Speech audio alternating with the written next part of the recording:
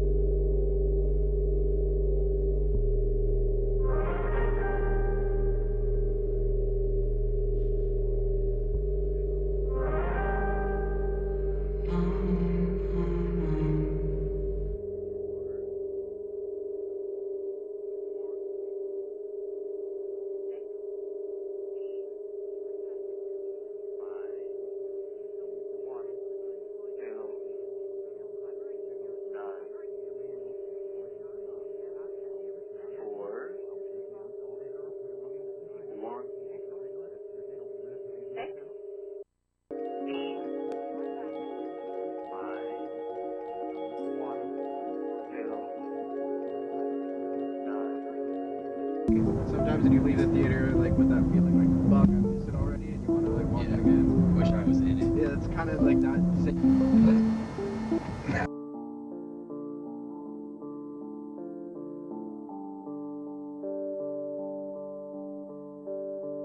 Wither away in that comfortable place where I stay.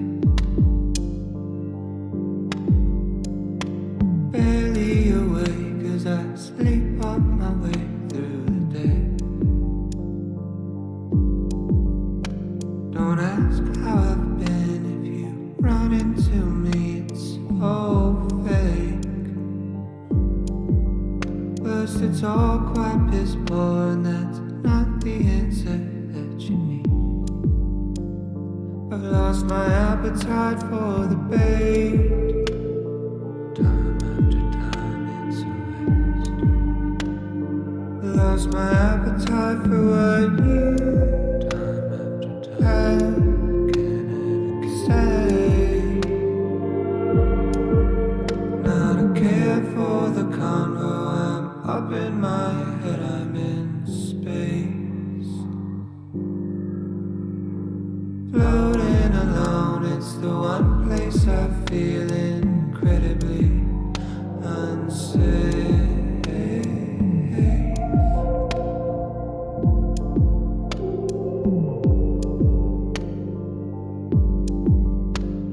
This heavy heart that beats in me will weigh me down a full 6 feet.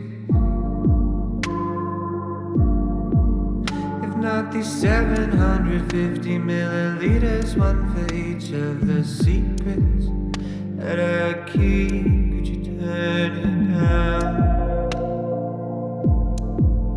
Turn it down. It's all too loud.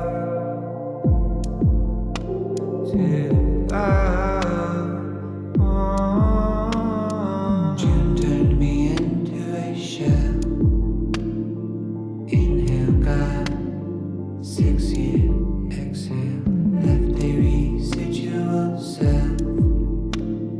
Scraps of compassion.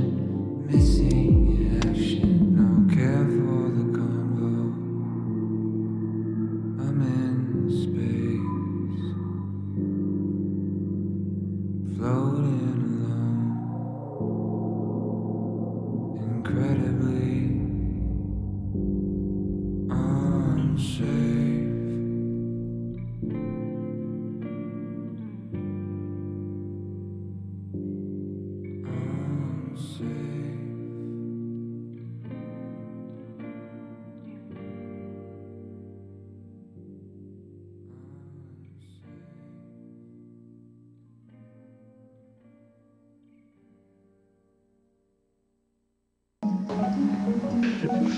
Anyway, I truly feel that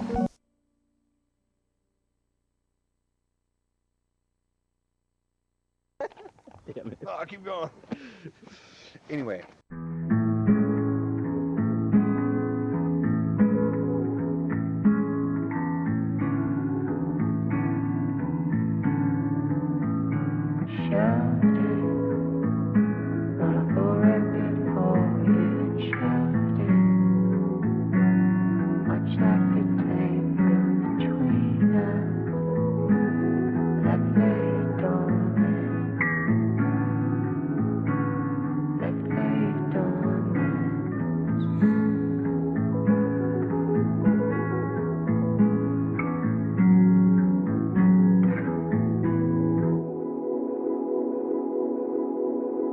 Do I miss you or a memory? Someone or something I couldn't call it. Is it your smile in the morning? Or just the prime of our 20s? I shouldn't bother. I'm just searching for a feeling, and maybe it's past and I can't grasp it. A moment set somewhere in between where we met and where we left it. Almost as if every passing bird lies directly through our shadow. I really shouldn't. Where you at now? Did you save the 10,000? Did you find a passion? Alleviate some pressure? Have you got any new friends? Did you find a new man yet? Does he treat you special? I hope he treats you better than I did.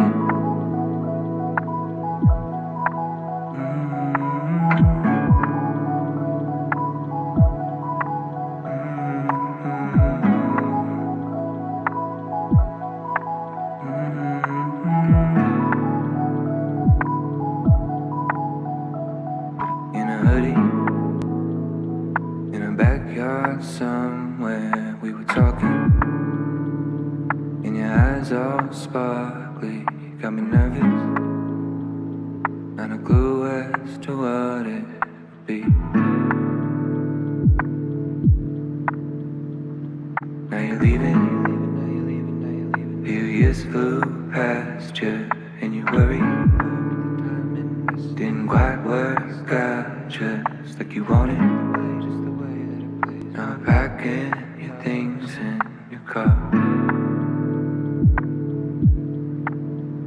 and I'm still searching for that feeling.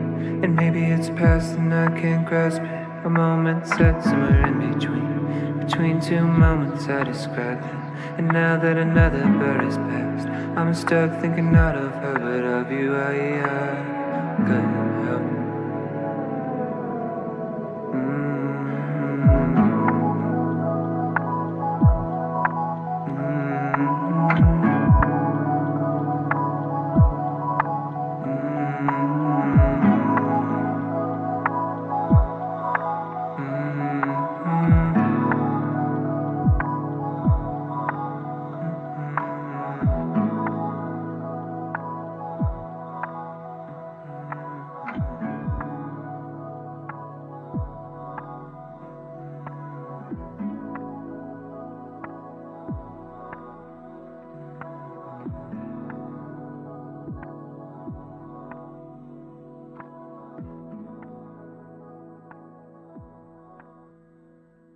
Okay, don't move a muscle. Back up. Don't move.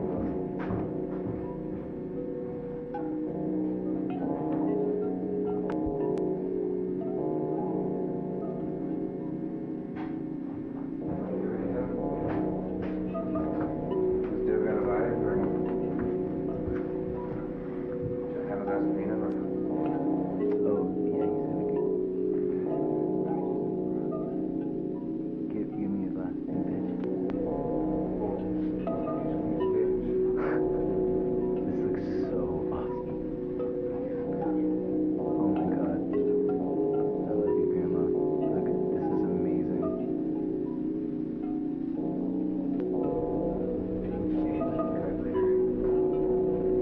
Put your fucking hands. Okay.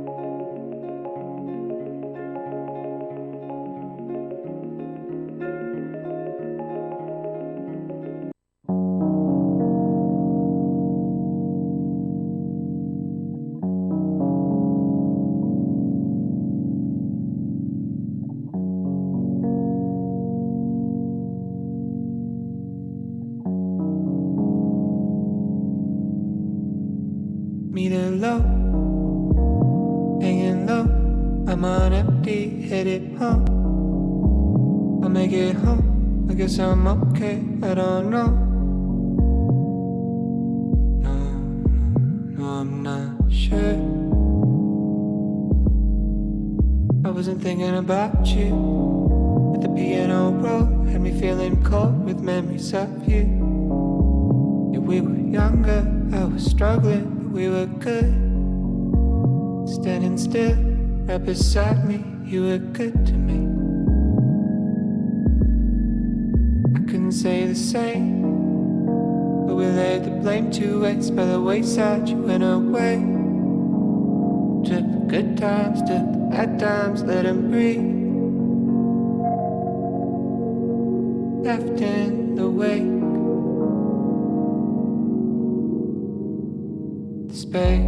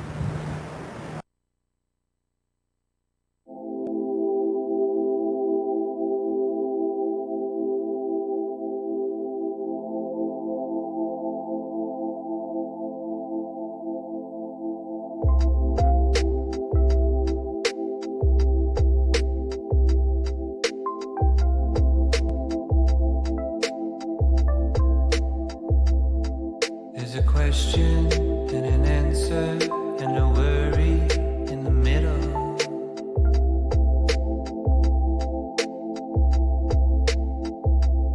There was a promise of forever and a wishful intention.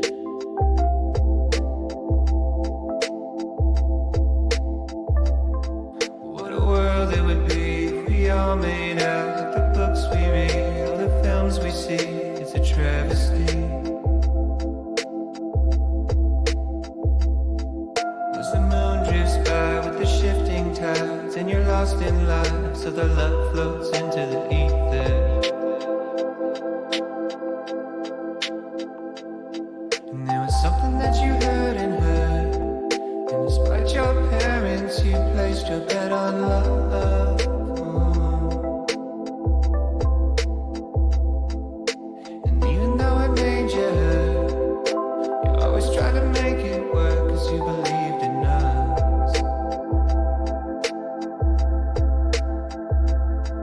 Said you're pretty, but you drink too much. You've got a head on your shoulders and it's good enough, but something broke you.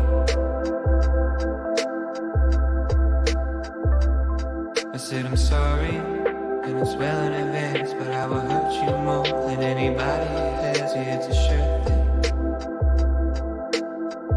Oh, is it a shirt thing? She said I know that you didn't know back then, getting all that you should know by now. Never was about the pain you held, not in the way that you shut me out, not in the way that you hate yourself, or all the ways that you let me know it was that you and I, we were on our way. Kind of feeling that was unexplained, and you still feel like it felt back then. It's what you tell me when nobody's listening, and you ain't happy where you're at right now. Talked about it for a couple hours. Change in the past few years, a couple deaths and a few relationships, a little older and a little scared of making all the same mistakes I made. You said you're weary because you think too much. You've got a mind of your own, it's free enough, but it'll drain you. I know you're sorry, and it's right on time, cause you told me what would happen if you stuck around. I know you warned me.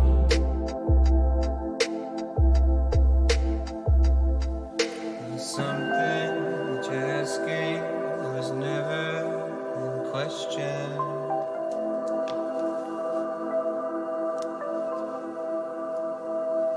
Something that you're asking was never in question.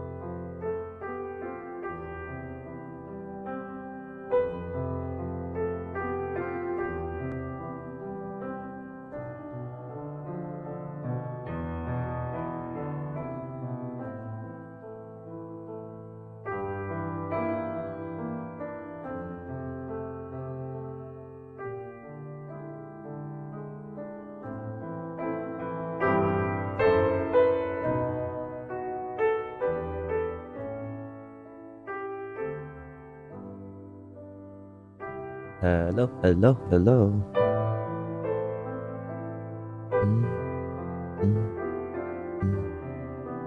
Hello. Yo. Yo, Stoutman. River bait, people comfy. True. River bait. River bait. That's actually a really funny emote code. Stoutman, thank you so much for 11 months. That's almost a year. Thank you so much. Thank you. Thank you, thank you, thank you, thank you. What's up, everybody? To this day, I don't understand why Tofu puts that dog on top of the piano every night. I do it for you. I do it for you. What the fuck? The fucking disrespect. The disrespect. You know how much effort it takes to get this dog on top of that piano every single fucking night? You know what I mean? And to play to have our friend here play this song perfectly, just the exact same every single evening. That's crazy. Yo, Round Girl, thank you for holy shit. 17 months? That's just too long to be a sub SMH. Yeah, I agree. It's an AI dog. True. Same with this one. This is AI dog version 2. Thank you so much for 17 months, Round Girl. Thank you. Hope you're doing good. Oh, hope everybody's doing good. I wasn't gonna stream. I'm kind of feeling not very 100 emoji, to be honest. If you all had to describe the way you're feeling with one word, not like today in general, not like in life in general, but like right at this very second, what would it be? Mine would be anxious as fuck. That's 3 words, but anxious. Anxious as fuck. High? Same. Also that. Stoned? Let's go. Birthday? What? Is it your birthday, bipedal humanoid? I can't compress it into one word. I feel that. But that's the trap. That's the challenge, right? Indicated, indications. True, zooted. Either pining or yearning. Ooh, nauseous. Okay, sleepy. I'm sorry to hear that. Sleepy, weepy. I'll take it. It is. Is it your birthday, bipedal humanoid? Oh my goodness. Yo, chat. Ready? Everybody ready? I need some Feels birthday mans in the chat. Feels birthday man. Bipedal humanoid. Hold on. Shut up. Not now. Or Feels birthday man. Bipedal humanoid. Wait, that's hard to say. Feels birthday man. Bipedal humanoid. Feels birthday man. Bipedal humanoid. Say that 10 times fast, motherfucker. Damn. Bipedal humanoid, bipedal humanoid, bipedal humanoid, bipedal humanoid, bipedal humanoid. It's actually not that hard. Okay, whatever. Fuck you. Happy birthday. I hope it was wonderful. It is wonderful. I hope the rest of it is great. I hope it's been wonderful up until this point.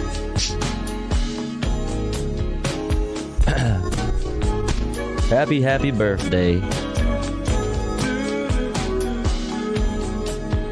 Damn. You know it's Monday when the World Trade Center Vaporwave Mix 2nd Edition VHS archive hits extra hard because you haven't heard it in a couple days. Hey. Whoa. This slaps way too hard. That's what I'm saying. It has no business going this hard. Oh my god. My god. Hello everyone. Hello HJ. Let me say hi to everybody up in the chat. Yeah, I'm feeling kind of funky today, chat. I'm not gonna lie to you. So if I seem off, you know, it's because I do feel a little off. What's up, Chris the Nerd? What's up, Doge Senpai? What's up, Ink Frog? What's up, Hapsley? What's up, HJ? Yo, Hapsley. Or wait, Classic Banana Milk. Thank you so much for gifting to Hapsley. Thank you, thank you, thank you. Let's go. Hell yeah. Thank you so much. I really appreciate that. Thank you, thank you. What's up, Sky? What's up, Not Mitch? What's up, Lemon Hands? What's up, Victor? What's up, Fort Lauren? What's up, Ben? What's up, Midnight Dime? Did I say Midnight Dime? What's up, Midnight Dime? Doge Senpai, Chris the Nerd, Hapsley, Classic Banana Milk, Bipedal Humanoid, Chris Nerd, Sarsec, Ink Frog. I keep saying people over and over again. Guatemalan, Not Mitch Noxel, Gochu Guru, McSecular, Sleepy Cat Plays, Lord Anzi, Stoutman, Triangle 9, Pork Filtered, Round Girl. Who else? Violent Femme. Who else? Who else? She Doesn't Love You. Who else? Who have I missed? Who have I missed? Speed Razor. Raccoon. What's up, everybody? Oh, man.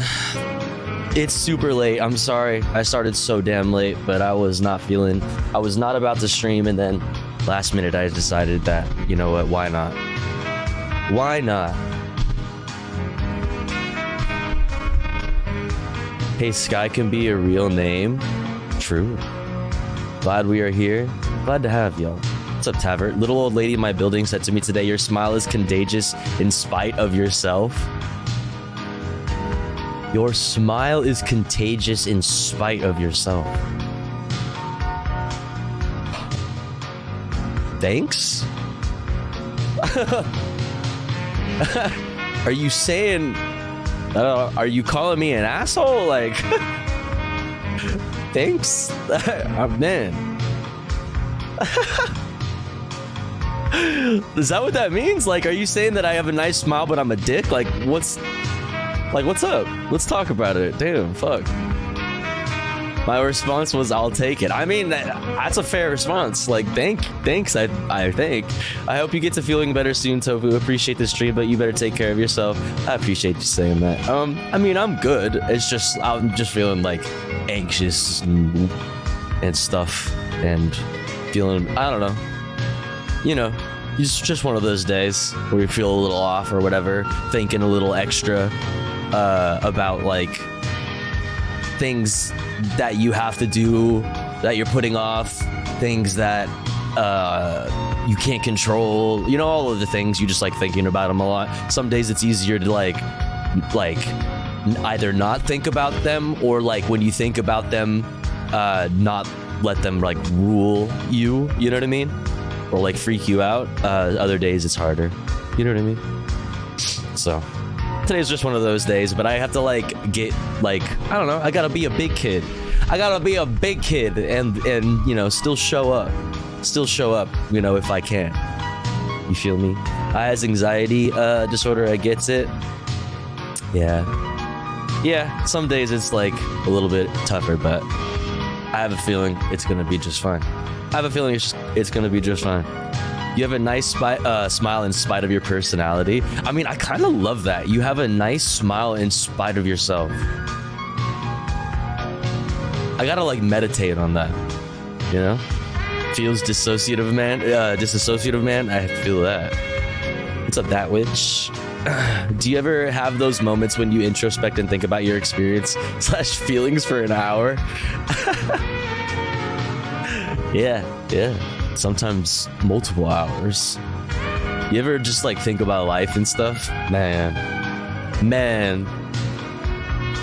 Life. What's that emote? Literally this emote, dude. This is me. Met my music idol today for a bit, Sabrina Fuentes. I'm not sure who that is, but that's awesome. Cool. Not if I can avoid it. True. Me IRL, literally. Pretty sick. The band? Sabrina Fuentes is the band name? Okay. I've never heard. That's cool though. That's awesome. Love that for you. Anyways, let me get this music here. Boom. Exclamation point watching in the chat. You know we have news to look at, obviously. Oh, Pretty Sick is the band name. Pretty Sick or So Good? Okay, I feel like I'm really left out. I'm feeling really left out. I don't know about Pretty Sick. Pretty Sick. Pretty Sick? This? Music stream. Imagine. Pretty Sick. The Making of Heaven. Pretty Sick, Self-Fulfilling Prophecy. Pretty Sick, Devil in Me. Is this Sabrina Fuentes? Based music? Any song, actually? Alright, well, I mean, fuck. Much pressure. Official music video?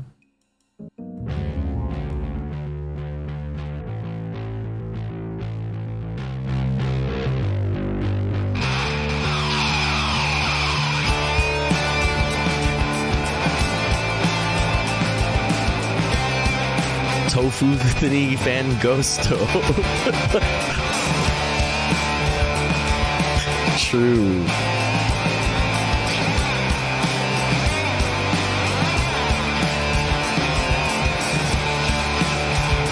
Okay.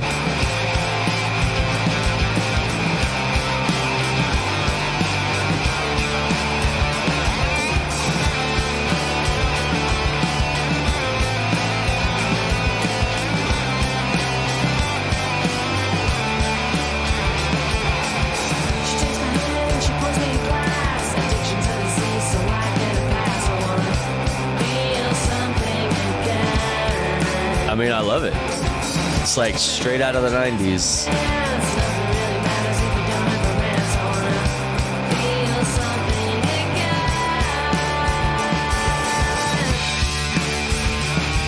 So far, jamming.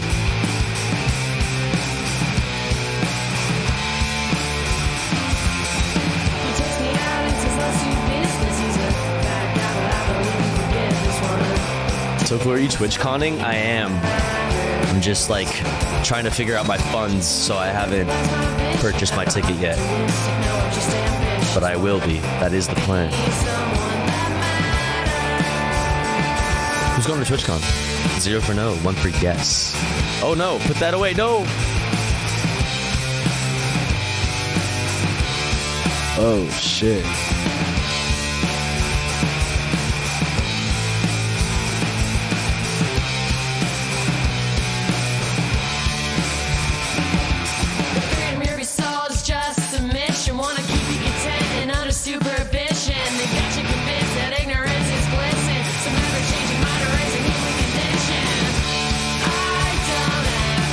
I love it.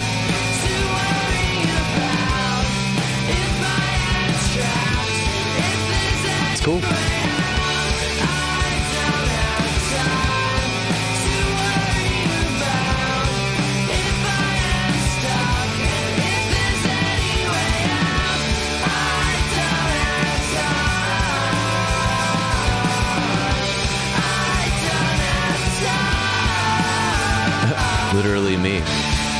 That's literally us right now.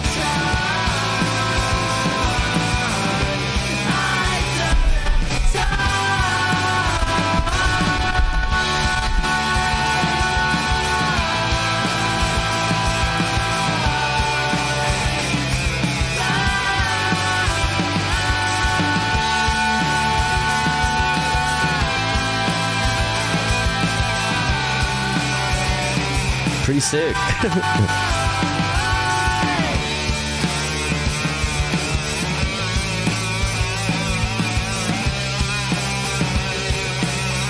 What is this? Oh, it's pretty sick.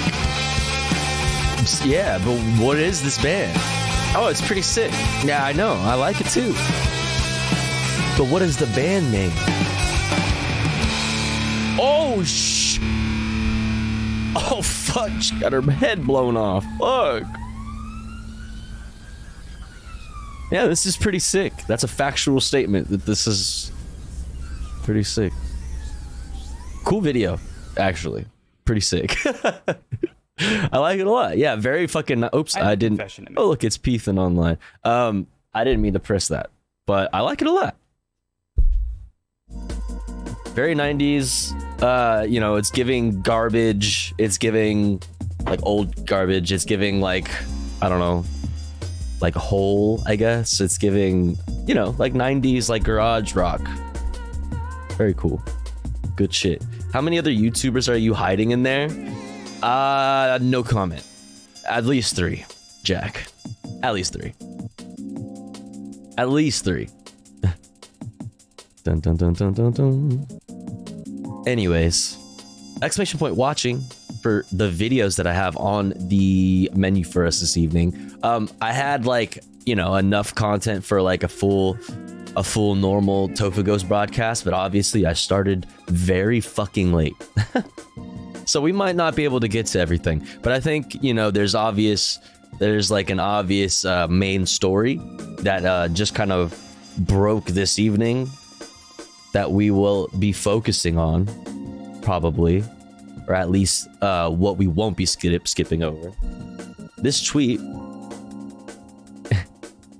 was just, or this truth, excuse me, this truth was just truthed. So the witch hunt continues. 19 people literally in his words. 19 people indicated tonight.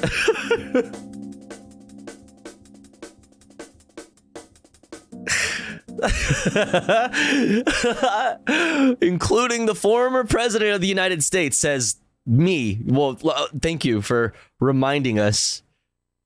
Including the former president of the United States, me. Oh shit, that is, oh fuck. By an out of control and a very corrupt district attorney who campaigned and raised money on, quote, I will get Trump. And what about those indictment documents put out today, long before the grand jury even voted and then quickly withdrawn? Sounds rigged to me. Why didn't they indict 2.5 years ago? Capital indict. 2.5 years ago, because they wanted to do it right in the middle of my political campaign witch hunt. As if, one, these things don't take time, and two, as if like your the Trump playbook is always to just like postpone. I mean, that's usually the best way to go, like legally anyway, is to just like push back hearings as much as you can, whatever. Just make things take forever. That way you can like have time to do things like run for president. Tim Pool said he's gonna start the Civil War. Can't wait. Can't wait to see that. I can't wait to see that. Tim Pool skating, doing a kickflip at the front of the, you know, the charging line. At the next January 6th, he's just gonna fucking kickflip and fucking right up to the fucking White House, and they're gonna fucking, you know, they're gonna really do a revolution. I bet that's how he sees himself too, Lamau, like literally, unironically. Bringing his Beanie Core band. Yeah, he sees himself like playing the Beanie Core music to like a crowd of people at the Capitol gonna get out his tactical beanie. Yeah, ones that like you can put like it's just like a regular beanie, but you can like put things in it. Yeah. Yeah, true. Like half of a presidential term is the election campaign. Like half of a presidential term is the election campaign. It's not anything special. It's just that they are constantly campaigning. What's up, Fridge? What's the opposite of the polycule at the function? What's the opposite of the polycule at the function?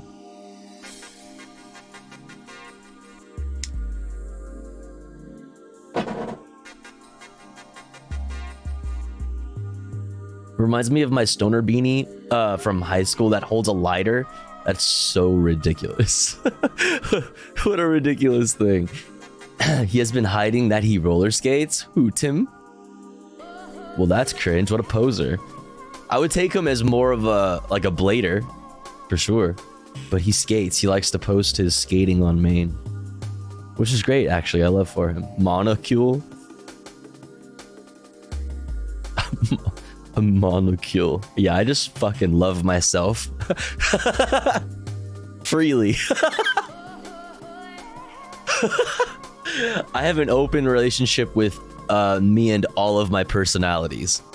Not gonna lie, he's okay at skating. Yeah, no, I'm not. I'm like half joking, you know. Like he you know, good for him. He skates, dude. Shit, he can skate better than I still can. I should love myself. Yeah.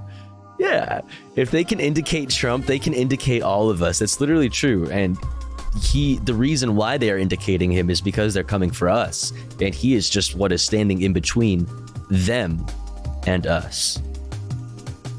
That's right. Tim was very upset at the idea of cuddling with your bros. Why? I don't think I saw any of his indictment response. Wait, what's wrong with cuddling with your bros? Oh man, what's wrong with that? Anyway, so that happened today. My boy, they indicated my boy, and we're gonna look into that a little bit. Also, we're gonna look at all the headlines. Like I said, I'm probably gonna leave a couple things off that I have on this playlist. For the sake of time. But we should get into it, huh? Let's start off with a new daily dose of internet. Pog. Hello everyone, this is your Daily Dose of Internet. This alien was seen walking around New York City. Real.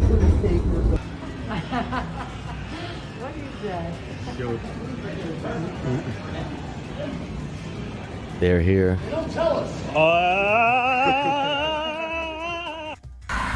Just knocks it out. Just fucking kicks it. Just kicks the alien. Oh shit! Oh fuck! Damn! Wait, what did it hit? Dumbass! What did it even hit? I don't even see anything. Is there like a stump right here or some shit? The fuck? Oh! That's so good.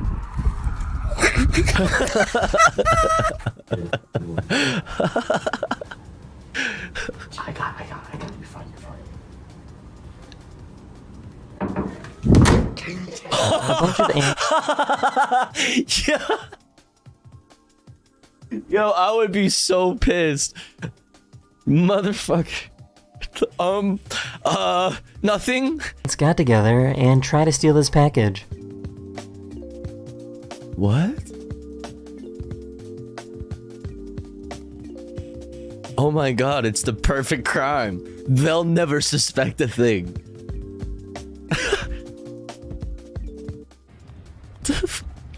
If life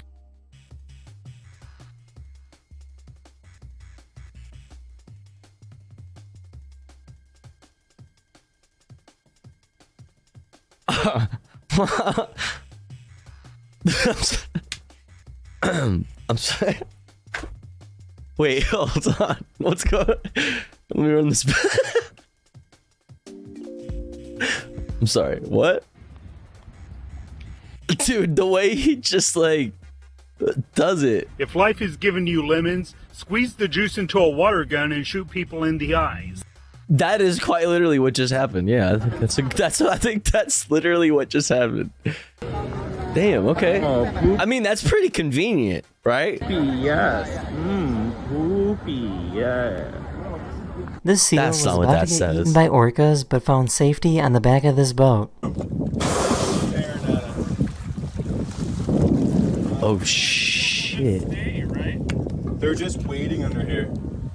Oh my god, bro. He's like, bro, don't say shit. Shh. Bro, I gotta hide, bro. Hide me, bro. I just really want to know what made him want to do this.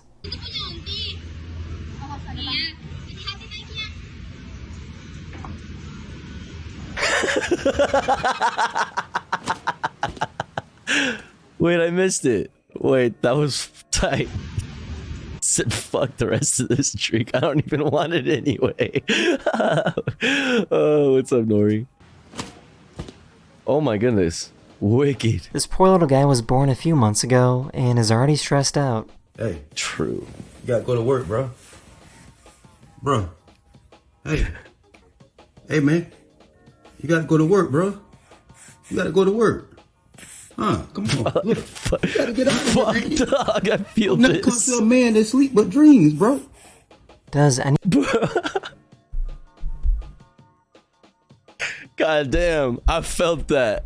Oof. Reported child abuse. He's so stressed out. He's so confused. Tofu at 11:30 tonight. Literally me sitting here. Oh my god. Literally me here, sitting here, hovering the mouse over go live.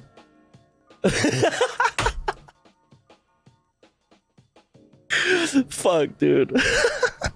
anyone know how you pronounce his name? Oh, I'm gonna cry. It's so hilarious.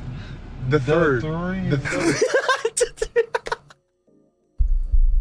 Bro, this one, oh my god, today's daily dose of internet won't let me breathe.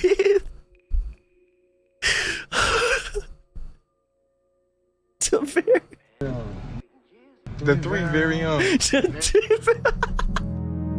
The three very on. Oh my fucking god, dog. Yo, Adrian. This is fucked up, dude. I'm too faded. Oh, Adrian, thank you for the raid. What's up? Hope you had a good stream. Oh, Elon Musk. Stop, dude. This shit is ridiculous, bro. Thank you for the stream. Fuck. Thank you for the raid. I hope you had a good stream. What? Oh, my mind is broken. Broken brain. Raiders, welcome in. I hope you had a good one. Oh yeah. Everybody go follow Adrian Vixen. What were y'all up to? Just chatting. That's cool. Same. We're just chatting also. Hope you had a good stream. Welcome in. Whew, okay. Whew, let's go. Back into it. The third. The variant. The variant. The third variant. The Thravion. The Thravion. It's okay. Fuck. The Thravion. The Thravion. The Thravion.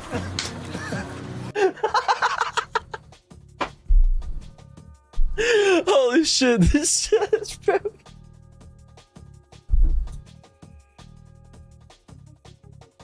Trivia. Holy fuck, dude, I can't breathe.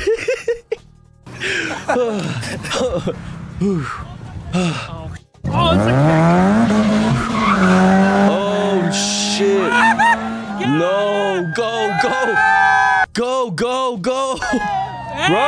Run. Run! Oh my god. Yo, Carter, I'm pretty sure. Yeah, no, it was Carter. Recently was watching, oh my god, those videos from, I can't remember what their fucking YouTube name is, but I was watching some YouTuber that like just runs from the cops all the time. And films it. That shit is crazy. Amazing content. Amazing content. What is going on? What? Yo, this episode has got me completely broken. I don't know if I'll ever be the same. Hey!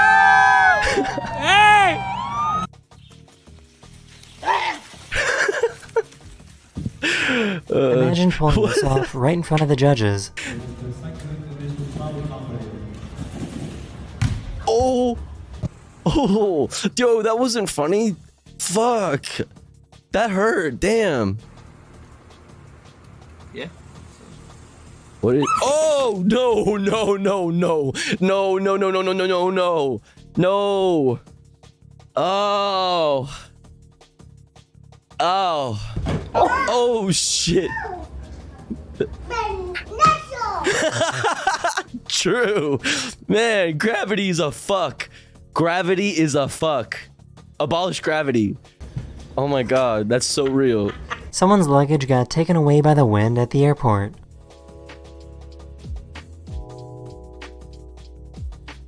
Fucking out of here. Peace. Deuces. Oh my god. Jerry is pissed. Oh my god. Get his ass. This is a scary spider warning. Wait, you didn't do that? Wait. But he didn't do that for the other one. The other one was a scary spider too. The fuck? One of my subscribers found a Bro, what the fuck is that?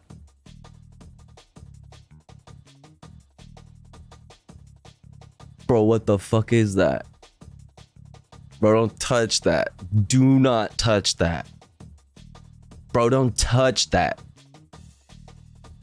Oh my fucking god, dude. Do not oh, fuck. What's up, Scrunch? What's up, Rolling Face? What's up, Madcat? What's up, Ghosties? What's up, Mode? What's up, Fleeky Beats? I'm fucking scared, bro. God damn it, man. massive spider nest in Texas. Oh, hell no, dude. It's a cloud of spiders. Oh, fuck no. Dude. Oh god. It is a... oh my god. That is a cloud of spiders. Do not! Oh. That is the end of this video. Hopefully this video put a smile on your face, and I'll see you guys again very, very soon. Okay, Later. saved by the fucking whatever that is. Is it gonna eat the sunflower? What the fuck is this? What? I feel itchy now. Oh no. I could never sleep again after being near that. After like witnessing that with my eyes, I would be like, they are hiding on my clothes somewhere. That's a cartoon, not real. True. Yeah, that was literally just CGI. That was just AI. Anyways, what happened today in history? You might be asking yourself. Let's check it out. I guess yesterday. Technically, this happened yesterday in history, so whatever. Yesterday in history. August 14th, 1945. This is a victory of more than arms alone. This is a victory of liberty over tyranny. In Washington, President Harry Truman announces Japan's unconditional surrender, ending World War II. Weeks later, a surrender ceremony on the USS Missouri in Tokyo Bay formally concludes 6 years of fighting in Europe and the Pacific. 2003. Man, yeah. 50 million people lose power as a huge blackout hits the northeastern United States and parts of Canada. An Ohio-based utility later receives much of the blame for the outages, which highlight the condition of North America's power grid. You ain't seen nothing yet. And we ain't done shit since then. And nothing's been done since 2003. You ain't seen shit yet. Motherfucker. Goddamn. 1935. Bro, that was 20 years ago. Oh my God. Today, a hope of many years standing is in large part fulfilled. In Washington, President Franklin D. Roosevelt signs the Social Security Act. Hey. The law provides retirement income to elderly Americans and other government benefits to this day. Motherfuckers called that socialism back in the day, okay? Don't you forget it. Don't you forget it. 1969. British troops arrive in Northern Ireland. They are sent there to intervene amid a surge in sectarian violence between Protestants and Roman Catholics. But that violence continues to flare in the troubled province until a peace process emerges decades later. 1980. During the Cold War, workers begin a strike at the Lenin shipyard in Gdansk, Poland. The job action leads to the Solidarity labor movement, the first independent union behind the Iron Curtain. Solidarity helps topple communism in Poland by the end of the decade. And 1945.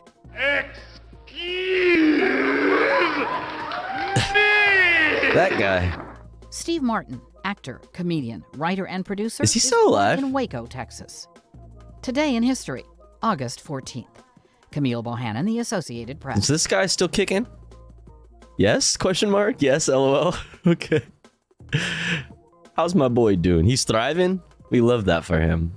Nice argument. However, I have already depicted myself as the sleek FDR train and you as the seething coal locomotive. That's amazing. However, that's great. Nice argument. Speaking of, actually, hold on. Before we get into the headlines, let me run something by chat real quick, all right? Speaking of Twitter, all right?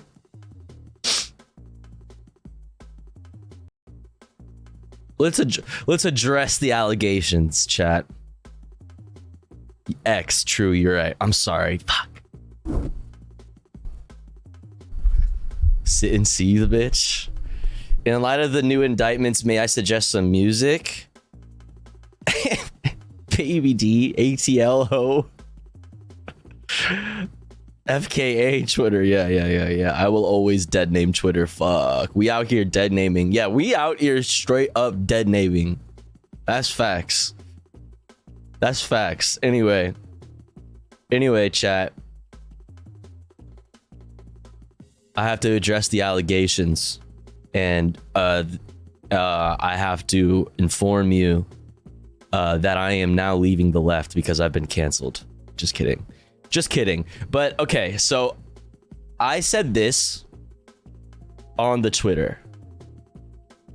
This song bangs, but people trying to make it a conservative anthem is so funny, as if this isn't literally an emo-ass country song about class issues. He said, quote, I've been selling my soul, working all day, working overtime hours for bullshit pay, end quote. And Matt Walsh and MTG said, yo, lamafau.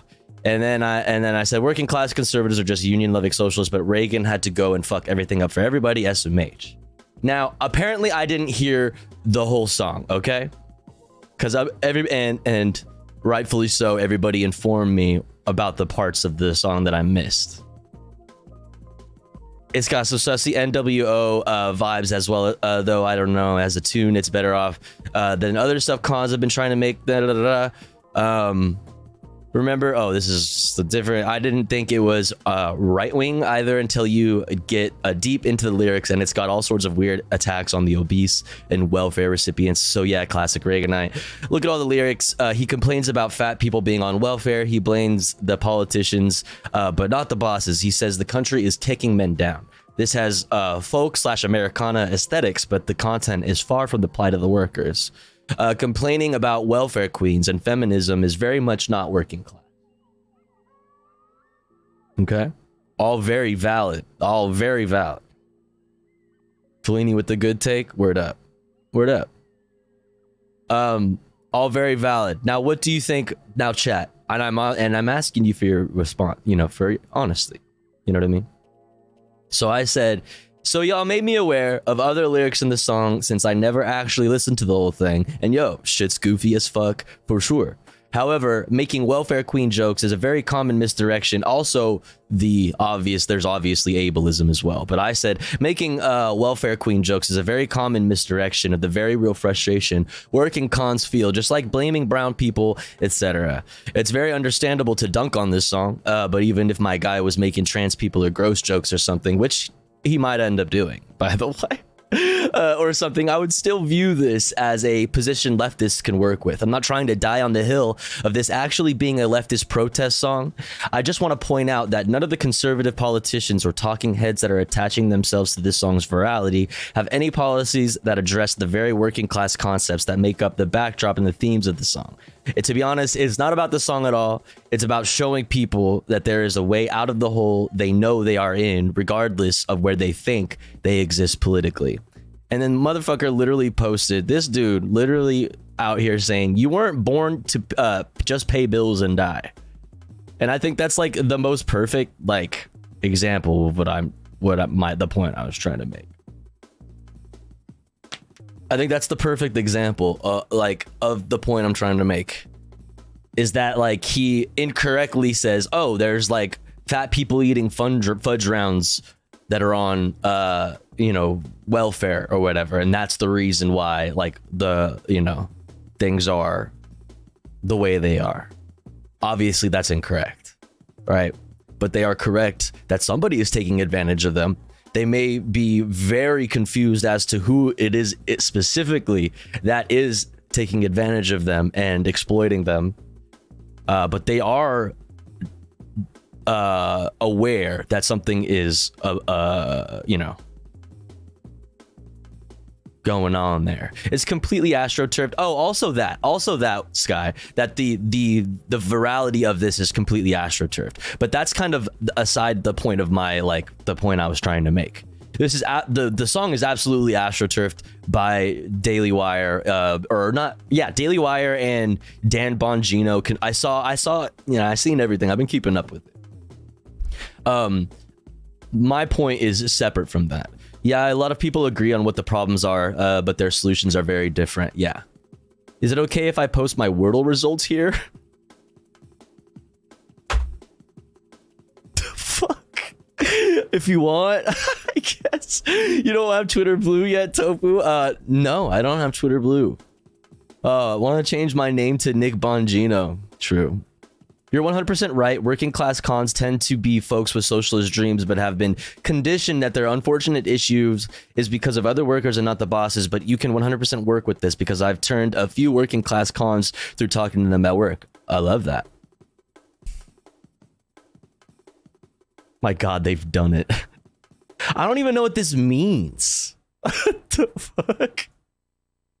I've never done a Wordle in my life. Anyway, that's funny.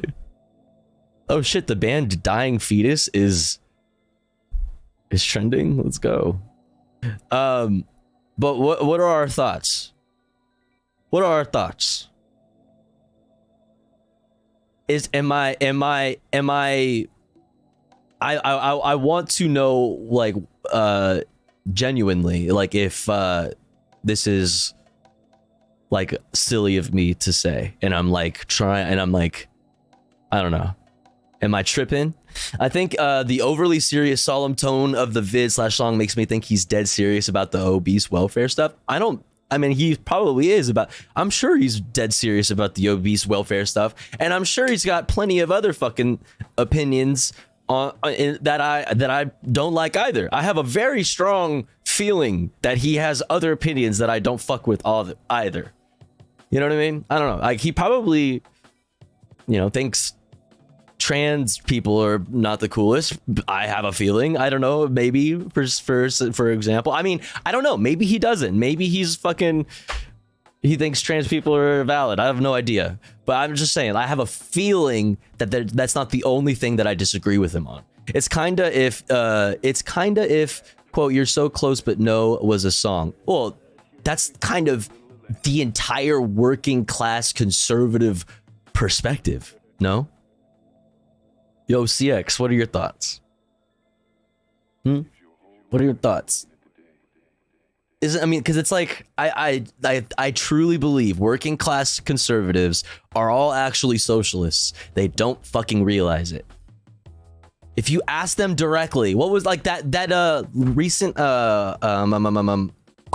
More Perfect Union video where they went to a Trump rally and asked him a bunch of questions, and you'd be like the things that we asked. We interviewed a bunch of Trump rally goers, and the answers that they gave to the questions would surprise you. Like, they're actually, aware that there's some kind of fucking fuck shit going on, that they, that their corporate overlords have a bit too much power. They're just putting I don't know. They're just misdirected in where they put their energy. It's like when Bernie goes on Fox and they agree with nearly everything he says. Exactly.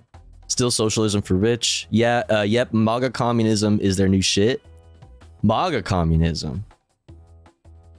I feel like MAGA communism is still very niche. That is a very niche very online thing. I mean, you're right, it's just a word they don't like.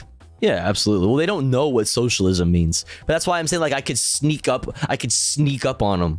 You know what I mean? With my lefty shit by like organizing with them and unionizing with them in the workplace or something, for example. And not to like, I don't know.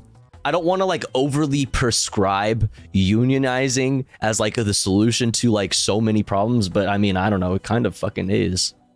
And I think especially when it comes to trying to reach across the these ideological aisle or whatever the fuck, so to speak. I think that's the best way to do it. We hate BlackRock because they are a woke communist corporation. Yeah, they do still say a lot of the stereotypes though. Twitch streamers can't join unions, silly goose. True. We hate. All right. I liked what you said about finding agreement. Yet my dad ascribes a good union job to his early success, but now we live in a state with right to work because of his votes. Yo, it's just cognitive dissonance. Yeah.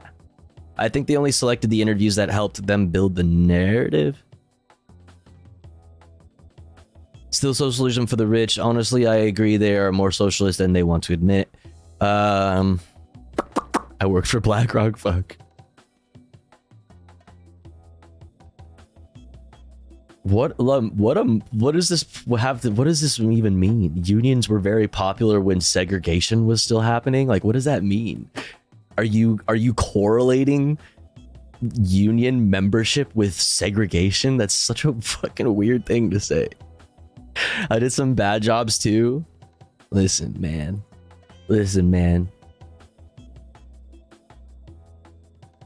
Anyway, I don't know. I just wanted to get that off my chest, and I'm going to see if anybody had any critique for me on this, because I don't know. I don't really think that it's like a hill that I'm dying on, but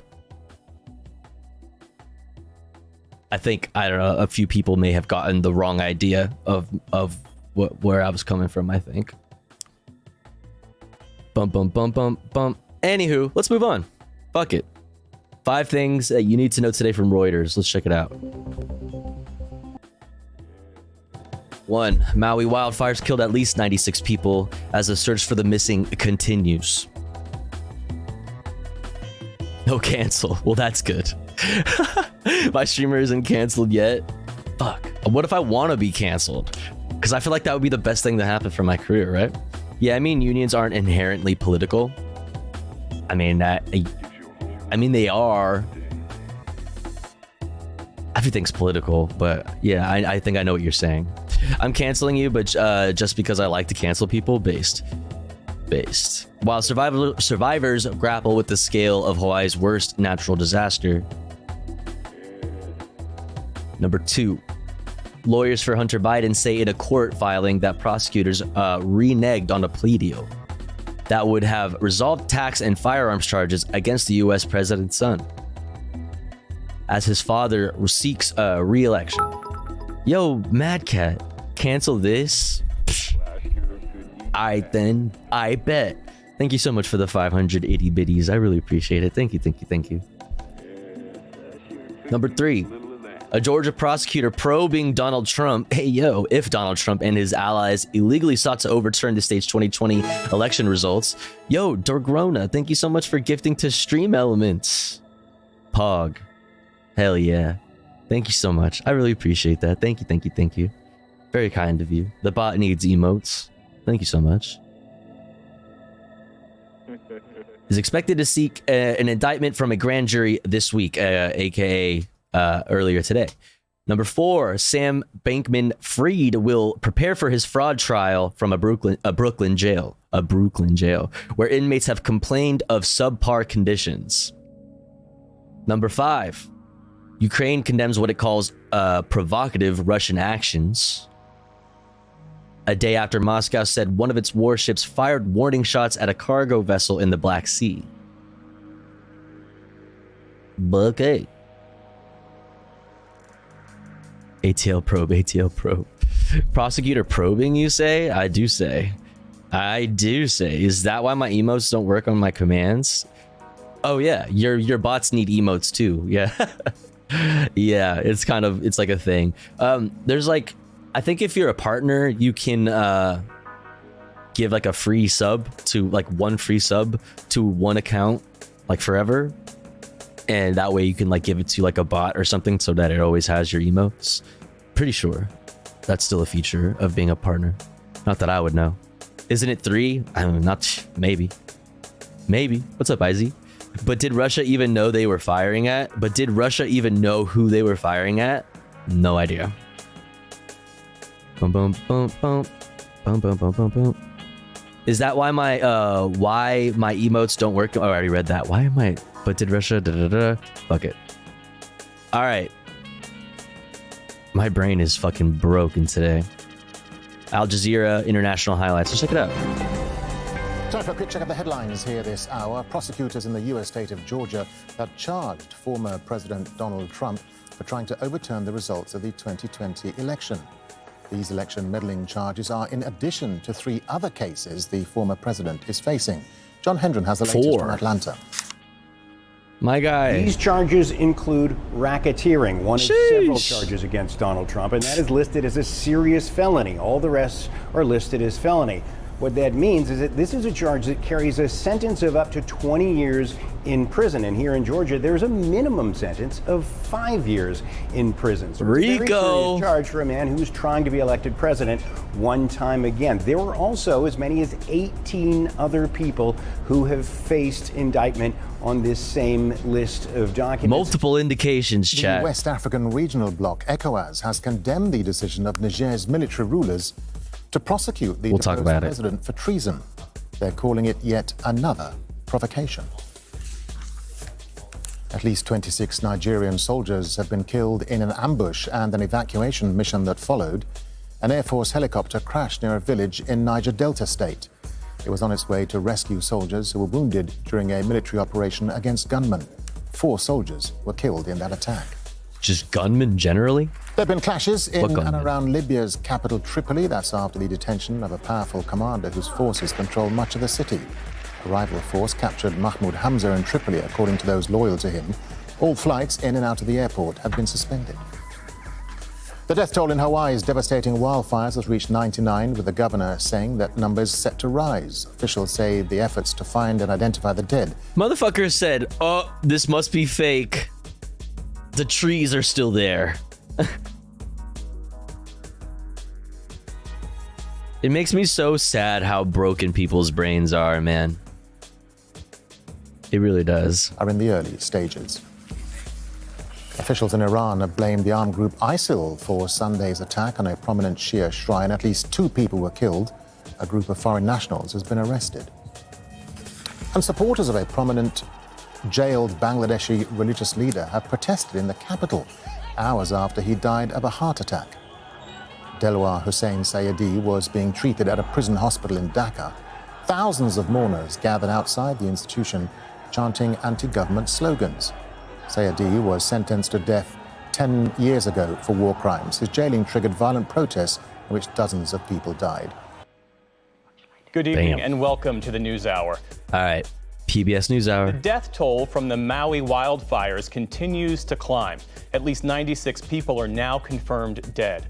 And officials warn that number may rise further as the rescue effort continues, with just a fraction of the affected area searched so far. Search and recovery efforts are continuing tonight following the nation's deadliest wildfire in more than a century. As officials survey the devastation, residents continue to look for missing loved ones. I would like to find the Quijano family, Coloma family, and Villegas families, which is 3 days now that everybody's looking for them. Hundreds of people remain unaccounted for. FEMA Administrator Deanne Criswell spoke to reporters at the White House today. We have sent more personnel as well as more cadaver dogs to come into the area, and they are working in conjunction with the Maui Fire Department and the Sheriff's Office to make sure that we are doing this in a very methodical way, but one that is also very respectful of the community, to make sure that we find everybody. The fire started last Tuesday when strong winds from a distant hurricane gusted across the island. Once the blazes started, they spread quickly, expanding roughly 1 mile every minute. Flames engulfed the historic town of Lahaina without warning. Some people had to jump into the ocean for safety. This Maui resident tried to escape by car with her family. This shit just makes my heart sink. Like, whenever I say it, it's not like I like don't want to say it to make like, because people always say like sorry to me whenever I bring it up, but I have family in Lahaina and they're fine, thank goodness. But this place will never be the same. Like it's like hard for me to say that because it's like I don't know, it's not like it's happening to me. It's happening to them and they're okay, but everything is fucking destroyed. Everything is fucking destroyed. It's just weird. It's a weird feeling for me because it's like, I guess I've like crossed the threshold for where it's like, those things are starting, like the effects of like climate change are like starting to get closer and closer to home. You know what I mean? But they got it's like stuck a weird in traffic, feeling. and she had to make an impossible decision. Also, the disaster capitalists offering to buy people's land there, just disgusting shit, right? Which is like weird about the whole, all the people that are with all these conspiracy theories and stuff. And it's like similar to what we were talking about that fucking country singer dude. You know what I mean? The Fudge Rounds dude. Where it's like people understand that they're like a lot of their worldviews are like rooted in truths, and then they just take it in a completely different fucking ridiculous insane direction, where it's like, yeah, there are people taking advantage that are taking advantage of this, who are responsible largely for this and these types of things that when they happen, and there are people that are going to take advantage of this situation going forward. But it's like not like because there was like a climate conference recently where they're trying to like make everything green and green like everything electric technology, blah blah blah. Like it's not New World Order, like, you know what I mean? It's fuck. To my left, and I'm literally right next to this car where this grandmother is yelling for help, and she's just telling me, please help me, I have a baby. And I just, you know, at that time I'm like, what do I do? Her husband helped their kids and the grandmother while she took the baby. I grabbed her, she was sitting on a blanket, I wrapped her with the blanket, and I told my kids, you guys run, don't turn around and look for me. And my 9-year-old couldn't. She just kept telling me, Mom, I can't. Please, Mom. The family, grandmother, and baby all made it to safety. The fires destroyed nearly 3,000 structures, causing an estimated $5.5 billion worth of damage. Now, some residents are waiting in long lines to return home. Meantime, local officials, as well as the Hawaii Tourism Agency, are strongly discouraging non-essential travel to Maui for the foreseeable future. Bro, there are people, there are people there like vacationing, like, I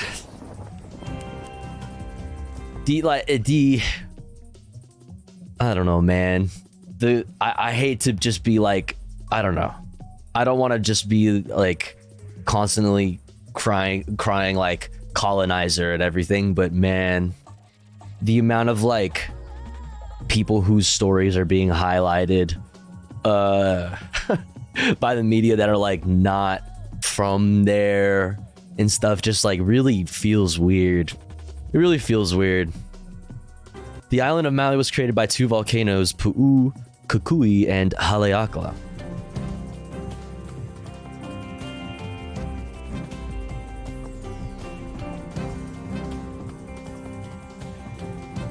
In the day's other headlines, prosecutors in Atlanta, Georgia started presenting the findings of their election interference probe to a grand jury. They argue that former President Trump and his allies tried to illegally overturn the state's 2020 election results. Security was tight outside the Fulton County Courthouse as an indictment decision looms if charged. He was indicated. We'll talk about it soon. 5 months. In northern India, heavy monsoon rains turned deadly today after a string of floods and landslides killed at least 48 people and trapped many others. Rescuers sifted through the aftermath of a landslide, removing boulders from a steep slope with their bare hands. Meantime, state officials say the floods are showing no signs of easing.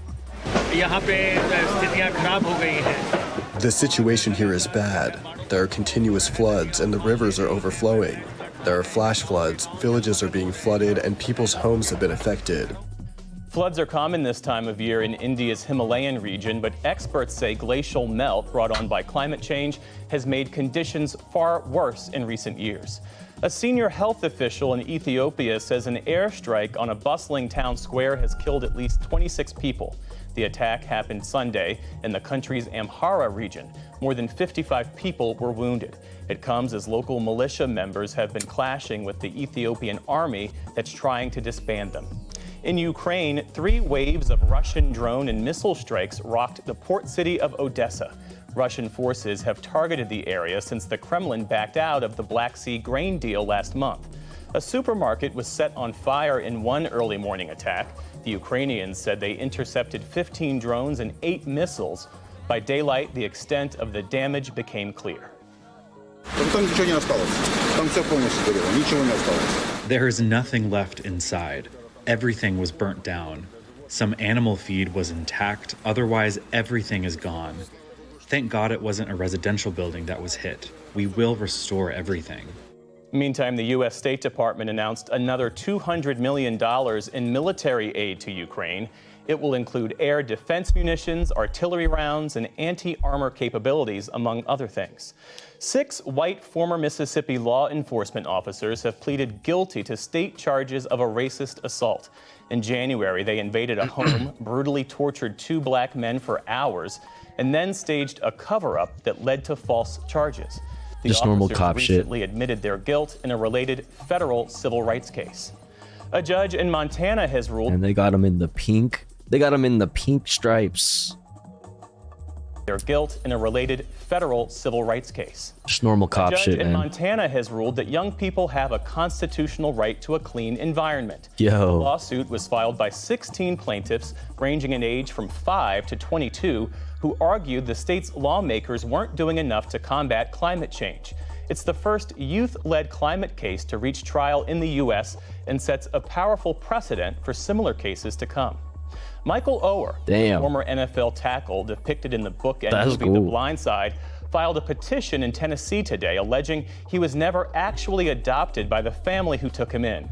He said they misled him into signing papers making them his conservators and not his adoptive parents, or accused them of making millions of dollars off his life story.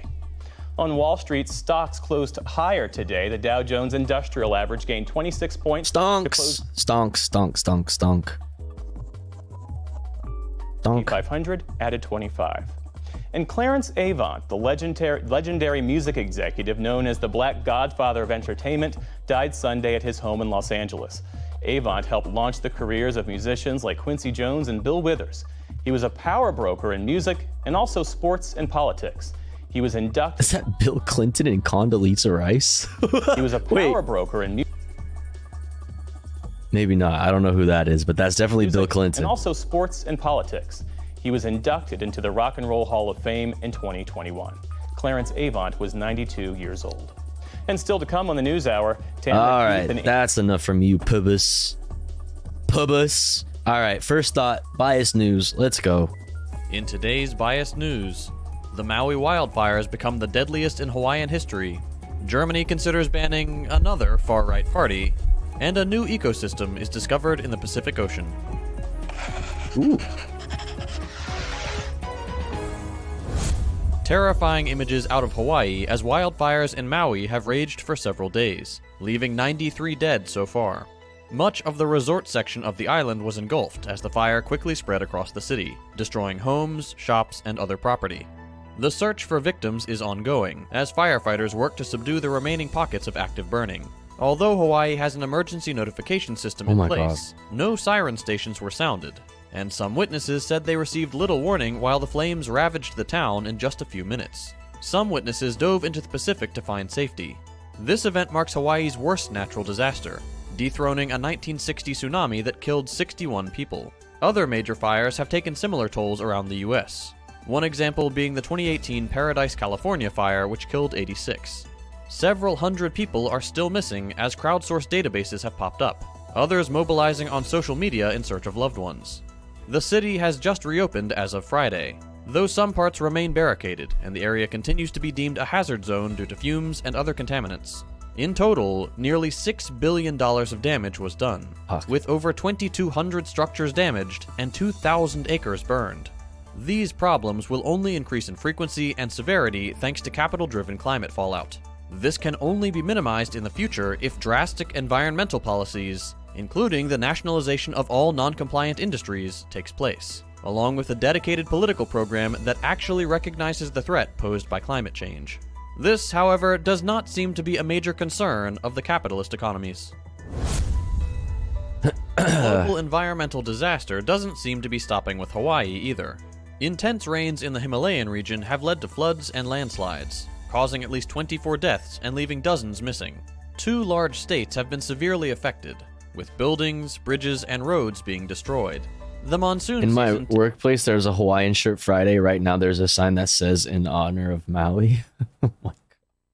I live close to Paradise. It was worse than most people even know. My heart goes out to Maui and the native Hawaiians. Real.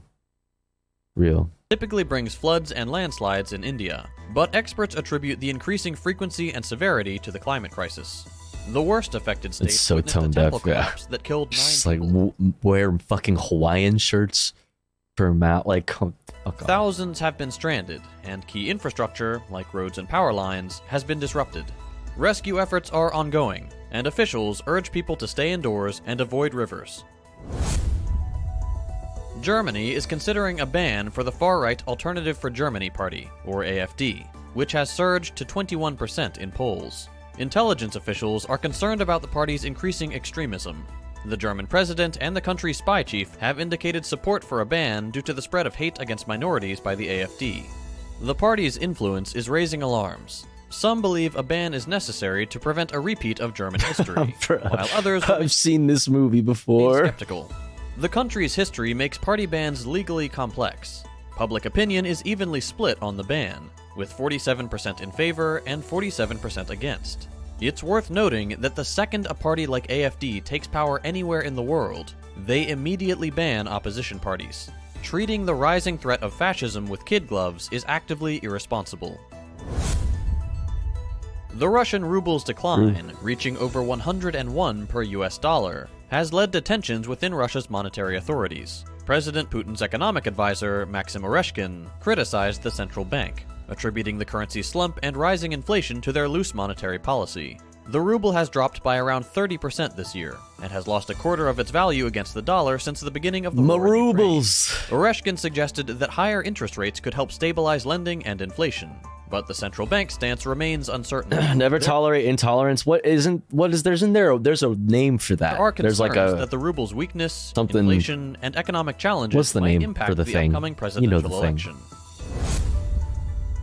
Niger. It's not intolerant. You can't be intolerant of intolerant. The paradox of The tolerance. new government has announced its intention to prosecute the deposed President Mohamed Bazoum on charges of high treason paradox. and There you undermining go. state security following his ousting by a military coup last month.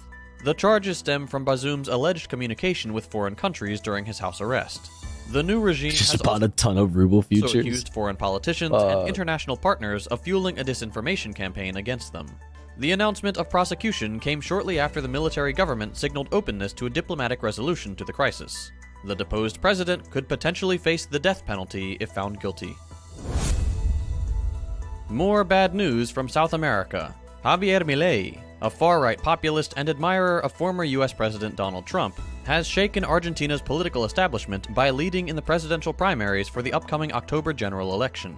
With about 92% of polling locations reporting, Milei had around 30% of the total vote, exceeding expectations. His intensely regressive stances, such as advocating for the abolition of Argentina's central bank, dismissing the climate crisis, and supporting the legalization of human organ sales.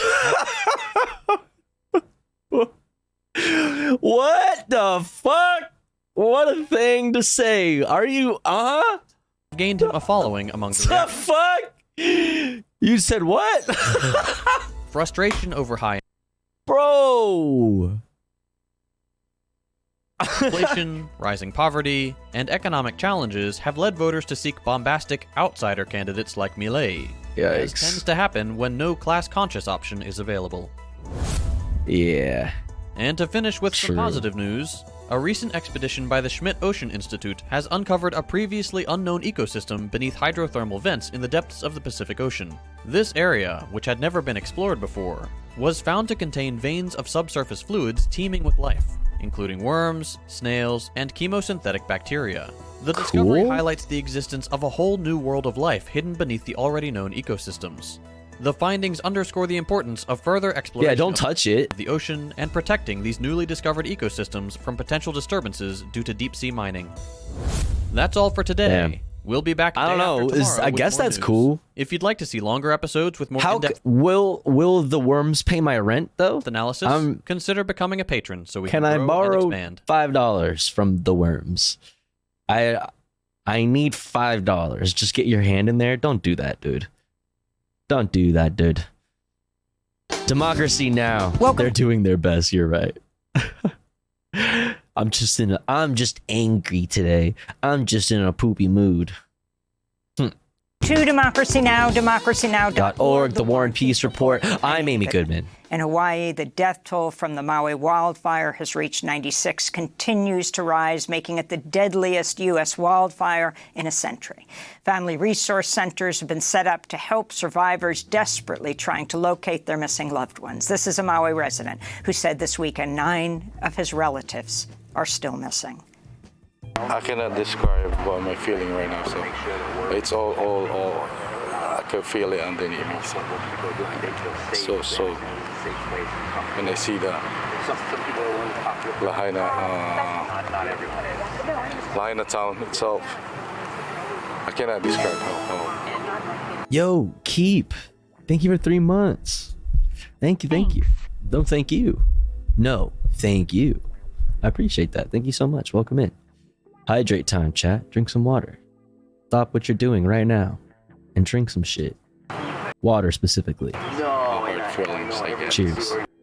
Thanks, The blaze decimated the historic town of Lahaina as it spread at a rate of a mile a minute, propelled by wind gusts from Hurricane Dora of up to 81 miles per hour.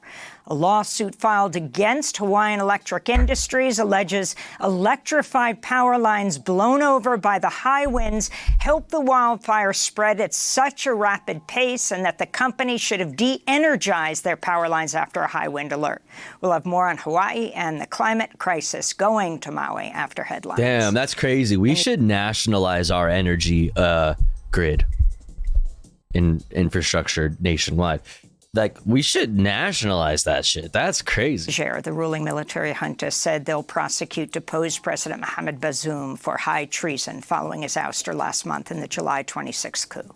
The U.S. warned last week of the deteriorating health of Bazoum and two of his family members that have been held in the presidential palace in Niamey with dwindling supplies of food and no electricity. Meanwhile, the Nigerian Islamic scholars say Niger's coup leaders are open to meeting with ECOWAS in hopes of coming to a diplomatic resolution after the West African bloc last week said it had activated a standby force for possible military intervention.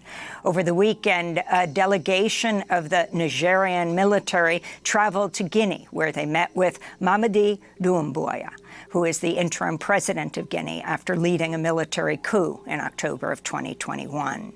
He expressed solidarity with Niger's coup.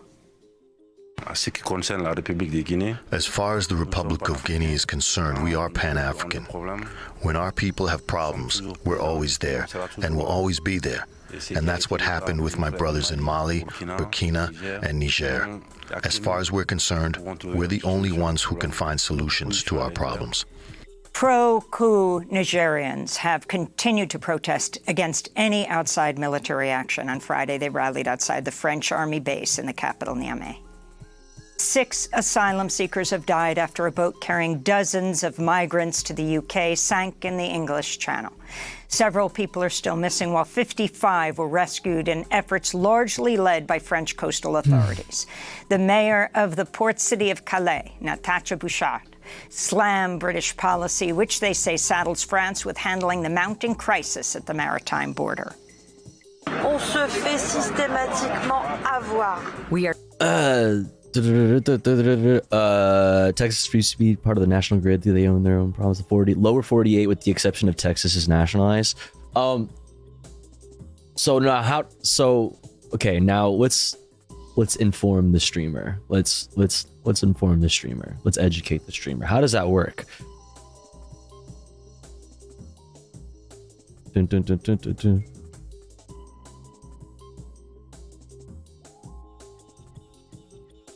Who owns the different grids in the states? The state?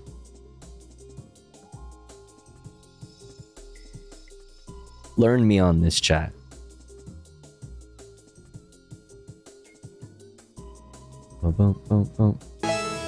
Yo, more talk. Thank you so much for 15 months. Your country is so cruel that you let France show you up 3 head. Real. Thank you so much for 15 months. Bum, bum, bum. Thomas Edison. Combination of private companies, public utilities. That's the thing, is the private companies like that you pay your bills to. I want to learn about this. Perfect PragerU stupidity. I have so much PragerU stupidity to look at. Don't you worry. We're systematically being fooled by the British government. When are we going to bang our fists on the table? When are we going to threaten them with action so that they can put an end to it? Calais is not the border of England. They don't want to do the dirty work of saying, I accept or I do not accept refugees in my territory. This comes as 2 refugees, including a baby, have died after another boat capsized off the coast of Tunisia. Here in the United States, a 3-year-old toddler has died while on a migrant bus that was on the way to Chicago from Texas.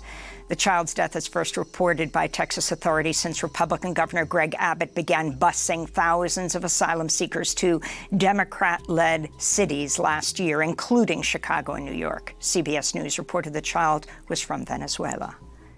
Taiwan's Vice President William Lai defiantly declared Taiwan will not back down to Chinese threats as he visited the U.S. in what has been billed as a transit stop on his way to Paraguay's presidential inauguration this week. China vowed to take forceful and resolute measures in response to his stop in the U.S., which Beijing considers a challenge to its sovereignty over the territory. He is a front-runner in Taiwan's January presidential election. He spoke during a lunch with supporters in New York City Sunday.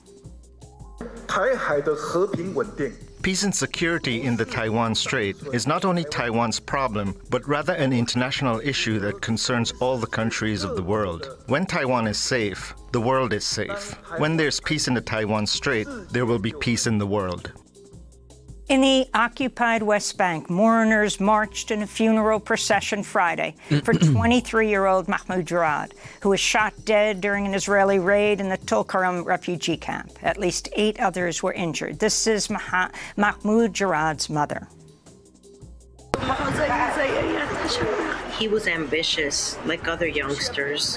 What the youngster wants, to have a home, marry, everything disappeared.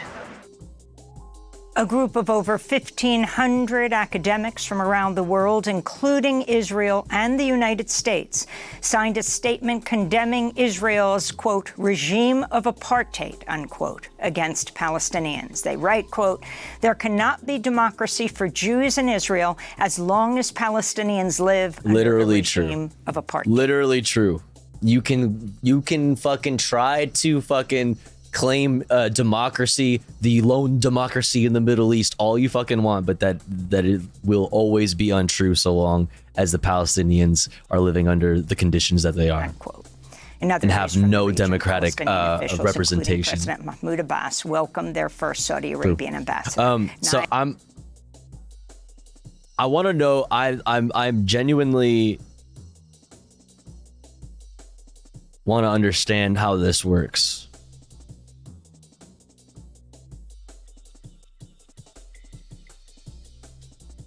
Like Edison in Southern California. So they are subsidized by the government, which makes but the grid is owned by the state.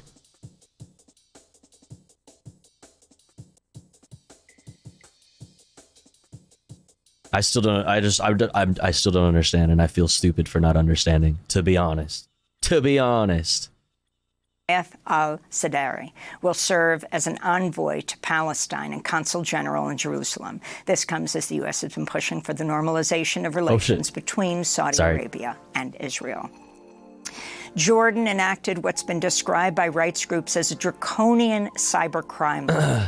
SoCal Edison is regulated just PG&E. They are both private companies, though. The legislation, which will go into effect in a month, includes fines and even prison for posting content deemed to be immoral, insulting religion, or undermining national unity. It also punishes people who publish names or pictures of police officers and bans certain measures that protect a user's identity. Cringe. A statement issued by over a dozen rights groups, including Human Rights Watch, said, quote, vague provisions open the door for Jordan's executive branch to punish individuals for exercising their right to freedom of expression, forcing the judges to convict citizens in most cases. The UN said Friday it's completed the transfer of more than 1 million barrels of oil from a decaying supertanker off Yemen's Red Sea coast. This is a major disaster averted. It was a ticking time bomb, as many called it, and it could have destroyed hundreds of thousands of livelihoods.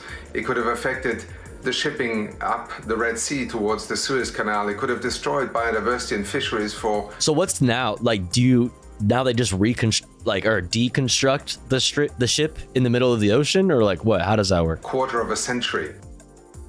In Pakistan, Anwar ul-Haq Kakar, a senator from Balochistan province. The California Public Utilities Commission has jurisdiction.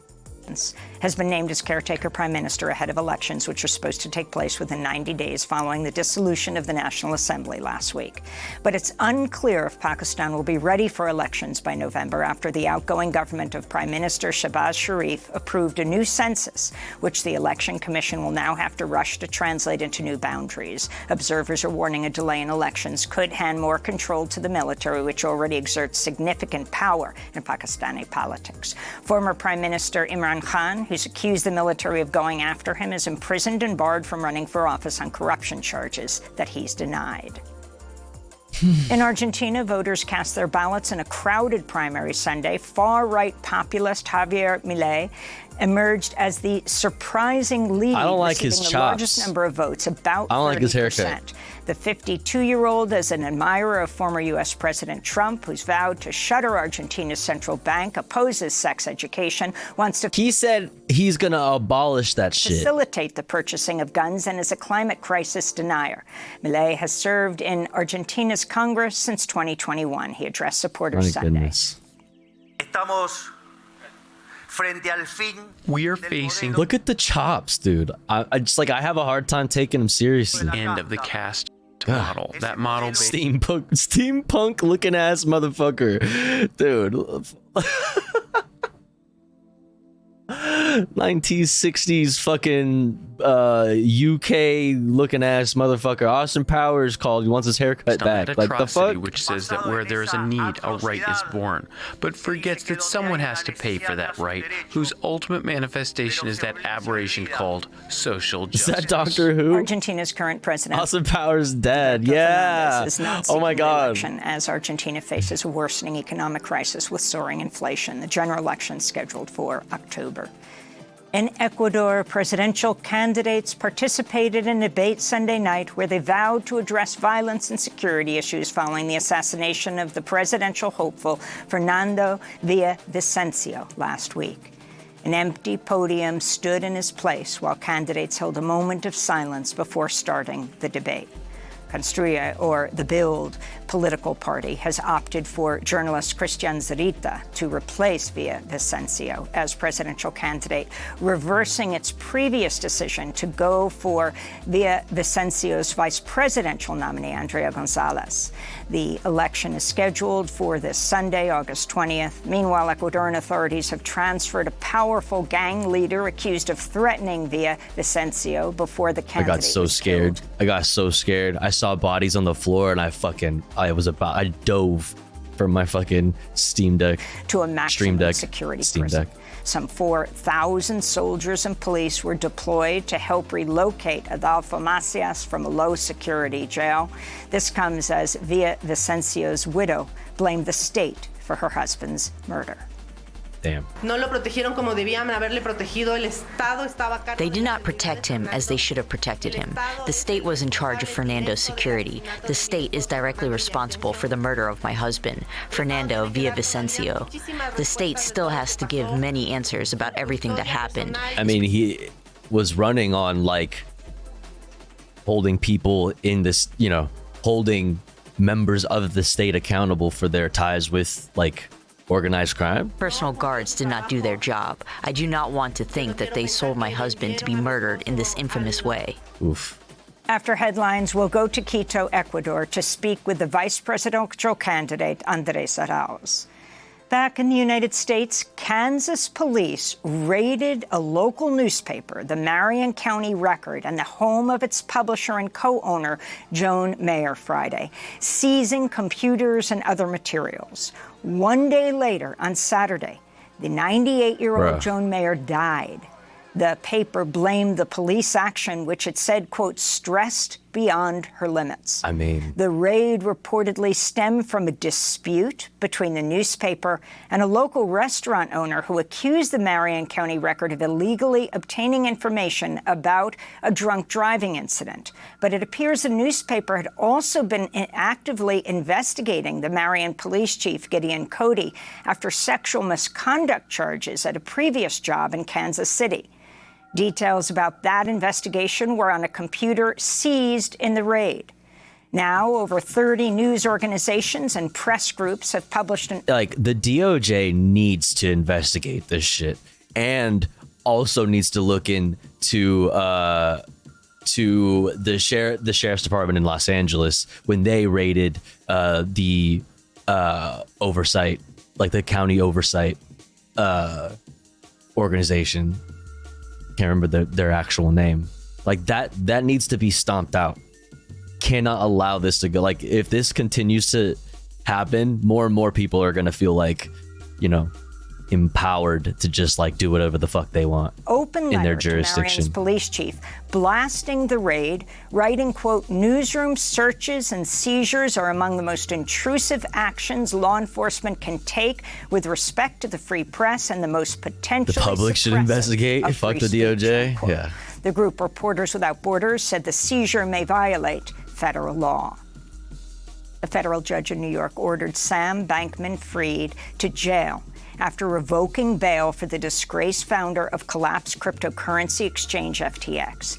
He'd been under house arrest at his parents' home in Palo Alto, California, on the Stanford campus while awaiting his October trial on fraud and money laundering charges. The judge said Bankman-Fried twice tried to interfere with witnesses in his case, including giving reporters documents Bankman-Fried is accused of using deposits in FTX for real estate purchases, political and He's such a weird little guy. He's such a weird little dude. Weiss, the federal prosecutor, Like that, I saw little clips of his like his interview that he did recently. He's such a weirdo. investigating Hunter Biden. You're just like, I don't know. I want to believe I'm not a bad person. And I'm like, what are we even talking about right now? Counsel. This guy's Prosecutors weird. said they could not come to a new plea Goofy deal to settle goober. tax and gun charges against the president's son after a judge rejected a previous deal last month. The latest twist significantly increases the chance of Hunter Biden going on trial as President Biden campaigns for re-election. In Georgia, Fulton County District Attorney Fani Willis has called former Georgia Lieutenant Governor Jeff Duncan and journalist George Chitty to testify Tuesday before the grand jury investigating Donald Trump's efforts to overturn Georgia's 2020 election. Chitty is believed to have stumbled upon a meeting of Trump-supporting fake electors at Georgia's state capitol. He was thrown out of that meeting. A fourth indictment against former President Trump and his co-conspirators is widely expected from Georgia this week, with possibly as many as 12 people indicted. Bro.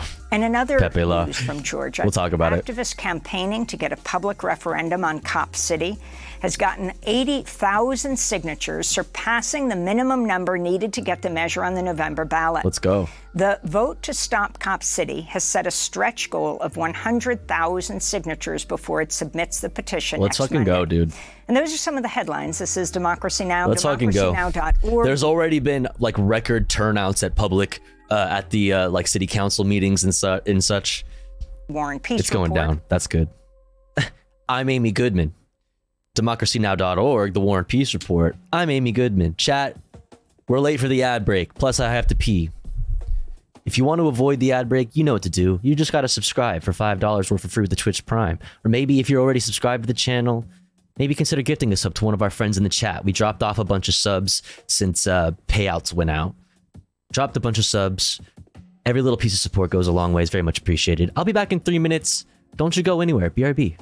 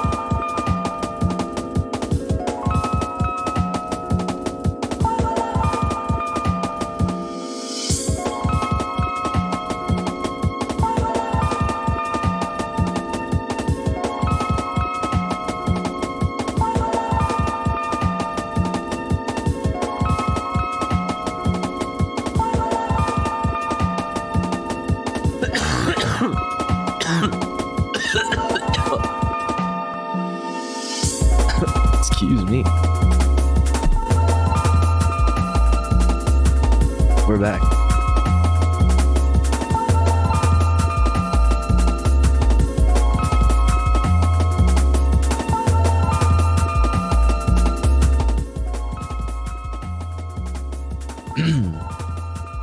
Who up wrestling they worm?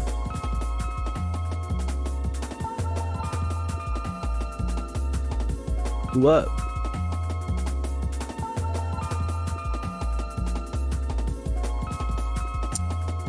Let's get back into it, huh?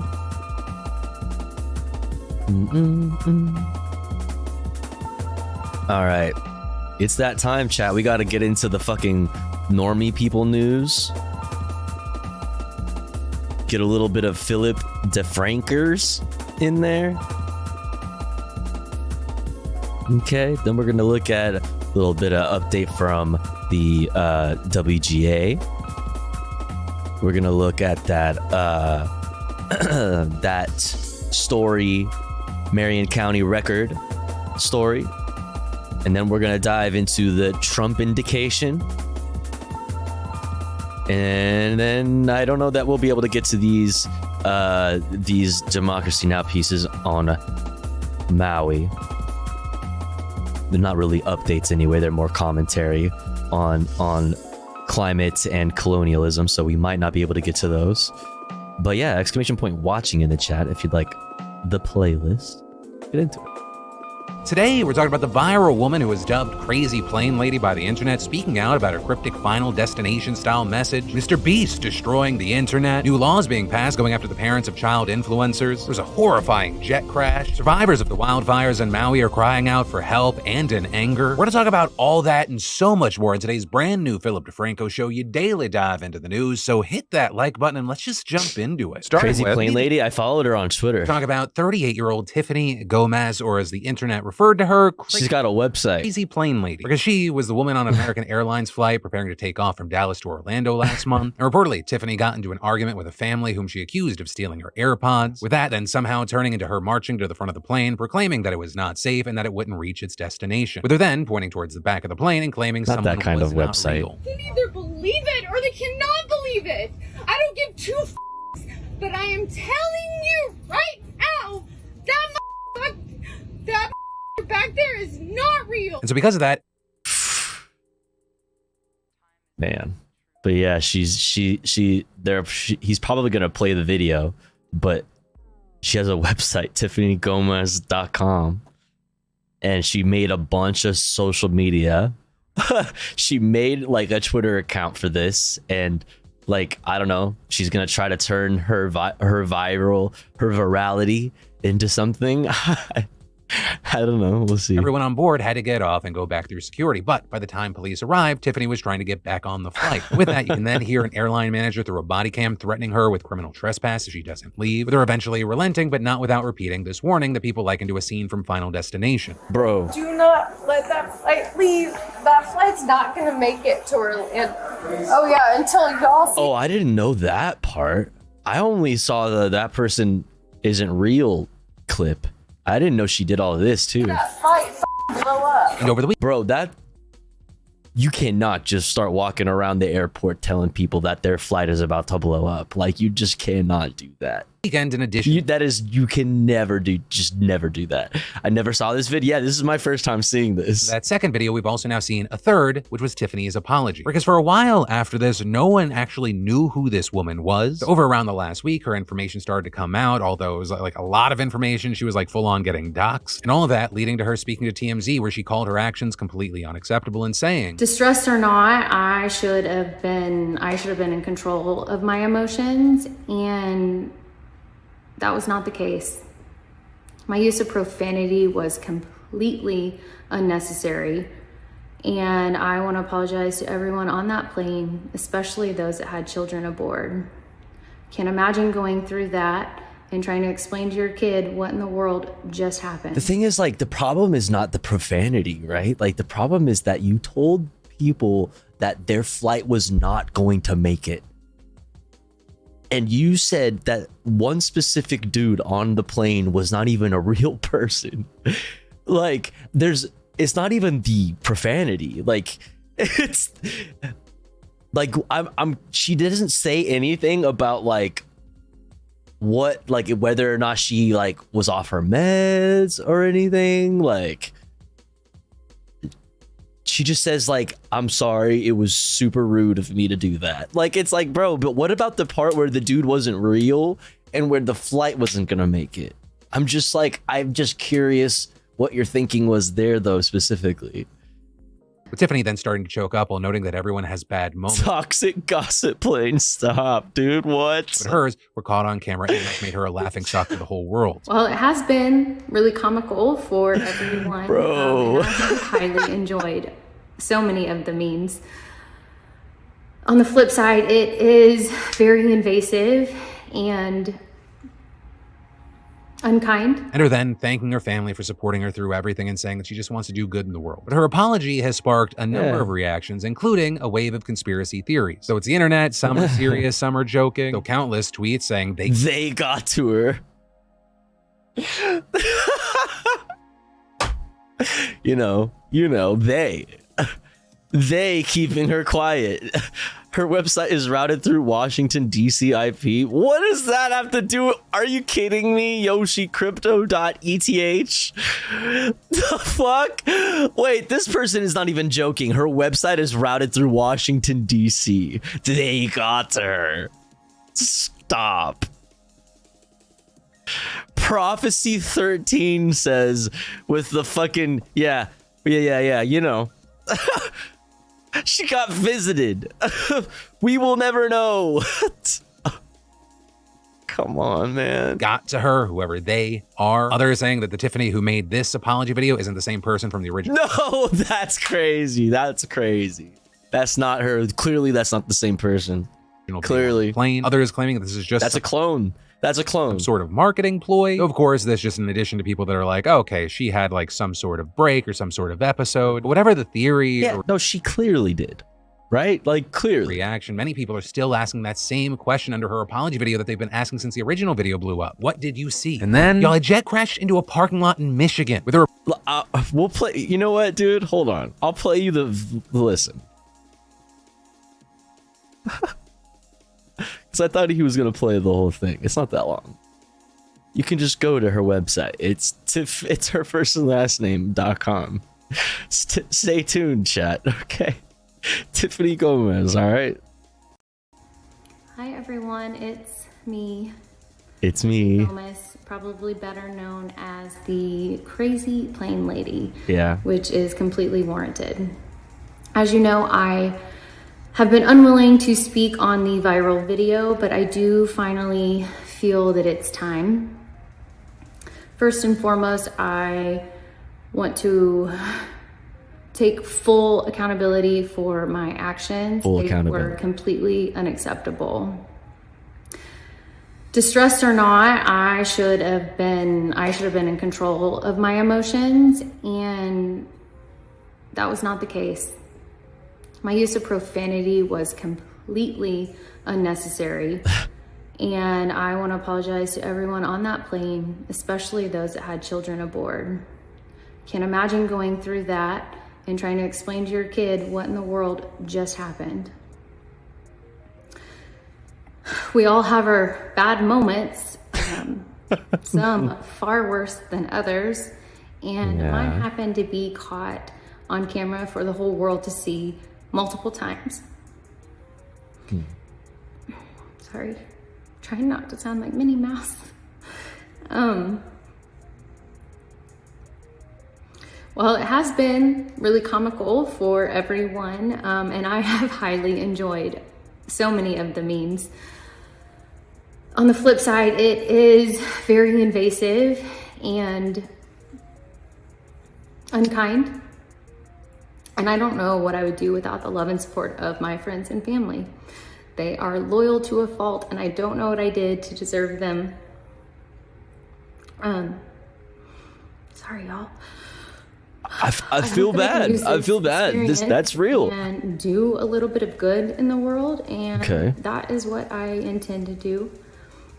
I hope that you guys can accept my apology, and I can begin to move on with my life. But what is the apology for? For profanity? Like, join me on my journey. Hold on. Of promoting positive mental health and standing up against cyberbullying.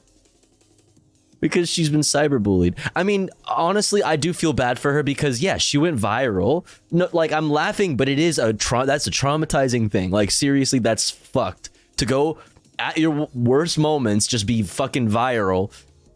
Everybody is just like talking shit about how crazy you were in that moment. You know what I mean? That's terrible. That's absolutely terrible. I just like, she apologized for the profanity, and I'm just like, she was also bullied by a lot of people. Oh, I don't doubt that. Oh, I do not doubt that at all. I don't doubt it for sure. But I'm just saying, like, she apologized for the profanity. I'm just curious about everything else. Like, just, I don't know. Just feels a little weird. Feels a little weird. Anyway.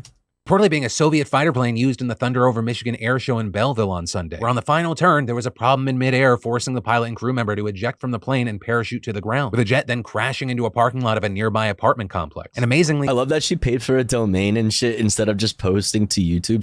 She got everything. She got a Twitter account. She got everything. Like, I think she already had an Instagram account, but like, she made all her accounts because of this. There were no reported injuries. Like, I don't know, it's weird. Hit only unoccupied vehicles in the parking lot, and both crew members. I mean, that's cool. Like, if she wants to do positive things with the attention she has on her, that's awesome. You know what I mean? That's great. Checked out at the local hospital and coming out relatively unscathed. This is not the end of the situation, because the FAA said in a statement that they'd be investigating the crash along with the National Transportation Safety Board. And then last week's wildfire in Hawaii was the deadliest in modern U.S. history, and people aren't only sad, they're pissed off. With the death toll reaching at least 96 people so far, but that number is also likely to rise as the search and cleanup operations continue. Motherfuckers be like, oh, how come this plant's burnt, but this plant is mysteriously just fine? Coincidence? Because reportedly just 3% of Lahaina's charred ruins have been searched so far, and nearly all of the bodies that have been recovered are unidentifiable because of the burns, with Maui County Police Chief saying on Saturday, "We pick up remains and they fall apart. None of us really know the size Jesus of it Christ. yet." Most of an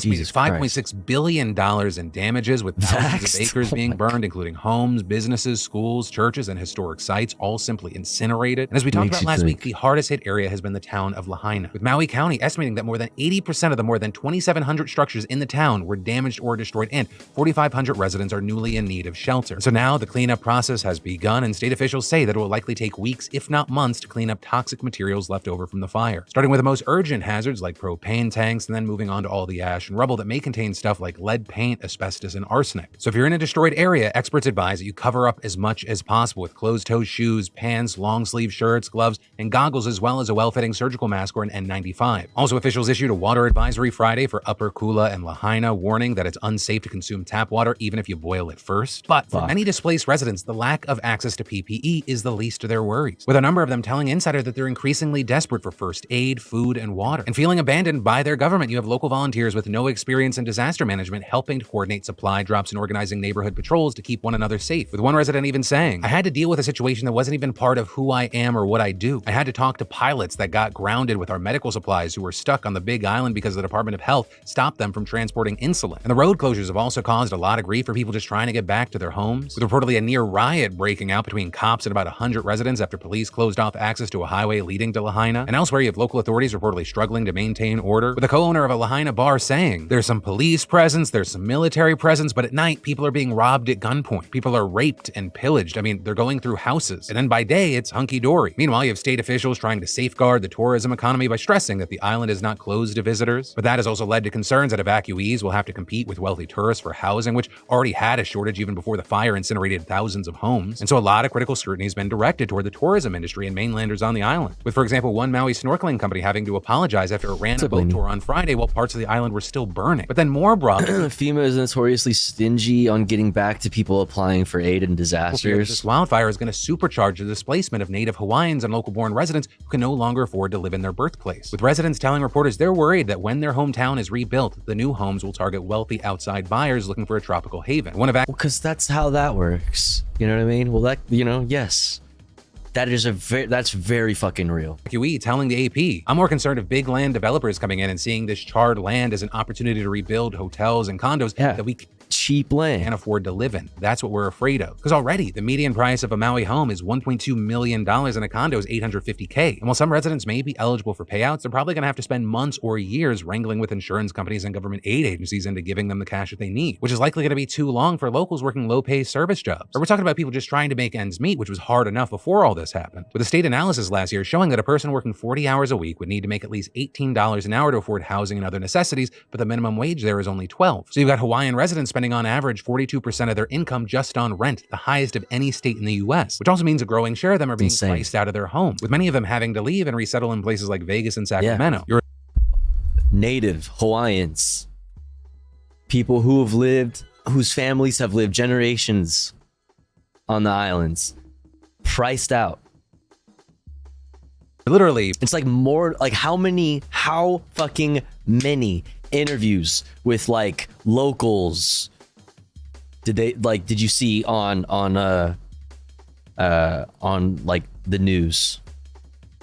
Crazy. Pushing out the culture. But also in the wake of this cascading disaster, many others are wondering why it got so bad and why they were seemingly so unprepared. Because if you actually listen to the people's stories, so many of them say they never got any emergency alert. A lady did find her Rolex in the rubble, though. It was mostly a rich white area. On the first day of the fires. And it actually turns out the government confirmed that none of the more than 80 siren towers on Maui went off, with the Hawaii Emergency Management Agency spokesperson not giving a reason as to why, but noting that 3 other alert systems were activated, including through cell phone, radio, and television. But that also doesn't mean much for the residents who had poor cell service, lost power, or didn't own cable TV because, you know, it's fucking 2023. Plus, the whole point of those sirens is to alert people to check their phones, TV, or radio to get further instructions, right? One isn't a substitute for the other. And getting an early warning is crucial for disasters like this because when the flames are crawling toward you literally at a rate of a mile a minute, every single second could mean the difference between life and death. And you have this That's disaster. like, to really understand how fast that is like, that's really fast. Like, that's really fast. So where countless stories from survivors describe how it was just this normal sunny day and it turned into a burning 60 miles per hour seemingly instantaneously. And so now you have Hawaii's governor and attorney general reviewing the county's emergency response. But for now, we're gonna have to wait to see not only if someone will be held accountable, if systems will update, but what will happen to the people affected. And then, can Mr. Beast be stopped? When does he hit his peak? Because you may not. When will Tofu Ghost care?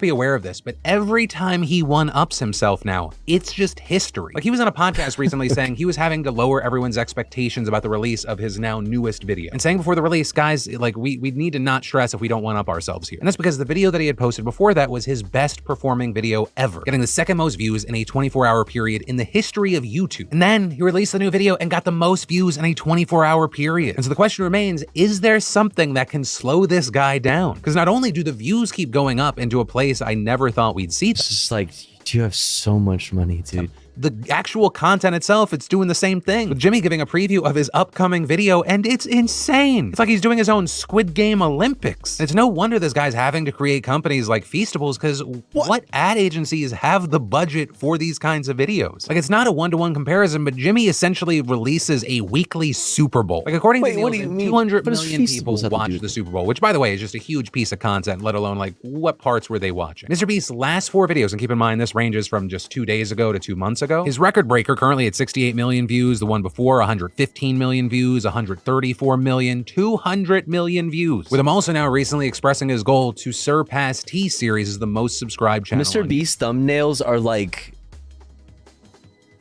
the demons that I see in my dreams. Like I see, like these are my sleep demons. This ranges they from visit me from time to time. His record I'm just frozen. I'm just frozen, and like it's just Mr. Beast and like whatever the fuck is going on behind currently him. At 68 million views, the one before 115 million views, 130. The best thumbnail.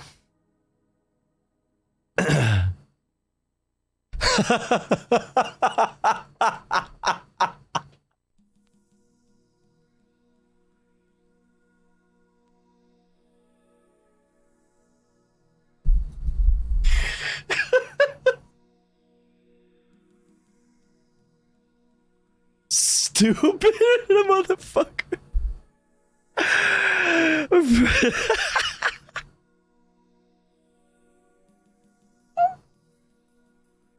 I love this, dude. What a time. What a time to be alive, man. Guy.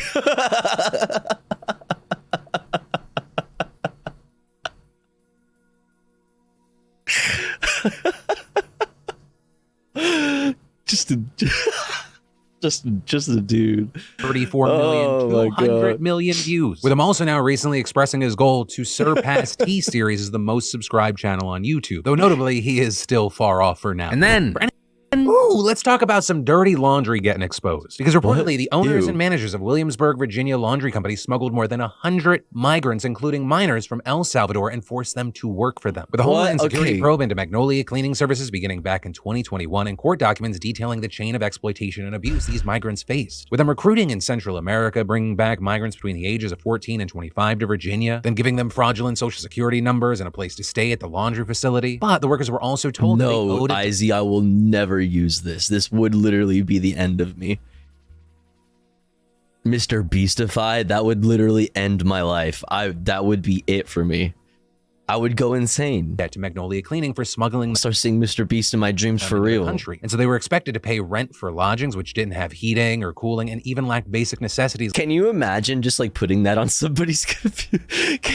Just downloading that extension on like somebody's computer and they just don't know, and they just like are fucking, you know, scrolling through YouTube one day and they just have a mental breakdown. A kitchen or a shower. With the migrants also facing physical abuse at the hands of their smugglers. One teenager reporting that a manager pulled her hair with orders to get back to work, even beating her with a belt when they found out that she had made friends at school. And these smugglers used fear to keep the workers in line, threatening to deport them if they refused to work extra hours. With Jessica Aber, U.S. Attorney for the Eastern District of Virginia, saying, these business owners enriched themselves through this brutal enterprise using fraudulent identification documents and money laundering to falsify their wage records and just benefit themselves from the proceeds. These individuals lied, manipulated, and threatened their victims using fear to trap them in inhumane situations. With prosecutors back in December announcing a 33-count indictment, and 6 months later, the two owners and one of the managers were ordered to forfeit over $4 million in proceeds, with an undisclosed amount going to the victims. And as of now, they have each pleaded guilty and gotten their sentences, with one owner being sentenced to 4 years in prison and the other 2.5, as well as— are you serious? Bro, it was a fine and a vacation?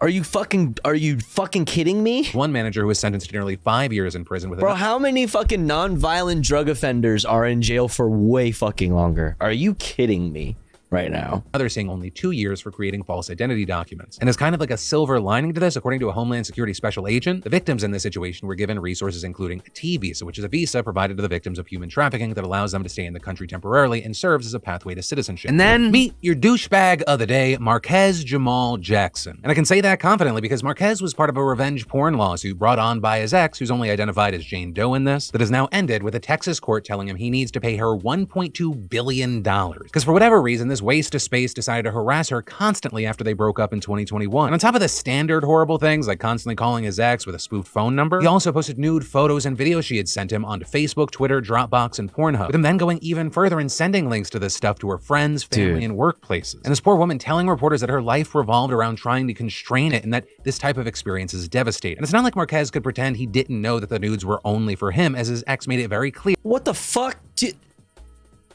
Oh, I didn't know that I didn't have the fucking permission to upload it to Pornhub, you fucking freak. The fuck? That was the case. Although he even went way beyond that. He also managed to get access to his ex's mother's security camera system and was able to watch his former partner. Also getting into her bank account and using her funds to pay his rent. With the jury only needing 30 minutes to award the victim $1.2 billion, which is $1 billion more than she was even asking for. With her ex not even showing up to the court proceedings. However, the reality is she's— $1 billion more than she was asking for? 1.2 billion?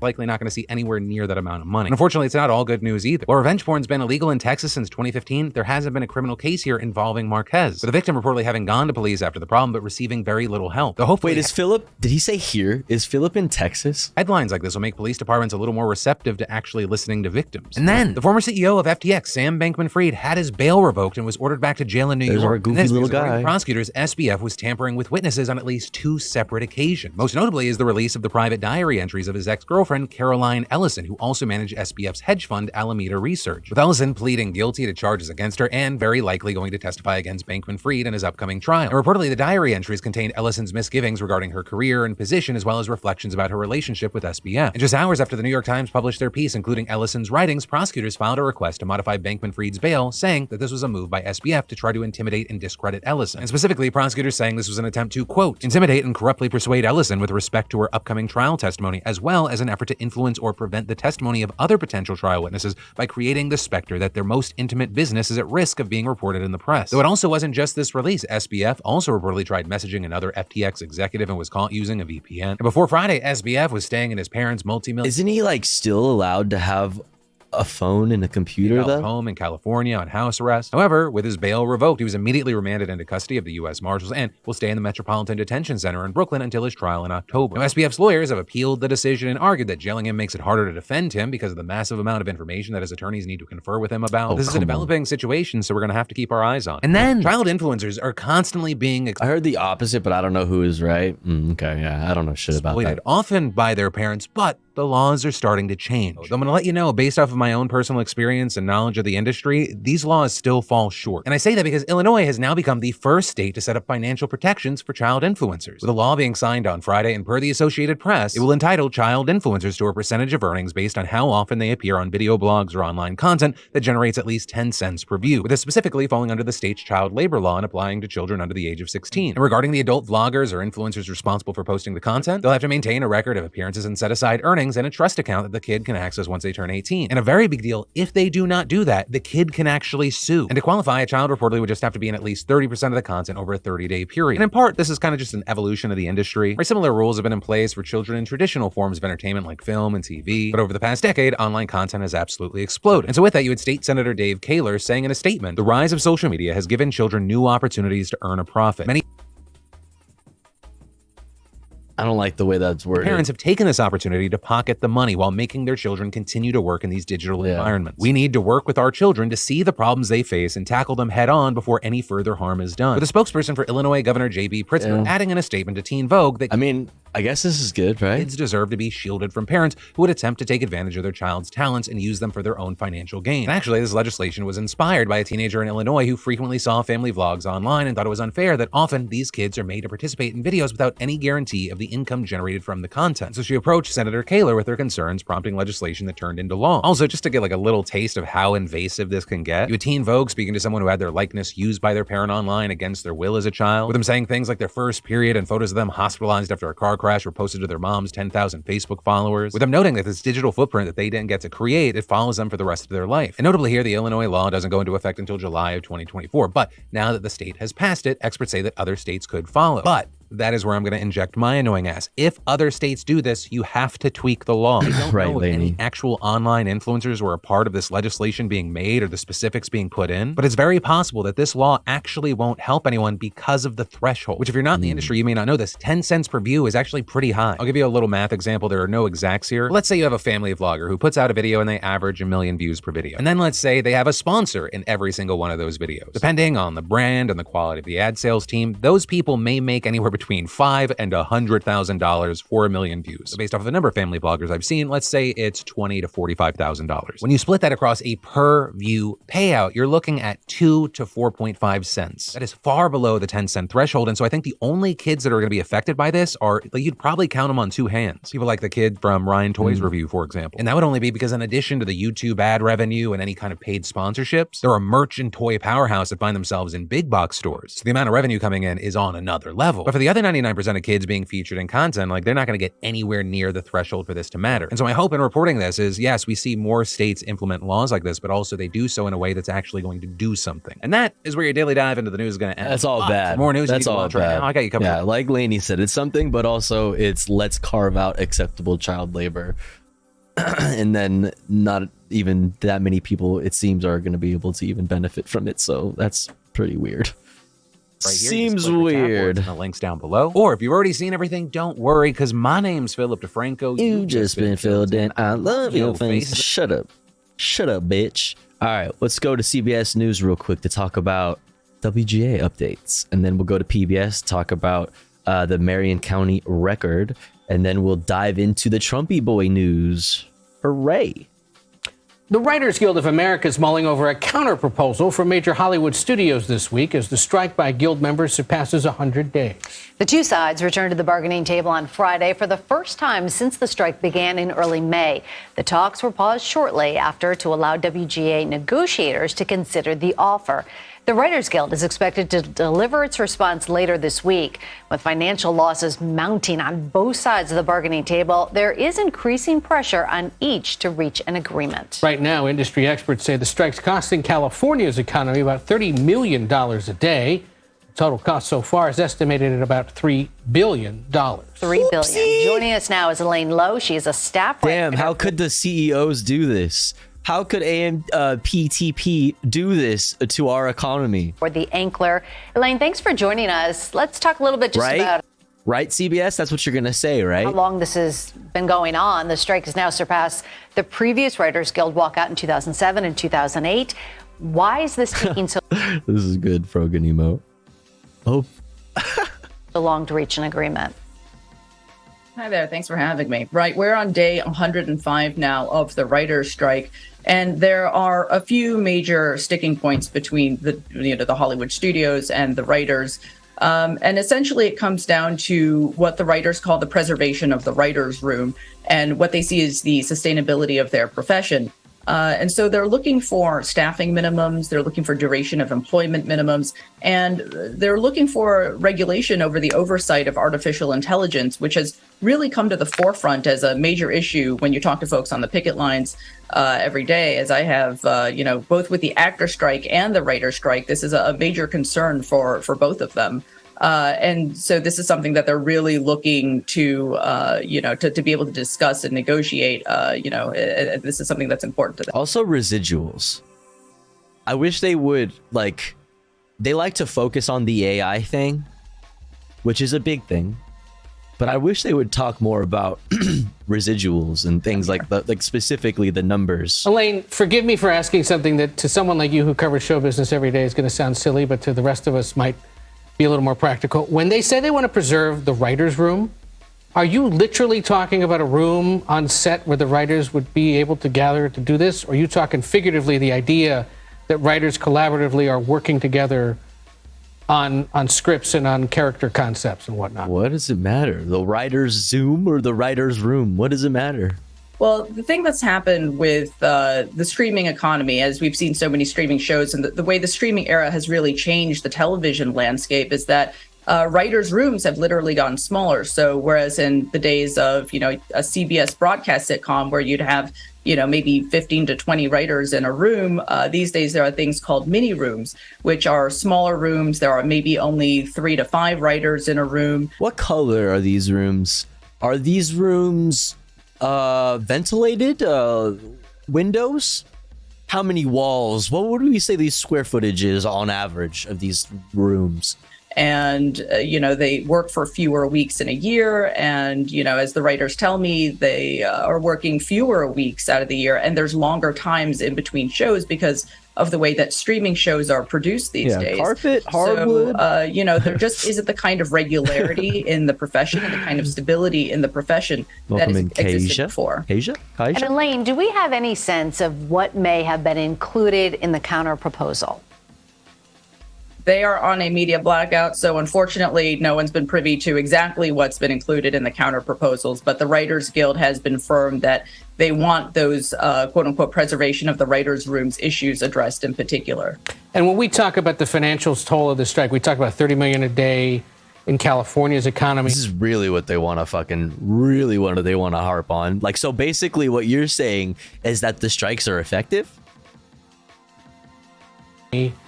Give us a broader sense of how much that ripples across not only California's economy, but I think of Georgia's economy here in New York City, which is a major production hub. It's not just the writers, the actors, and the crews. It's a lot more than that, right? Oh, it's all the other businesses. Oh, but what about all the other small businesses that rely on these other industries? What about the ones that are fucking striking also in solidarity? Oh, yeah.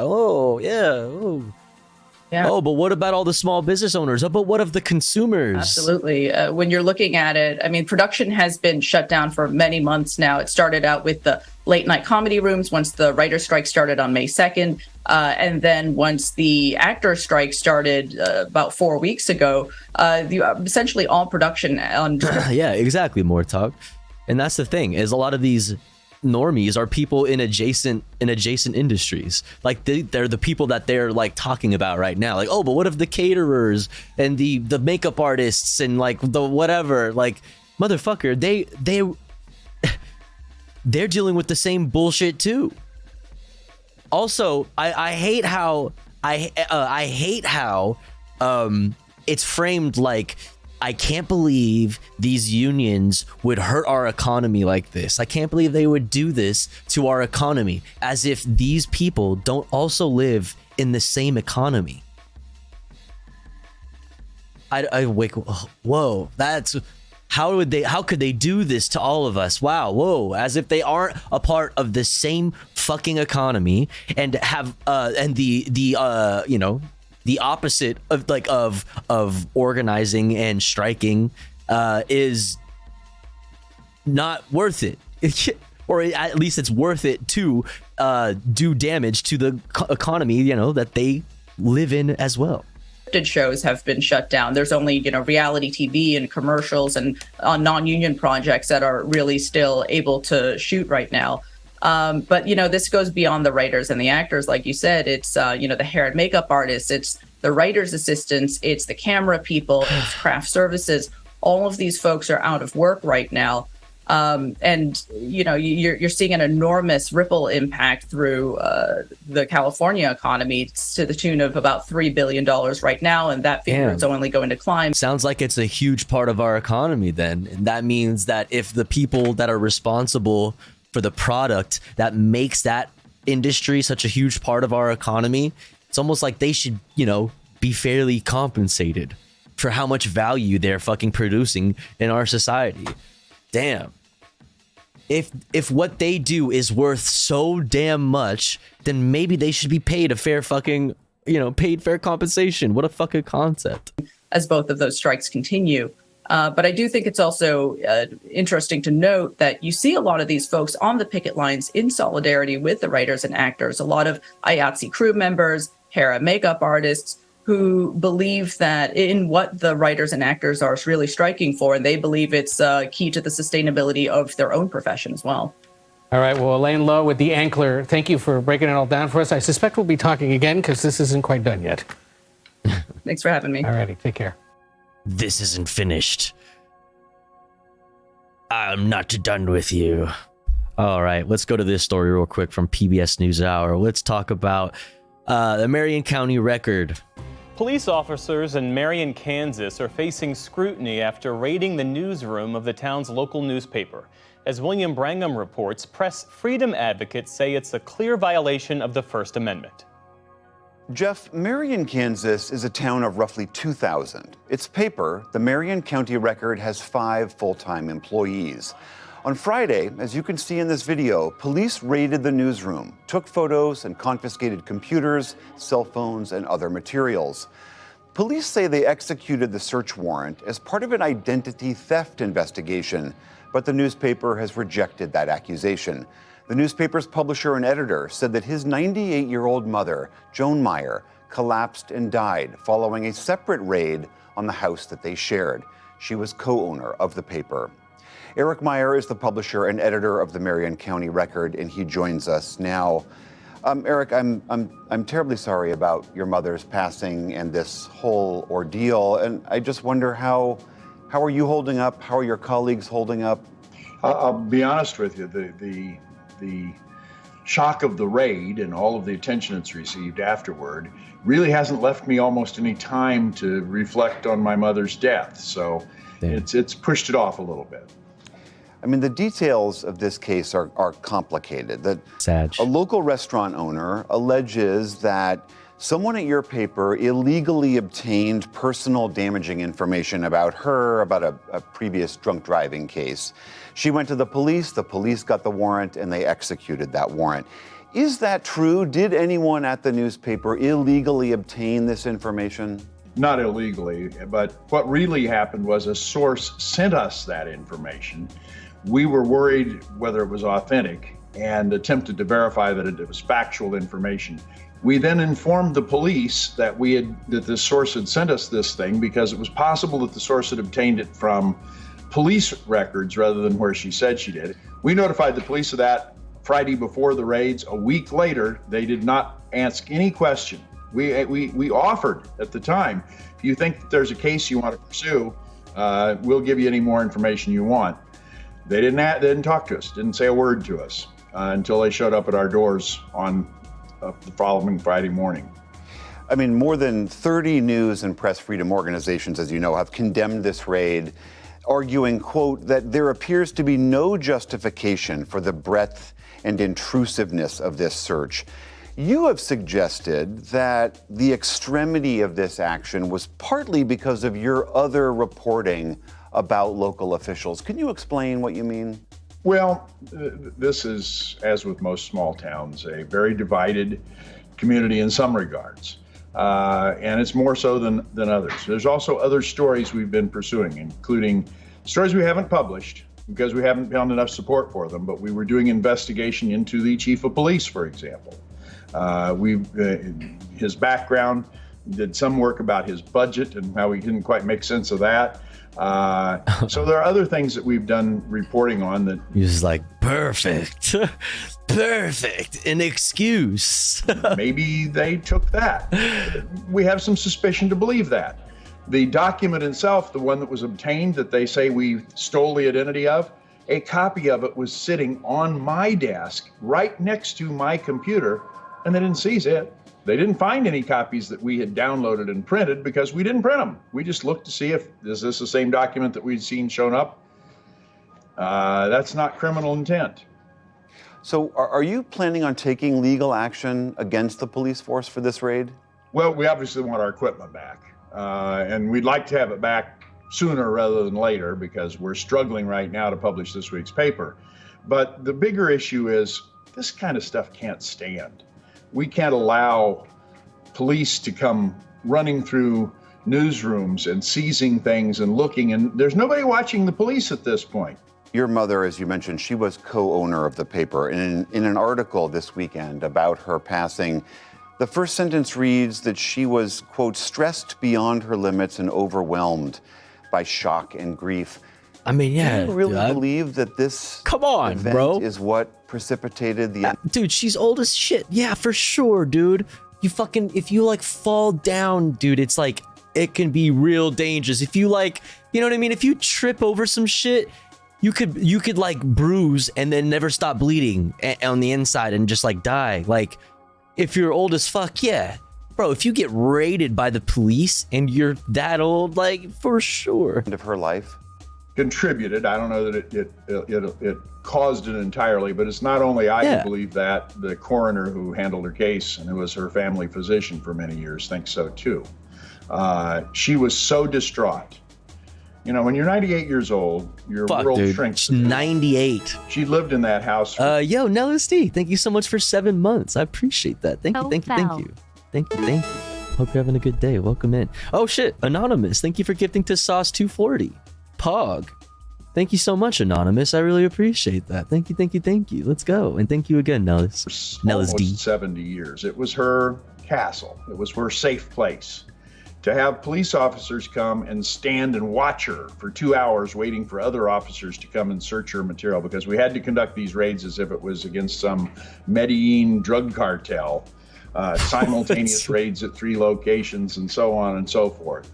Yeah, like the 98-year-old grandma's gonna fucking whip out the fucking whip out the Draco, start bucking at the cops or some shit. Officers there were nice, the ones that were there initially, but then when 7 of them descended on her house, she just sat most of the evening, you know, where are all the good people? Where are all the good people, and how come they haven't done something about this?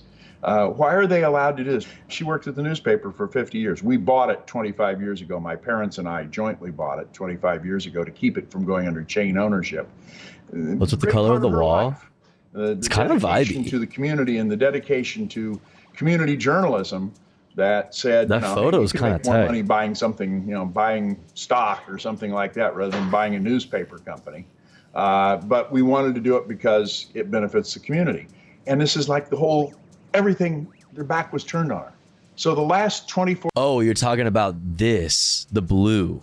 Okay, never mind. hours of I thought you were talking about the red background was of the devoted photo. to pain and anguish and a feeling that all her life didn't matter.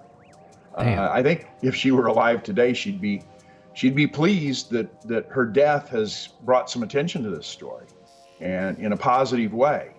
But she's not alive now, and who do you see about that? Eric Oh, Meyer, no, Neon publisher and Death. editor of the Marion County Record. Very, very sorry for your loss, and appreciate you taking the time to talk with us. Rough. Also, rest in peace, Neon Death's privates. I just want to point this out as well. This is this is a thing, right? Sheriff's Department, raids home of Supervisor Sheila Kuhl and others last year in September. Los Angeles Sheriff's Department was under investigation by the Citizen Oversight Committee, or is it the County Oversight Committee? Either way, otherwise known as COC. No matter if it's the Citizen Oversight or County Oversight Committee, the COC basically oversees, is supposed to be there to oversee the Sheriff's Department. And they were raided.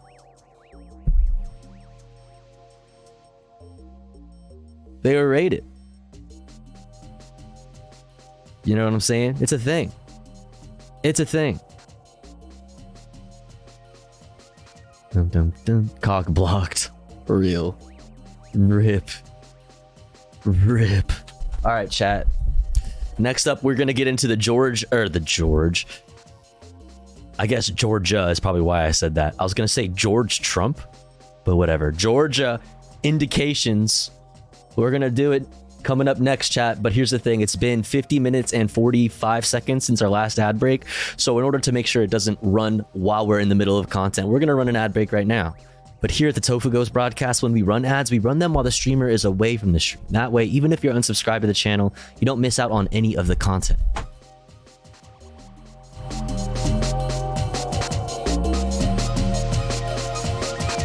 However, if you would like to support the stream, support me, the streamer, and get access to cool Tofu Ghost emotes as well as an ad-free viewing experience, all you gotta do is subscribe for $4.99 or for free with Twitch Prime by connecting your Amazon Prime account, if you have one, to your Twitch account.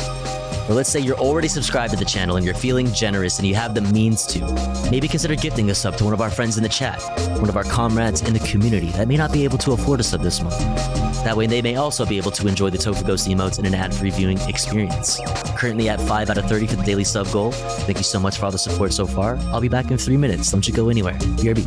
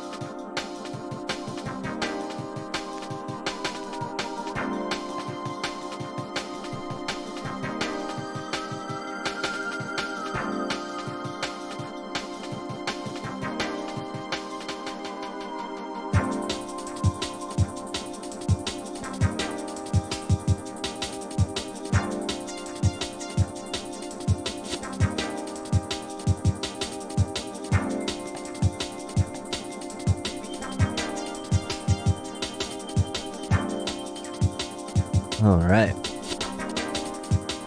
Ooh. We're back. Let me really pound the hot dogs. I'm sorry, what? What are we talking about? What's going on? What's up, CX? I'm sorry? Getting carts of weed and vaping is kind of intense? Getting carts of weed and vaping is kind of intense? Is it? That shit just scares me because it's so, like, I don't know, it's so unregulated. But, yo, what's up, Levelhead? How's it going? What up, what up? Carton of weed ciggies? Ooh. Ooh. I got mine. I got mine. Regulate it yourself. Regulate these nuts. How about that? It sounded like they were talking about dog gobbling. Oh, of course, dog gobbling. Oh, of course. The dog gobbling. Mix of weed and everything is hard for me. Mix of weed and everything? What else? What are we mixing? Dun dun dun. All right, where were we? Oh, yes, our big, beautiful orange boy. Our big, beautiful orange boy's in trouble, chat. Oh, no. Oh, my gosh. Our big, beautiful presidential boy. Where'd he go? There he is. So the witch hunt continues. 19 people indicated tonight, including the former president of the United States, me. In case you forgot, that's me. I am the former president of the United States. By an out-of-control and very corrupt district attorney who campaigned and raised money on I will get Trump. And what about those indication documents put out today? Long before the grand jury even voted and then quickly withdrawn. Sounds rigged to me. Why didn't they indicate me 2.5 years ago? Because they wanted to do it right in the middle of my political campaign. Witch hunt. That's right, chat. This just in from the former president of the United States, Donald John Trump. He's been indicated once again. In his own words, he has been indicated. My goodness. What's up, Union Archist? Let's check it out.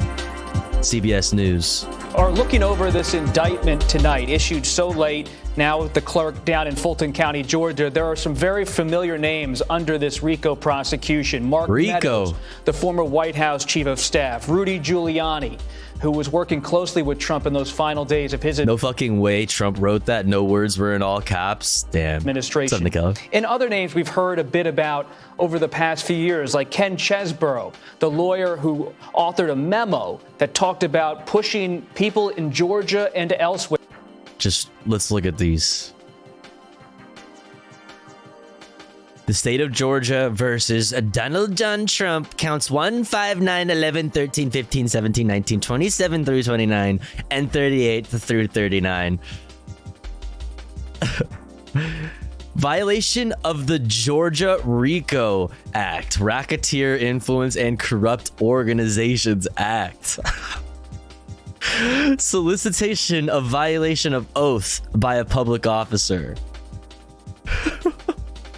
Conspiracy to commit impersonating a public officer. Bro, this is crazy. This shit is so crazy. We should have known if they came for Young Thug that they would come for Trump too. True, free them. To become so-called alternate not electors, Evie. Excuse me, fake so sorry. electors.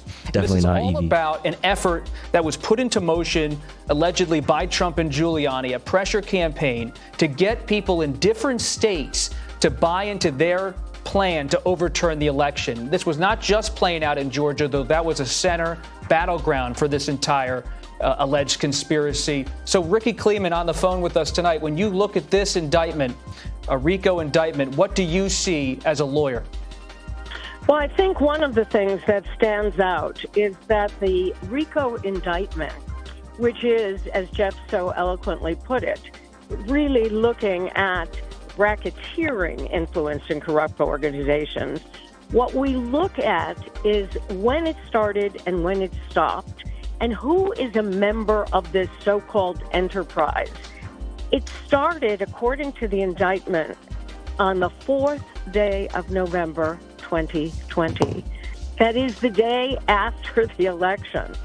So if it starts there, what we're going to learn is that the government says that Rudy Giuliani, as another co-defendant who is involved in this racketeering enterprise, is talking with Donald Trump and getting the both of them to say that they can really protest this election result and overturn the result. The enterprise goes all the way to the 15th day of I can't wait for September Trump in to fully lose it and 2022. name all the senators and And representatives what the that flipped government on him, has and to then Jack can use that information for a federal RICO case, including all of them too. Oh my god. Can you imagine? Oh my god. Prove, Bob, is it has I'm to gonna prove come. out of all of these I'm gonna crimes come. that are alleged here, all of these counts, that only 2. It doesn't have to prove. He's gonna lose 41 himself in counts. the moment. It doesn't have to prove Donald Trump's alleged counts, all of them. It just has to prove 2, that 2 of these acts were part of the racketeering enterprise within a very short period of time, usually 2 years. Here you have a 2-year spread. So it is not a difficult situation for the prosecution to get to beyond a reasonable doubt on 2. All right, this is fucking Maybe sleeper. on Shut all up, of lady. them, yes. Maybe on all of Let's hear it straight from the prosecutor. Thank you for joining us. I'm here with the prosecutors and investigators who have worked diligently on the investigation of criminal attempts to interfere in the administration of Georgia's 2020 presidential election. Today, based on information developed by that investigation, a Fulton County grand jury returned a true bill of indictment, charging 19 individuals with violations of Georgia law arising from a criminal conspiracy to overturn the results of the 2020 presidential election in this state. Dude, that's so like, he's got so much stacked up. Like, it's GG's, right? Like, that's there's too many indications. Funny story, you cannot be granted bail in Georgia if you are likely to intimidate witnesses or obstruct justice. Dude! The indictment includes 41 felony counts. Surely something will stick. I mean, And is 97 pages long. Please remember, little criminal conspiracy here, election interference there, fraud on the side. everyone charged in this bill of indictment is presumed innocent. Specifically, the indictment brings felony charges against Donald John Trump. Ever heard of him? Rudolph William Louis Giuliani. Rudolph! Damn it, Rudolph! Oh my god. Listen. Trump doesn't have to see a fucking day of jail. If Rudolph does, I'll smile a little. You know? John Charles Eastman. Mark. He's got so many ads stacked up right now, which you can avoid at the top of the hour by subscribing for free with Twitch Prime or $4.99 a month. It's not even the top of the hour. Come on. Randall. Dude. Also, I ran the ad break 16 minutes ago, and I just tell you when I'm doing it. John. It's been 3 hours. Jeffrey Clark. Jenna. The coolest part of this is having to say everybody's full name like their parents are saying their full name like they're really in trouble. You know what I mean? You know, like when your parents say your middle name, it's fucking, you know what I mean? Lynn Ellis. Cheese bro. Yeah, also cheese bro. Kenneth. Ray Stallings Smith III. Ray Stallings Smith III. Get over here right now. What is in your mouth? Robert. Spit it out. Spit it out. Chile, Michael A. Roman, David James Schaefer, Sean Micah Tresher Steele, Stephen Cliffguard Lee. Cliffguard. Bro's name is Cliffguard. Harrison William Prescott Floyd, Travion Cliff Bar. Dr. Cliff Bar. Cootie. Cootie?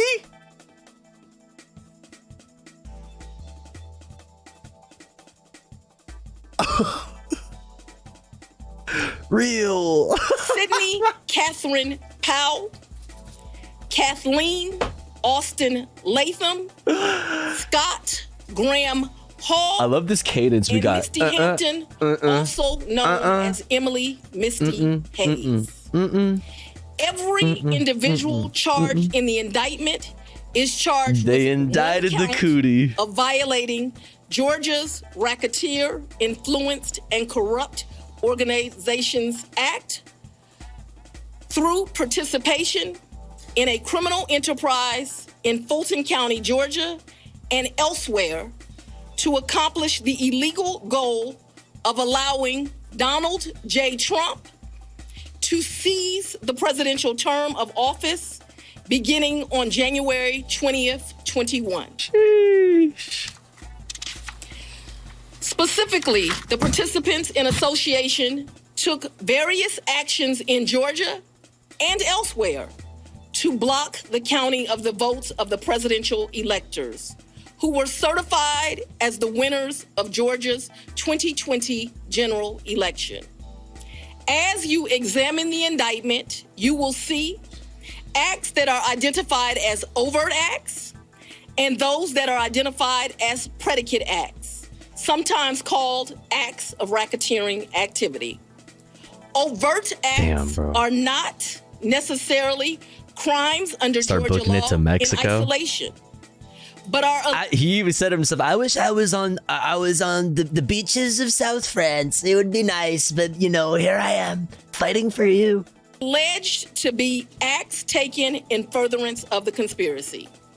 Many occurred in Georgia, and some occurred in other jurisdictions and are included because the grand jury believes they were part of the illegal effort to overturn the results of Georgia's 2020 presidential election.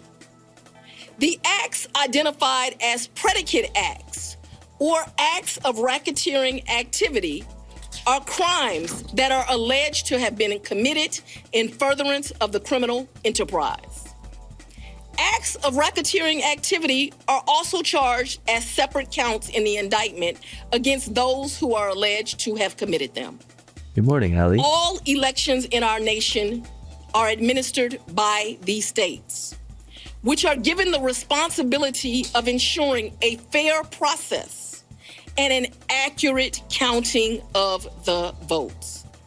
That includes elections for presidential electors, Congress, state officials, and local offices.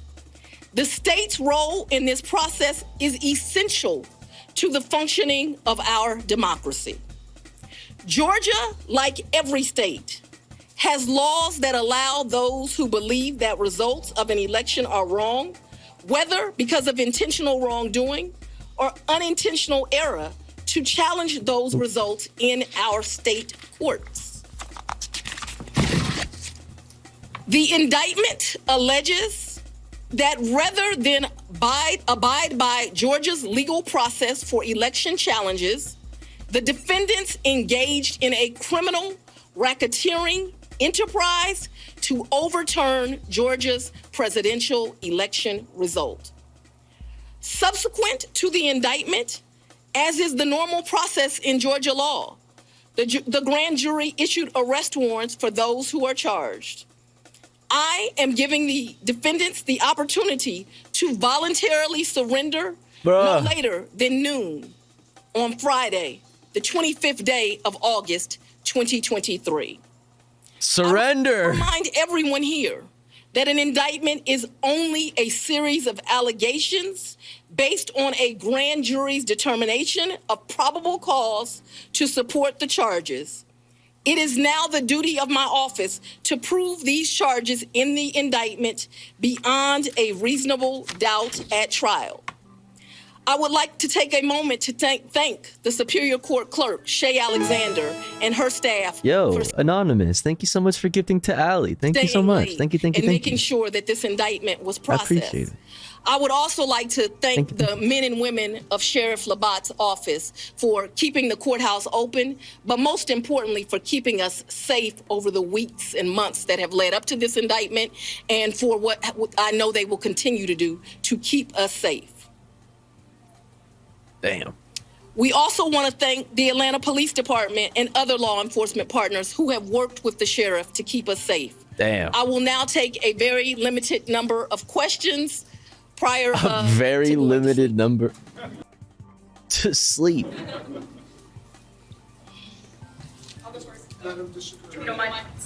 Anybody. Quick question. Can you clarify in Georgia the mandatory minimum when it comes to RICO charges, whether it's servable by probation or how that might play out? The RICO charges has time that you have to serve, so it is not a probated sentence. Damn. District Attorney, what's the timetable for the trial? What is the timetable for the trial? As you know, in this jurisdiction, trials are set by the judges. And so it will be the judge that sets the date of the trial. This office will be submitting a proposed scheduling order within this week. However, that will totally be at the discretion of the judge. And you want to be you're the fourth person, fourth jurisdiction now to indict.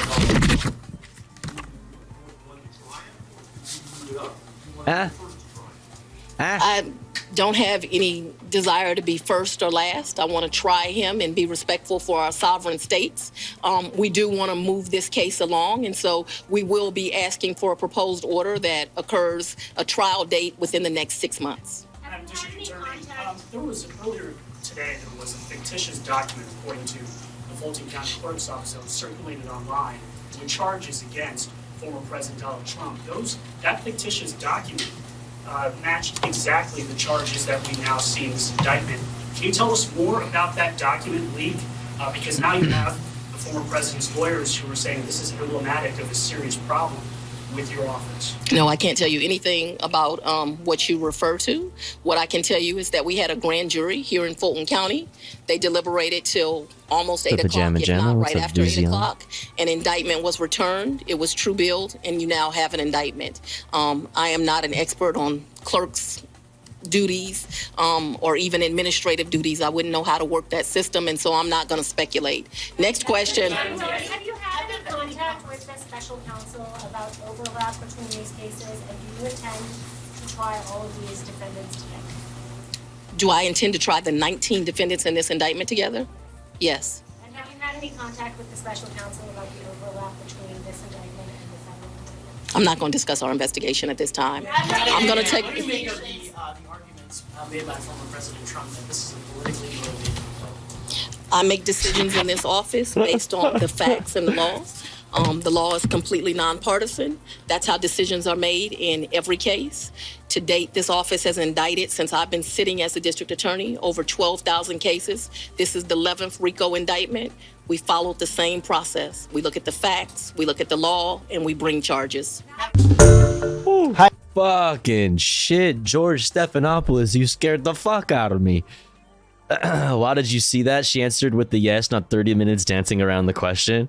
Meanwhile, our rural public health department won't give COVID vaccinations because some chud RNs think people are dropping dead and natural immunity best, FML. But point is, 25 to 50% of the US do not even exist in reality. They don't know any of this is happening, much less specific details. They don't watch fake news, brother. They'll hear about this through memes. I wish we had cool officials like this, cries. Yeah, that's unfortunately the truth. I mean, and to be fair, a lot of people are like guilty of that. You know what I mean? There's a lot of like well-meaning normies who like the news is like too much to keep up, you know, is like hard to keep up with, because like I know so many people in my life that I know personally that just like don't like, they say they're like apolitical. They don't like reading the news or like keeping up because it makes them depressed, and like, which is, you know, obviously that that's a whole other conversation to be had, really. But you know, a lot of people are that way. Sucks. I don't like politics as someone something casually reactionary. Right? Yeah. This is a state court, so we should get cameras. I hear that we are guaranteed to get cameras. That it's going to be televised, and we are going to get a Trump mugshot too, which is fun. Think of all the merch. Think of all the merch the Trump campaign is going to make. You know what I mean? And think of how hard I'm gonna have to try. You know what I mean? To resist the urge to buy it. A t-shirt with the fuck, come on. I mean, man. That shit, you know, that kind of just the thought of that kind of bangs. I'm just saying. But let's check this out real quick from Washington Post. Trump charged in Georgia 2020 election probe, his fourth indication. Number 4. I'll probably print out the mugshot and frame it. Right. What's up, Sil? Georgia has the greatest prisons, the best, people are saying. True. I'll be buying one from Gremlo if he makes one. Yeah, did Gremlo say that he's gonna make one? You know, JPEG Mafia is using Trump's mugshot as an album cover. Lamau, I support this. Atlanta. Former President Donald Trump and 18 others were criminally charged in Georgia on Monday in connection with efforts to overturn Joe Brandon's 2020 victory in the state, according to an indictment made public late Monday night. Trump was charged with 13 counts, including violating the state's Racketeering Act, soliciting a public officer to violate their oath, conspiring to impersonate a public officer, conspiring to commit forgery in the first degree, and conspiring to file false documents. The historic indictment, the fourth to implicate the former president, follows a 2.5-year investigation by Fulton County District Attorney Fannie T. Willis. The probe was launched after audio leaked from a January 2021 phone call during which Trump urged Georgia Secretary of State Brad Raffensperger to question the validity of thousands of ballots, especially in the heavily Democratic Atlanta area, and said he wanted to, quote, find the votes to erase his 2020 loss in the Senate. And now, a now famous quote, I just need 11,000, whatever. I'm going to make a 3D model from Trump's mugshot if anyone wants the STL file to 3D print. I love that. I fucking love that. Willie's investigation quickly expanded to other, did I say Willie? Willis's investigation quickly expanded to other alleged efforts by Trump or his supporters, including trying to thwart the Electoral College process, harassing election workers, spreading false information about the voting process in Georgia, and compromising election equipment in a rural county. Fulton County, Georgia prosecutor Fannie Willis is expected to begin presenting her case against former President Donald Trump and his associates. Oh, that's a caption. Trump has long decried the Georgia investigation as a, quote, political witch hunt, end quote, defending his calls to Raffensperger and others as, quote, perfect. That's true. It was perfect. The perfect phone call. It was. It was absolutely perfect, Mr. President. Ahead of Monday's indication, Trump's Georgia-based legal team had filed legal challenges seeking to disqualify Willis and block the investigation. In a statement, the attorneys Drew Findling, Marissa Goldberg, and Jennifer Little condemned the charges, calling the day's events, quote, shocking and absurd, and accusing Willis of building her case on, quote, witnesses who harbor their own personal and political interests. We look forward to a detailed review of this indictment, which is undoubtedly just as flawed and unconstitutional as this entire process has been, the statement said. Yeah, undoubtedly. A total of 41 charges are brought against 19 defendants in the 98-page indication. Not all face the same counts, but all have been charged with violating the Georgia Racketeer Influencing and Corrupt Organization Act, RICO. Willis has said she has given those charged until August 25th to surrender. So what day is it today? The 15th? They got 10 days. 10 days!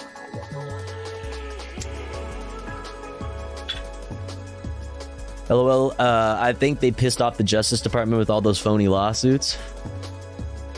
I thought the perfect call was with Zelensky that got him impeached. That one was also perfect. That one was also perfect. He does everything. Listen, here's the thing, Sauce. Everything he does is perfect. Okay, let's get one fucking thing straight right fucking now, all right? Everything he does is perfect. By design, all right? He is perfect. Every call he makes is a perfect call. Yeah. Oy, oy, oy, oy, oy. Trump and other defendants charged in this indictment refused to accept that Trump lost, and they knowingly and willfully joined a conspiracy to unlawfully change the outcome of the election in favor of Trump, the indictment states. Among those charged are Rudolph Giuliani, America's mayor, the former New York mayor who served as Trump's personal attorney after the election, Trump's former White House chief of staff, Mark Meadows, and several Trump advisors, including attorneys John Eastman, Sidney Powell, and Kenneth Chesebro. That's right. He did everything right. He did everything right. Everything. Okay? Also indicted are two Georgia-based lawyers advocating on Trump's behalf, Ray S. Smith III and Robert Cheeley, a senior campaign advisor, Mike Roman, who helped plan the elector meeting, and three prominent Georgia Republicans who served as electors: former GOP chairman David Schaefer, former GOP finance chairman Sean Still, and Kathy Latham of Coffee County. Several lesser-known players who participated in efforts to reverse Trump's defeat in Georgia were also indicted, including three people accused of harassing Fulton County election worker Ruby Freeman. They are Stephen Cliffgard Lee, Harrison Floyd, and Trevion Cootie. The latter is former publicist for R. Wait, what? The latter is former publicist for R. Kelly and an associate of Ye, formerly known as Kanye West? Wait, what?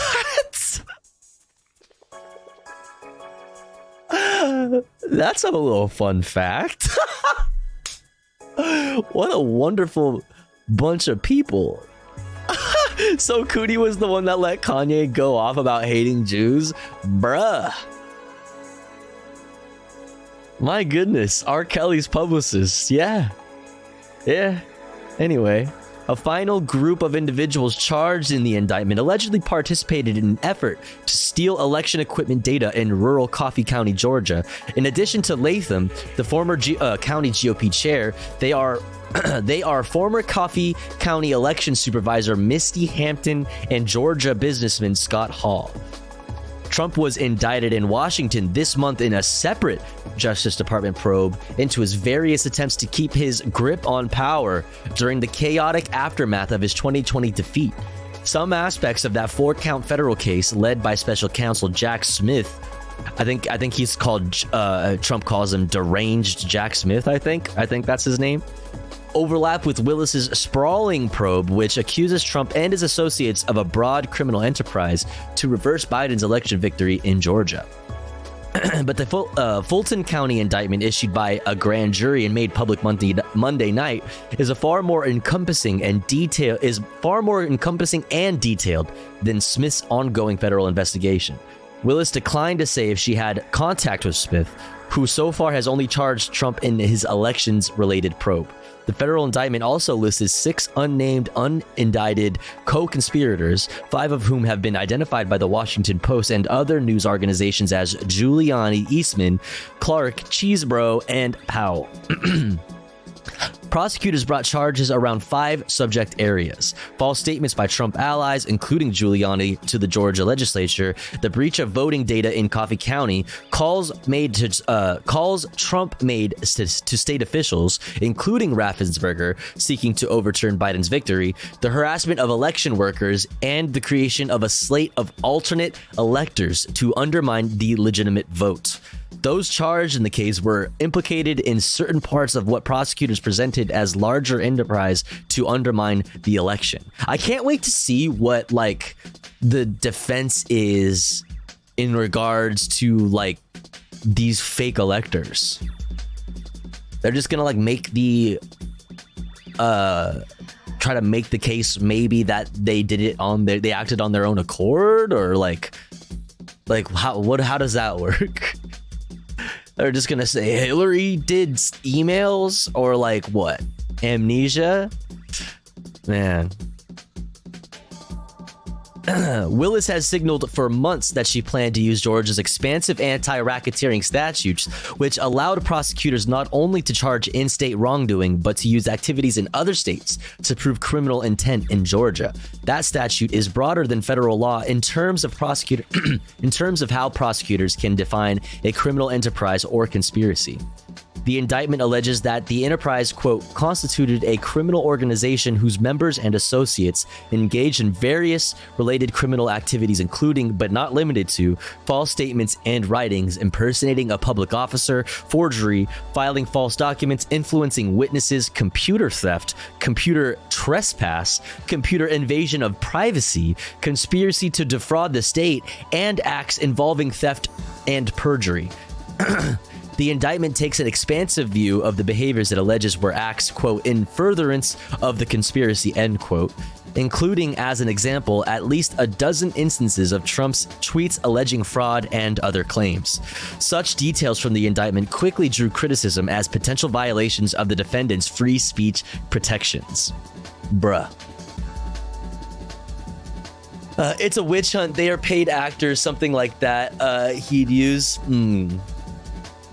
Paid actors? You really think so? But they're like former GOP like chair people. It was MK Ultra, brother. They thought they were electors. They forgot. Oh, I see what you're saying. I'm glad people are thinking Trump and America or justice. I'm glad people are thinking Trump and America or justice and democracy. What you mean? What you mean? In January 2022, Willis requested that an unusual special purpose grand jury be convened to continue the probe, citing the reluctance of witnesses who would not speak to prosecutors without a subpoena. The investigative body of 23 jurors and 3 alternates picked from a pool of residents from Atlanta and its suburbs was given full subpoena power for documents and the ability to call witnesses, though it could not issue indictments, only recommendations in the case. And did this include Trump's Twitter account? Like drafted tweets or like whatever? And things like this. Over roughly 8 months, the panel heard from 75 witnesses, including, I hope so. What was it that I was hearing? I'll look it up on the side after this. Over roughly 8 months, the panel heard from 75 witnesses, including key Trump advisors such as Giuliani, Meadows, and Senator Lindsey O. Graham. Famous Lindsey O. Graham, our favorite, who waged a failed legal battle all the way to the U.S. Supreme Court to block his subpoena before ultimately testifying. It included all electronic stuff he had /did/has, so that would have to be Twitter data too, then, right? Wait, the jury can call witnesses? That sounds amazing. Yeah. The panel also heard from Raffensperger and Georgia Governor Brian Kemp, who were on the other end of the aggressive lobbying efforts by Trump and his associates to overturn Trump's loss in the state. In January, the special grand jury concluded its work and issued a final report on its investigation, which was largely kept under seal by the judge who oversaw the panel. Fulton County Superior Court Judge Robert McBurney cited, quote, due process concerns for, quote, potential future defendants as Willis considered charges in the case. But in February, McBurney released a 5-page excerpt of the report, including a section in which the panel concluded that some witnesses may have lied under oath during their testimony and recommended that charges be filed. Damn. The panel's four-woman later confirmed that the special grand jury had recommended multiple indictments, though she declined to say of whom. Trump's attorneys later sought to disqualify Willis and her office from the case, citing Willis's public comments about the investigation, and quashed the final report and any evidence gathered by the special purpose grand jury. The motions were rejected by McBurney and the Georgia Supreme Court, which ruled that Trump had no legal standing to stop an investigation before charges were filed. What a name. There are a lot of fun names in this. There are a lot of fun names. Like, Republicans need to think indicting Trump is fair or not. Pro-justice Republicans or hog Republicans. Oh, like you're pointing out the hypocrisy in like the law and justice loving hogs. I gotcha. In the spring, amid security concerns, Willis took the unusual step of telling law enforcement that she planned to announce her charging decision in August. Because the special grand jury could not issue indictments, prosecutors presented their case to a regular grand jury sworn in last month, which began hearing the case Monday. Trump's attorneys are likely to immediately seek to have the case thrown out, reviving their complaints about Willis and the use of a special grand jury. Trump has intensified his attacks on Willis and other prosecutors, examining his activities, describing them as, quote, vicious, horrible people, and, quote, mentally sick. This is great. That's a good argument, if you ask me. You know what I mean? Just, you know, they're vicious. Have you considered how horrible these people are? You know what I mean? How mentally ill they clearly are. Yo, Paganox, thanks for the raid. What's up? What up? I hope you had a good stream. Everybody go follow a Paganox. What's up? What were you doing? Oh, fuck. I did the wrong thing. Don't look at that. I suck at this, dude. There we go. Baldur's Gate. Let's go. Are you enjoying that game? It seems that everybody is really enjoying that game right now. Hey, I don't appreciate that, Levelhead and Diosu. Okay, I don't appreciate that. It's not really nice of you to be making fun of the streamer. Okay, this is cyberbullying. I started choking on air as I ended. Damn. Skill issue? Get good? I don't know. Like, damn. Skill issue. User error? Air choke? That's 5G side effect? That's true. What's up, Jammy Online? Welcome in. Everyone loves bear content? Does everyone love bear content? I've been playing with Kyoshi Warrior and it's been fun. That's cool. I mean, it looks fun. And it makes sense why so many people are putting so many hours into it and like playing so long. It seems like it's pretty slow since it's turn-based, but it also seems really cool. Seems fun. It's net issues, not skill. Bears are cool. What kind of bears are we talking about? Everyone is saying bears are incredible, believe me. I mean, it's true. All bears are valid, and, you know, we love all bears, regardless.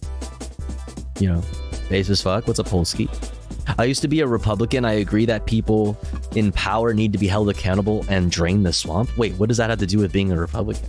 Corruption is so bad, but now it goes all the way. What makes that inherently a Republican thing? Daddy bears? Yeah, leather daddies. I prefer pleather daddies, personally. Bernstein bears? Damn, true.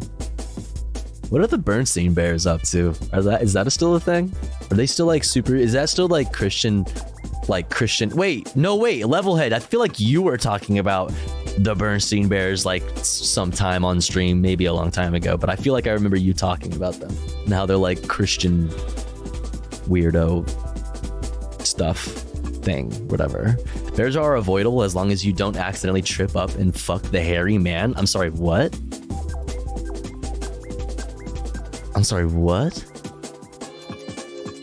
Don't you mean the Bernstein bears? Yeah, they're the Bernstein bears or whatever. Anyway, where did I leave off? Bum bum bum bum bum bum bum bum bum bum bum bum.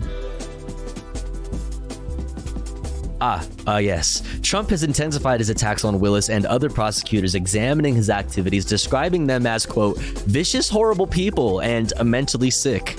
Nice. He has referred to Willis, who is black, oh no, as the, quote, racist DA from Atlanta. Wait, why does he call her that? Wait, why does he call her that? Now, I missed this one. I missed this name. Racist DA from Atlanta? Wait, why does he say that? Because he's white? Is he unironically claiming anti-white racism? Yo, what's up, Jaina? How's it going? He's saying it like, but is that what he's saying? Like, I'm serious. I'm not joking. Like, what is he claim? Like, why is he saying that? Like, can somebody steel man his perspective here for me? Like, what's hit them with the Uno reverse racism card? Yeah. Like, is she racist because he's white? I don't know. Of course, that's why he's saying that. But like, I need to know. I need confirmation. How could she not be racist if she's going after Trump? He's the only orange person ever accused of a crime. You know what, Nikilla? Yeah, anti-carrot racism. Yo, oh my god. Oh my god. Oh my god. All right. Who is black as the racist DA from Atlanta. His 2024 campaign included her in a recent video attacking prosecutors investigating Trump. Willis has generally declined to respond directly to Trump's attacks, but in a rare exception, she said in an email last week sent to the entire district attorney's office that Trump's ad contained, quote, derogatory and false information about me, and ordered her employees to ignore it. Damn. Yo, Debate Queen. What up, what up? Double raid. Double raid. Oh my goodness, what does it mean? What's up, Debate Queen? I hope you had a good stream. Welcome in. What up, what up, what up? We were just talking about our big, beautiful orange boy. Welcome in, welcome in, welcome in. You may not comment in any way on the ad or any of the negativity that may be expressed against me, your colleagues, this office in coming days, weeks, or months, Willis wrote in the email obtained by the Washington Post. We have no personal feelings against those we investigate or prosecute, and we should not express any. This is business. It will never be personal. Still, Willis has repeatedly raised concerns about security as her investigation has progressed, citing Trump's, quote, alarming rhetoric and the racist threats she and her staff have received. Willis is often accompanied by armed guards at public appearances, and security at her office and her residence was increased even more in recent days ahead of the expected charging announcement. According to a law enforcement official who spoke on the condition of anonymity to describe sensitive security matters. New stream sign off. She wants to let him hang himself, and I'm for it. Same. Don't blame her in the least. I mean, abso-fucking-lutely, she is absolutely fine. Understandable in having security, of course. Of course. I'm sure her email inbox is like not the most delightful place right now. You know what I'm saying? Probably not very poggers. You know? Because I'm sure she's got like a lot of public places where she like takes in public like there's probably a lot of places for that. She probably has like a physical office and all of these things, you know, like that's not good at all for anybody.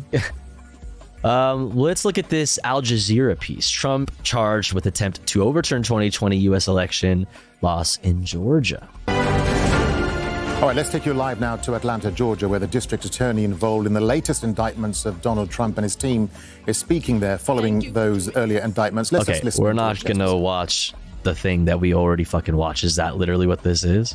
God damn it. Today, gosh darn it. County District Attorney giving us some more details of those indictments handed down. She said those named in the indictment attempted to interfere with the administration process of the Georgia 2020 presidential election.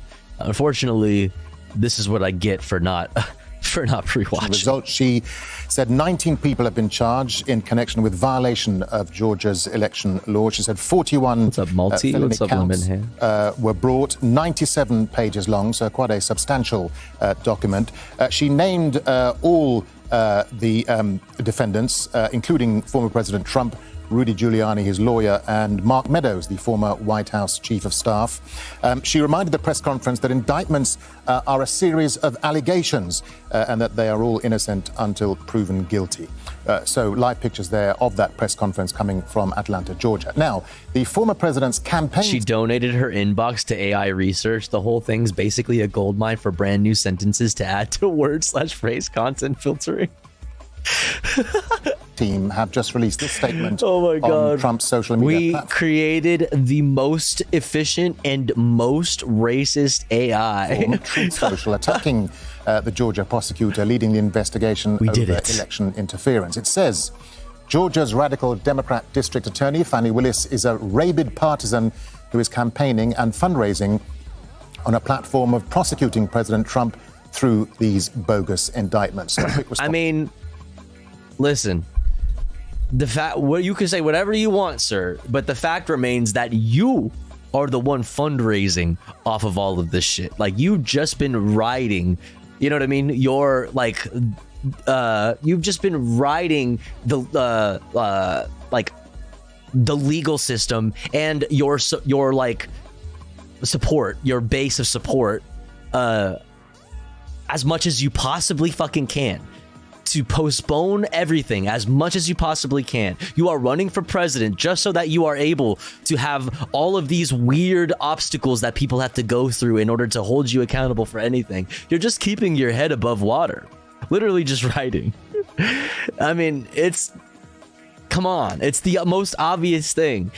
He has used so much fundraising just for his fucking legal fees and shit. It's bonkers.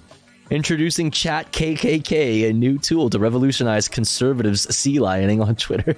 From Trump there. John Hendren joins us live now from Atlanta. John, so interestingly, we got some more detail there from Fani Willis, the Fulton County DA, about these indictments. What more did she have to say?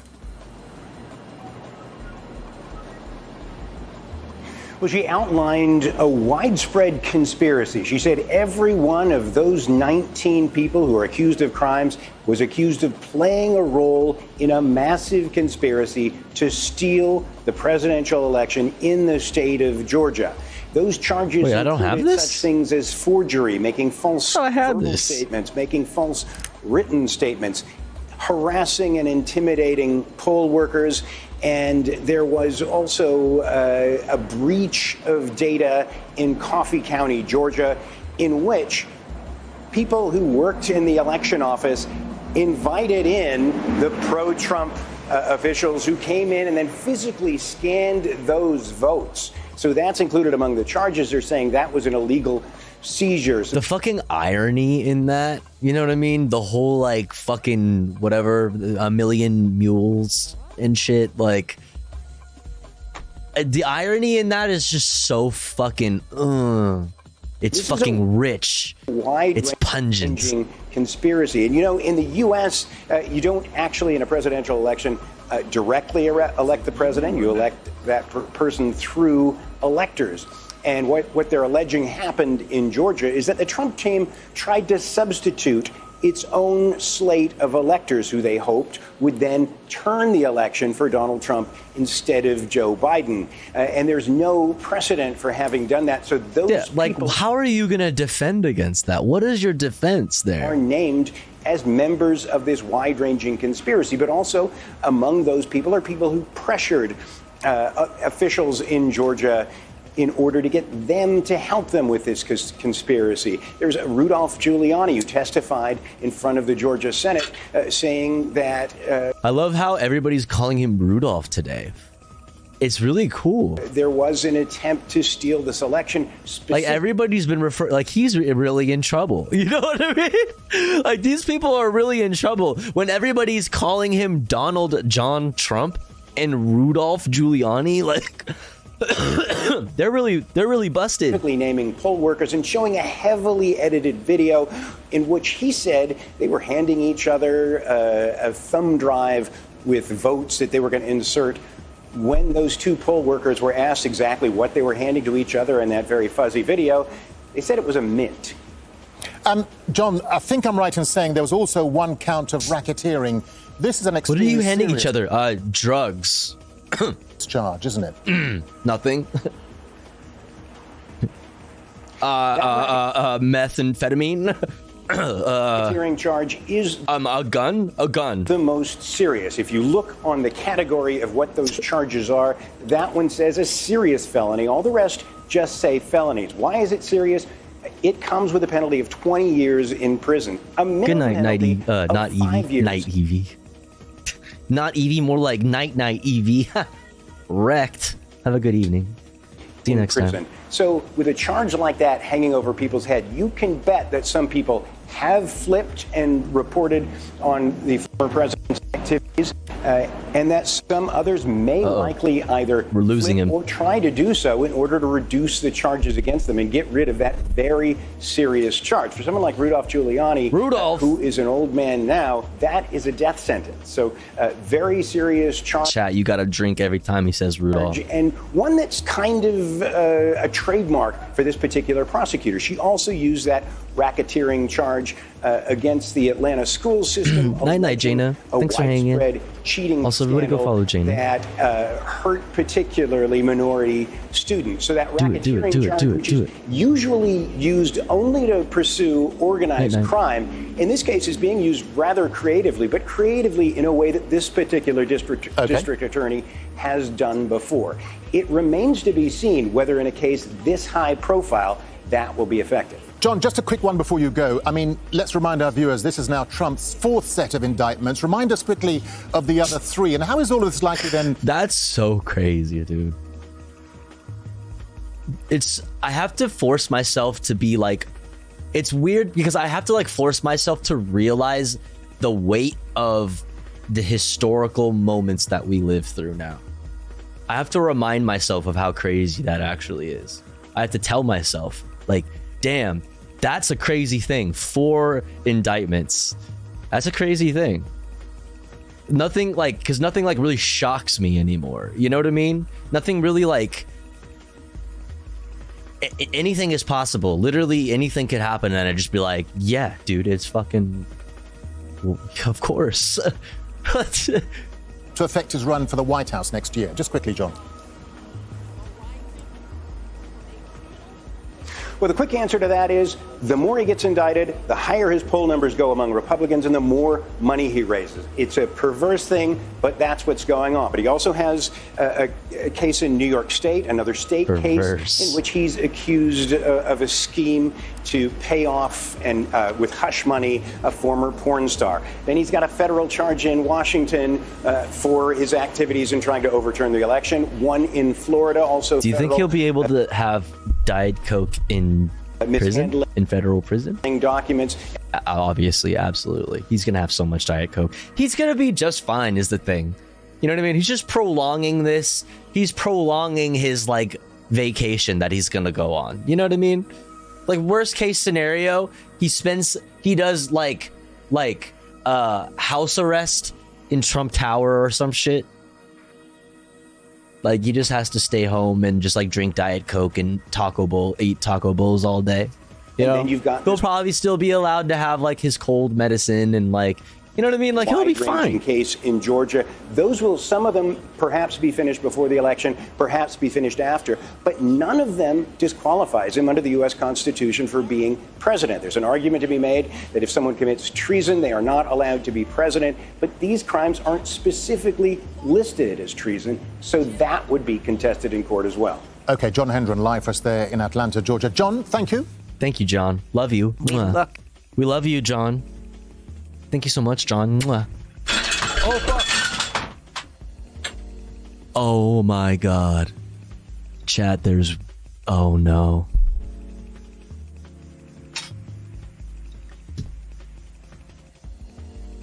My weed jar fell everywhere. There's weed everywhere.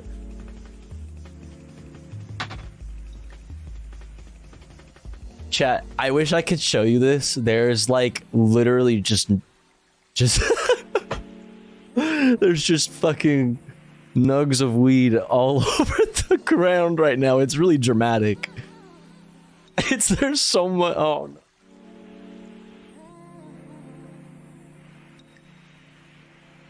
All right, this is gonna be a thing. Anyways, perfect timing because chat, it's been more than an hour since our last ad break. Okay, been more than an hour since our last ad break. But when we come back, we're gonna probably, since it's getting late, we're probably gonna get to some fun stuff. Maybe we'll watch The More Perfect Union and get into some of these right here, okay? We're gonna get into some fun shit. But here's the thing, like I said, it's been more than an hour since our last ad break, and I'll also take this moment to clean up all the weed that is all over my fucking floor. Holy fucking shit. Oh yeah. But here's the thing, here at the Tofu Ghost broadcast, when we run ads, we run them while the streamer is away from the stream. That way, even if you're unsubscribed to the channel, you don't miss out on any of the content.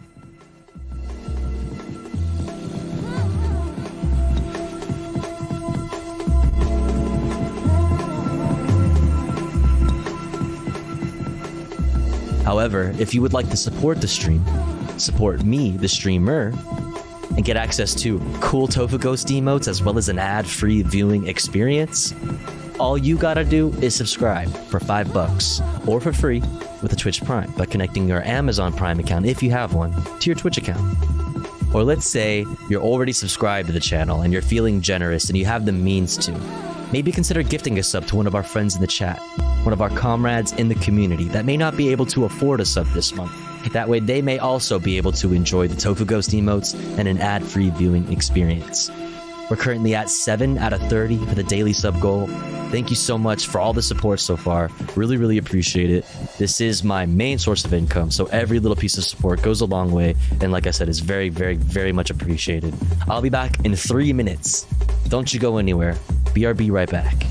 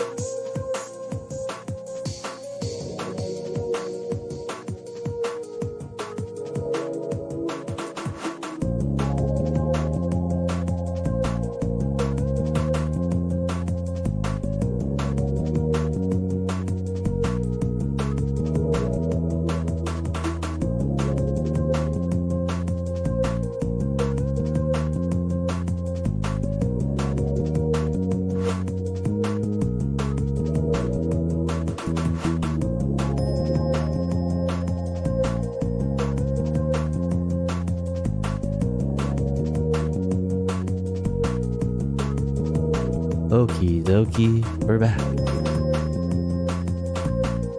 What's happening now, chat? I've been a sleepy rack. Oh, nothing. Just our big, beautiful orange boy getting indicated, that's all. Nothing too crazy. You good? Oh, shit. Anonymous, thank you so much for the 5 gifties. I appreciate that. Thank you so much, Anonymous. I really appreciate it. Thank you, thank you, thank you, thank you, whoever you are. Very, very kind of you. Thank you so much.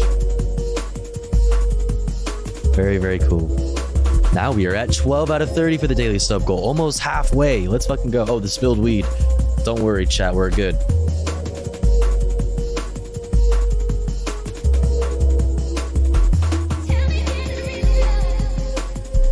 We're good.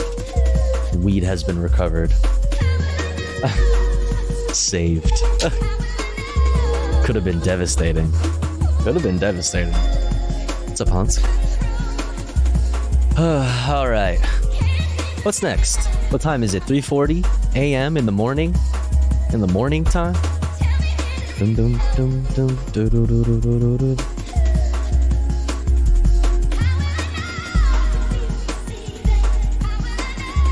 Let's do some fun stuff, all right? Let's do some fun stuff. I'm sick of politics. My brain hasn't been working very well today either. You know what I'm saying? So I think we got enough politicking in for the day. Let's we got a Steve update. I don't think this is a full episode. It's definitely not. It's only 5.5 minutes. But we got a Steve update. Then we got a new urban rescue branch. We got an Anthony Fantano. I saw JPEG Mafia and Danny Brown. That could be cool. I also have this. This got suggested to me, and I thought it might be funny. 2 Chainz and Sarah Silverman try the most expensive marijuana. That's kind of silly. That's kind of silly. You know what I'm saying? Dun, dun, dun, dun, dun. That's kind of silly. Alright, let's see what's up with Steve. Hey guys, welcome to an update with Steve. I am here on the East Coast in the Maritimes in Nova Scotia, and I feel bad I haven't kind of been keeping in touch with you guys, letting you know what's going on, but I came out to help while my mom's in the hospital here, and I had my friend bring out my vehicle, a couple of friends bring out a vehicle because I wasn't sure how long I'd be out here. I thought, you know, maybe a quick trip, but it was going on a few weeks, and then I said, bring the car out, and then I have other family members, some of siblings out here that are, you know, we're all helping out, and I was trying to get a long-term or a weekly rental at a hotel, but they had, the owner of the hotel had a house that was sitting around, so this is kind of like where I'm staying here. It's really nice, and this actually worked out to be just had a house sitting less around. Expensive than renting a room for my sister and I. The fuck you mean he just had a house sitting around? I mean, that's awesome. At the hotel. So, right now, that's kind of what I've got as far as what I'm doing right now. But there is so many good camping spots here, and I'll just talk a little bit about that and what my plans are here. Like, look. That's insane. It's really pretty. That's amazing. This whole province is like nothing but stealth camping perfection, aside from the ticks. And we'll talk about that in a bit. So. Oh, house tour. Let's go. Really beautiful province, really friendly people. It's got a barn and with a star window. All the camping gear I should possibly he's ready. require. Oh, he's fucking ready, So, dude. That'll hopefully be what I need to get some stealth camping done, because every sign over here is open. Bro, look at this fucking barn with the nautical star. Is that a window? I need to know. I mean, it looks like it has like edges, so maybe not. I don't know. Overgrown. I'm not going to be welcome back in this province anytime soon here after I pull these stunts I'm planning on pulling. They're going to kick our boy out. Ticks, I'm researching exactly what's involved with that, because they do carry the Ticks Lyme suck, disease, literally. and that is a big concern. That's and true. A lot of people here warn That's me true. about the ticks. So all that stuff, that grass there, don't want to do that. So I'm going to try to figure out kind of what to do as far as, you know, I don't want to look ridiculous with jeans tucked into my socks, but I just might have to. And there's some repellents. It's there's okay. Some, we won't judge stuff you, you put on Steve. clothing that helps. I think it's permethrin or something like that. Don't Promethazine? So the tick situation, that's what's going to happen there. And I'm hopefully not going to get Lyme disease, but I mean, yeah. The guys even got some kayaks here, and I wasn't at the hospital and running around so If much. you get bit by a tick, do not pull it off. See a doctor or use a tick removal tool. Oh, because its little face will get stuck in you. Damn. Pop right down into this river. That's fucked. Go right underneath that bridge. Bro, I feel like that is the exact wrong place you'd want to go. Like, let's go into the little wet area, right? Where the grass is. Like, yeah, sure. There'll be no ticks in there. Yeah, I had Lyme once. Limes once. Ain't fun. Really? Fuck. That's crazy. To that beautiful lake right across the road. So well, I'm glad you're okay now. That's fucking sucks. Really excited to have some time to do that. On another note, a health-related note. This is actually good news. For the last year, pretty much, I have been suffering with headaches, eye pain, pain behind the eyes, ear pressure, that type of thing. And I've been to a doctor a bunch of times trying to get this done, but I don't have a family doctor. So it's a long wait at like walking clinics, that type of thing. So I tried things for a while and they didn't seem too concerned, but the fatigue. Yeah, banana milk. I'm actually feeling really good now because they got nasal sprays for my sinuses were plugged really badly. One of them almost swollen shut, and probably sleeping in abandoned swollen bunkers and old buildings and stuff and mines and caves. Yeah, that'll do it. The situation. So I'm on my spray and it's helping. It's doing a pretty good job.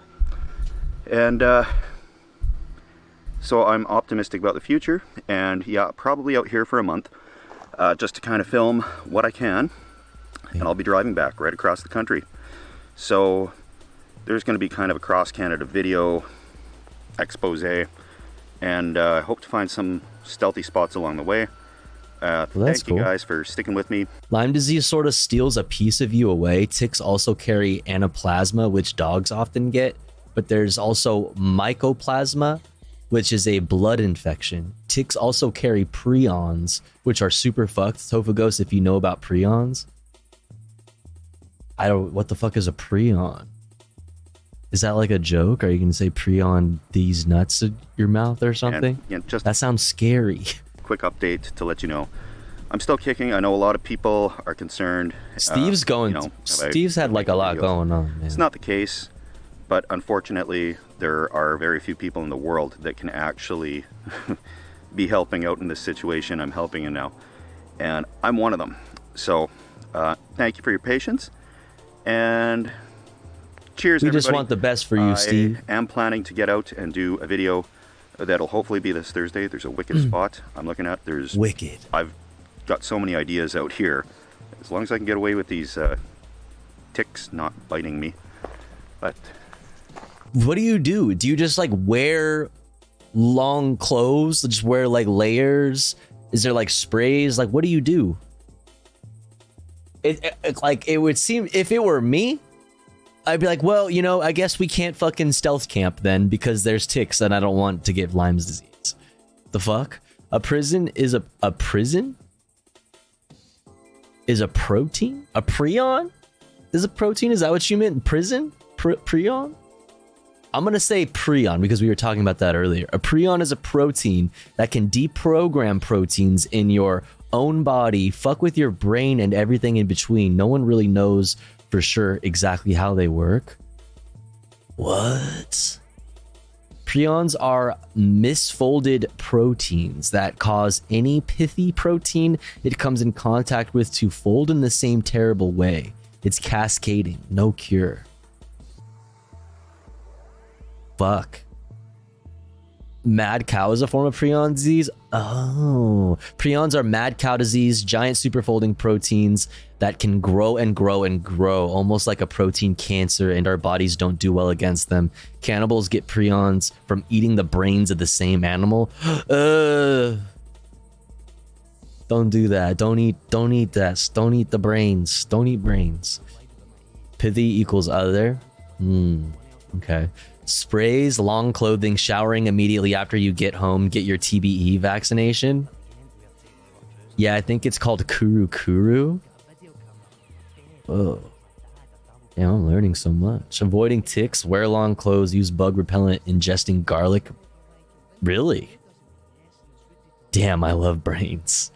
Wait, how will we eat the rich though? This is a really good question. Well, this makes things difficult. Yeah, I'm just not gonna go outside. How about I just don't go outside? I'm good. Cheers, everybody. Cheers. Let's fucking go, baby. And I'll stay in touch. Sometimes Thanks, Steve. Oh my goodness. All right. New urban rescue ranch. Let's fucking go. I fed my interns to foxes? Speaking of... Well, I guess that's not cannibalism. Wait, is that human meat? This is problematic, chat. Sometimes I can just go. His mom is... What? Oh my gosh, they're inseparable. he has to make sure the little cute gray foxes are afraid of him for their own good, which is the funny.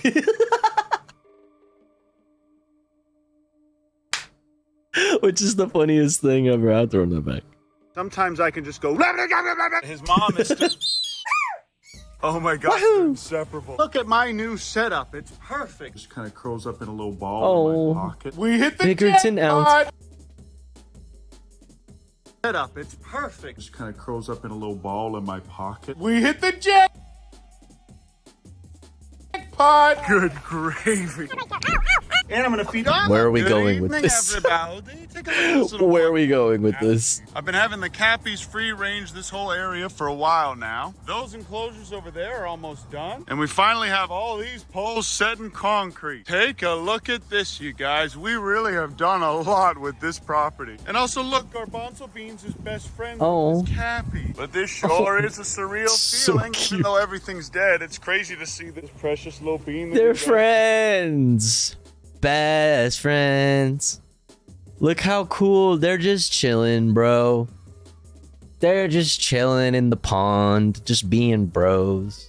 Dude, being best friends with this Cappy. And you can Fellini and who? tell those True. two really enjoy each other's company. Oh my gosh, they're inseparable. That's Look at that. so cute. Love was only true in fairy tales. And all the fish in here are doing really well too. The Big Ounce is now done building this entire thing, so I'm the foreman. I'm gonna go ahead and check on it. There's a Big bunch Ounce of Cooper's did that? hawks that live on the property now because of all my pigeons. And I knew that was gonna happen, but I sure hope them boys don't take all of them. But take a look at this, you guys. This is all the concrete we have left. I ordered too many. But all these poles are at least 16 feet high. I'm gonna move Petunia away from the curing concrete so she doesn't mess with any of it. Oh, she's pee. Contrary to what a lot of people think, pigs are actually very clean animals. They only poop and pee outside of the area where they sleep. Whoa, you just got caught lacking. Like and share this video or your family will disappear. Oh my god, I don't chat. You don't want your family to disappear, do you? Better like this video. Exclamation point watching in the chat if you'd like links to any of the videos we've watched this evening. If you'd like to support any of the family,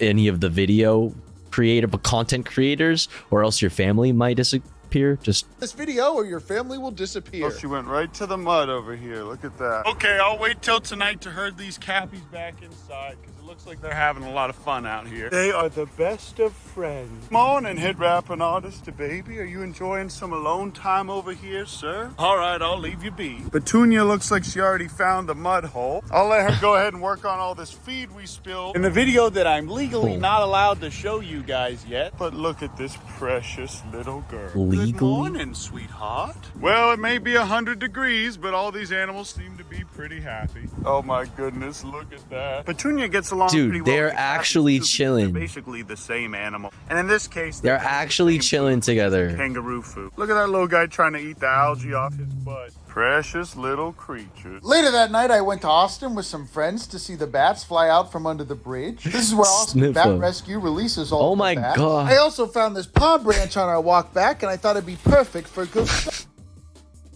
all of their bats. I also found this. What's the emote? It's Riz. New Riz emote? Palm branch on our walk back, and I thought it'd be perfect for Gustavo. Good afternoon, everybody. I'm here at this random old hospital in Waco, Texas. And Uncle Ben's going to be picking up free medical supply for our wildlife. For free? rehab. The folks at All Things Wild told me about this. They're also going to be here picking up some supplies, too. There's a lot of nonprofits out there that donate old and expired medical supplies to rescues and other nonprofits. And sometimes you find some real gems. Okay, we got all the supplies we could get from there. But right What the fuck was the point of that? Why did you... The fuck? What are you gonna do with now we're that? headed to Waco Zoo, called Cameron Park Zoo, to give them an educational ambassador owl. If an animal can't be released to the wild, it's either kept as an educational ambassador, euthanized, or given to a zoo. And by the end of today, I will have showed you guys every possible outcome within wildlife. Why am I dropping frames? But All What's Things going Wild on? let me tag along with them to drop off this little owl at the zoo. Oh my goodness. And they already have a phenomenal setup for him. I also met Big Ounce's ex-wife named Sydney here at the zoo. Now, a lot of animals at zoos, like Ex-wife? eagles here, tend to be non-releasables from wildlife rehab. Sorry? While others are just $50,000 Galapagos tortoises. Or just chubby, clappy blappies. This is their setup for them. Wow, look how fat they are. But here's a half-blind pelican, and this guy was more than likely a rescue. Also, the zoo is overrun with vultures, to the point where they even had to put up a sign explaining it. Also, What's I've caught up every with the fish they vultures? have in their aquarium, which is also haunted by tons of vultures. Good gravy. Owl. I haven't had my But this is where our family main threatened show for will be likes in a going. There's while. gonna be two friends. I miss Martin Cabello so much now. Wait, what do you mean? Fuck, I haven't had my family threatened for likes in a while. Wait, what? Did Martin Cabello threaten your family? I'm trying to understand what you mean by this. What did Martin do to for you? her to play with. Dude, I haven't thought about that guy in so long. Is he, like, still on the And they'll internet? be very well taken care of. But that's it, you guys. Now I've shown you the 3 different ways that animals can leave the rehabilitation center. Good morning, everybody. I have this whole little place sealed off. So now I can go in here and leave this door open whenever I feed the foxes. As you can see, these fellas no longer run up to me and be cringe. They just kind of hang out in the opposite. Cocaina. No, flower. Dude, a classic. Somebody asked me why I hate the military. This one's still a little bit friendly, though. And to him, I will give 1 steak. But all these little guys are scared of me now, and they're no longer friendly. That's perfect. Cocaina. Sometimes I can just go. The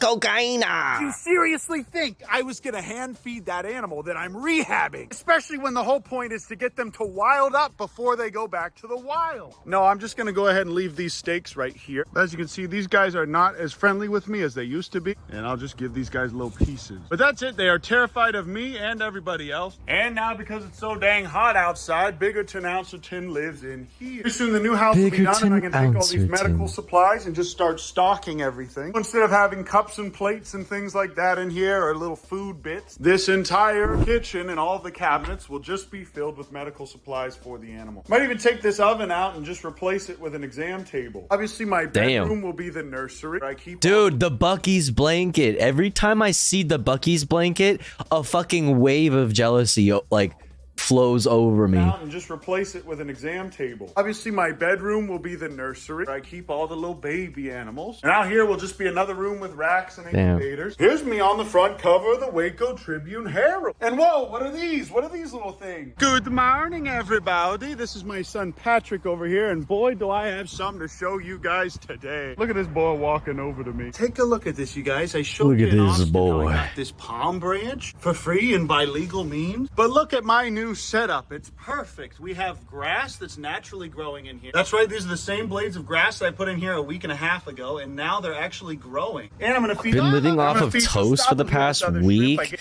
because it's too hot to turn on the oven or boil water. Lamau, fuck, dude. Oh my god. This morning when some friends came over. Good morning, Gustavo. Look at him. Oh, Hope you're able to stay cool. That sounds terrible. There you go, buddy. Perfect. Look at this precious boy. I'm gonna drop that. There you go. I think he could eat a full-size shrimp right now, honestly. I'm gonna drop this little one right on his nose.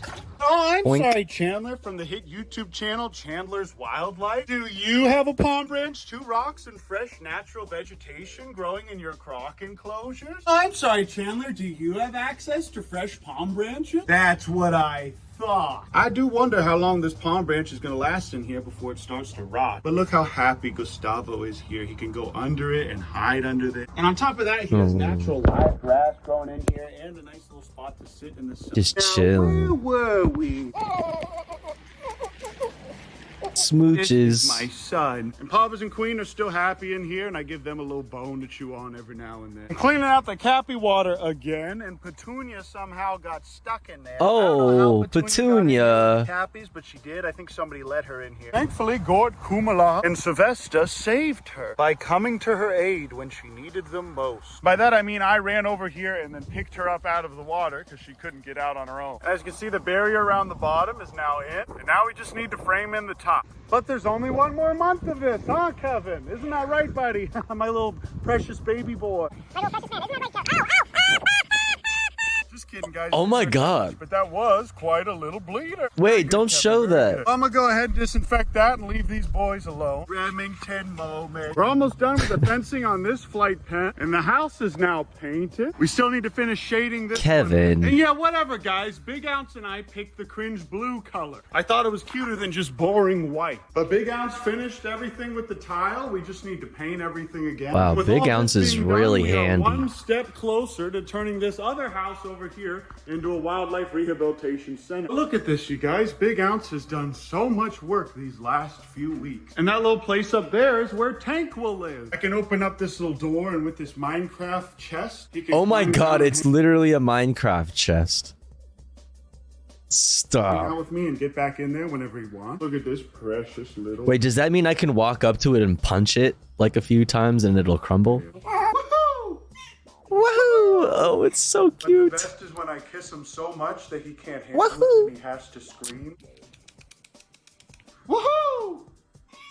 Papa's still doing really well. It's so cute.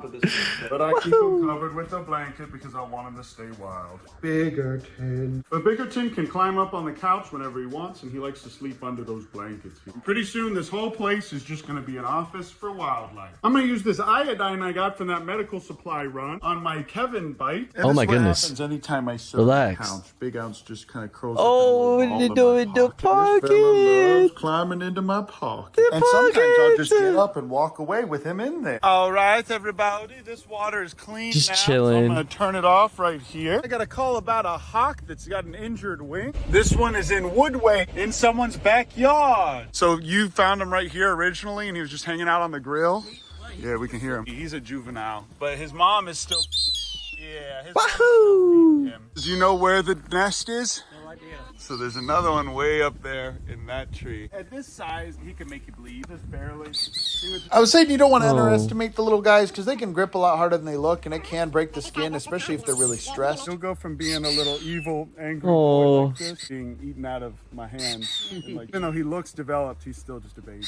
Oh, just There's a the mom right up baby. there. No, and there's no nest though. That's the thing. I don't see it. Okay, guys, here's another Mississippi kite. We couldn't get him back in the nest even if we knew where it was because it's so high up in these trees. But I'm gonna check and see if this guy has any breaks or injuries, and then we're gonna keep him fed. Now I'm at night like. How come I don't have Get so some cute? Donuts. This little guy earned his first donut. Oh, Turns it's- out the girls working at night thought I didn't have it. about the channel. So hello, Haley's grandma. Thank you for watching my videos. Look at this precious little hungry boy. Go and eat that boy. But that's it for now, though, you guys. I love you. I appreciate you. Thanks so much for watching this video, and I'll see you in the next video. Oh, I almost forgot to tell you. We're coming for you, Jacob. Hi everyone, Oh my Anthony God. Fantano here, the internet's business. Any Jacobs? Mod check? Jacob? Mod check? Alright, let's watch this 2 Chainz and Sarah Silverman try expensive marijuana. I'm very curious. Me, your Jewish friend, Sarah Silverman. Do you hug? Oh. Okay. Okay, okay, Sarah. How you doing, sir? I'm really excited to try the most expensivest weed. Now tell me about a little bit what you like. I heard you say sativa. I do enjoy sativa if I play I haven't seen Sarah Silverman in forever. I've only seen her picketing, which is cool. Who? Yeah. You play basketball? Do you still Yo, play? Fellini. Absolutely. I shot some jump Good morning. shots today. When I smoke sativa, I get either incredibly in the zone where Okay. I just am like, my feet are, my mind, it's all one piece. My feet, my mind, what? Because either way, I'm high. Thank you for sharing it, Sarah. Sorry, is that, you don't like to be touched? Well, my face is just one of the Don't most touch precious your things. face. I'm sorry, but it was like a Jewish, I couldn't control it. I had to. I mean, I know I'm handsome. I'm a handsome black dude. I'm not tall. I knew I was gonna have this effect on you, especially if my hair was down. I was like, she's gonna really.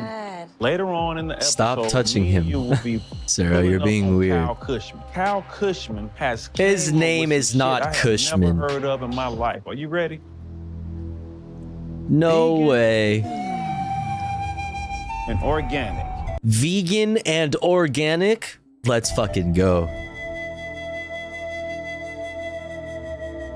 Veganic.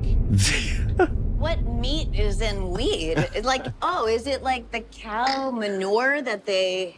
The soil or something? The I'm soil? really not sure. I'm curious about. Yeah, it's just like everything that you're purchasing is like also like sourced without any sort of like animal involvement or animal products. That's all it is. About that. But there's like no way to like know 100% of the time where everything is sourced from. It's like the same thing as like some sugar is not vegan technically because of how it's refined, like how it's made, like the process for making the sugar or whatever. But it's like there's no possible fucking way to know where your fucking sugar is sourced from every time you eat something that has sugar in it. Like it's so ridiculous. Like, so basically it's impossible to be 100% vegan is my point. And I say this as a vegan of over 10 years. Okay, it's like it's impossible. It's ridiculous to like expect your weed to be vegan, like is kind of a silly thing. But hey, if you have the ability to do it, why not? I Marijuana has guess. become a $10.8 billion market in the US. The weed industry is growing rapidly, and no one knows. Yeah, growing still some weed beer better isn't than vegan. former High Times Mhm. writer Kyle Cushman. 2 Chainz and Sarah had to meet Kyle because he's come up with the newest and most expensivest cannabis yet. You guys ready to smoke some veganic cannabis? Cal. Veganibus? He came up with his own word, y'all. We've never heard this word before. The word is veganic, right? Veganic. You can be organic, and then you can be veganic. Yeah. Veganic. Right?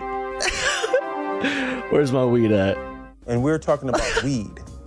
We're talking about a method of cultivation. You're going to be buying. I'm gonna start throwing red paint all over your weed, chat. If I see you in public smoking weed that ain't veganic, I'm gonna throw red paint on it. Produce before too long. For the consumer, do I lose weight if I, smoke a veganic joint? Do I not have preservative? Is it all rainwater? What is it? As the rainwater? Earth gets dirtier, the stuff coming out of the back ends of the animals isn't as clean as it used to be either.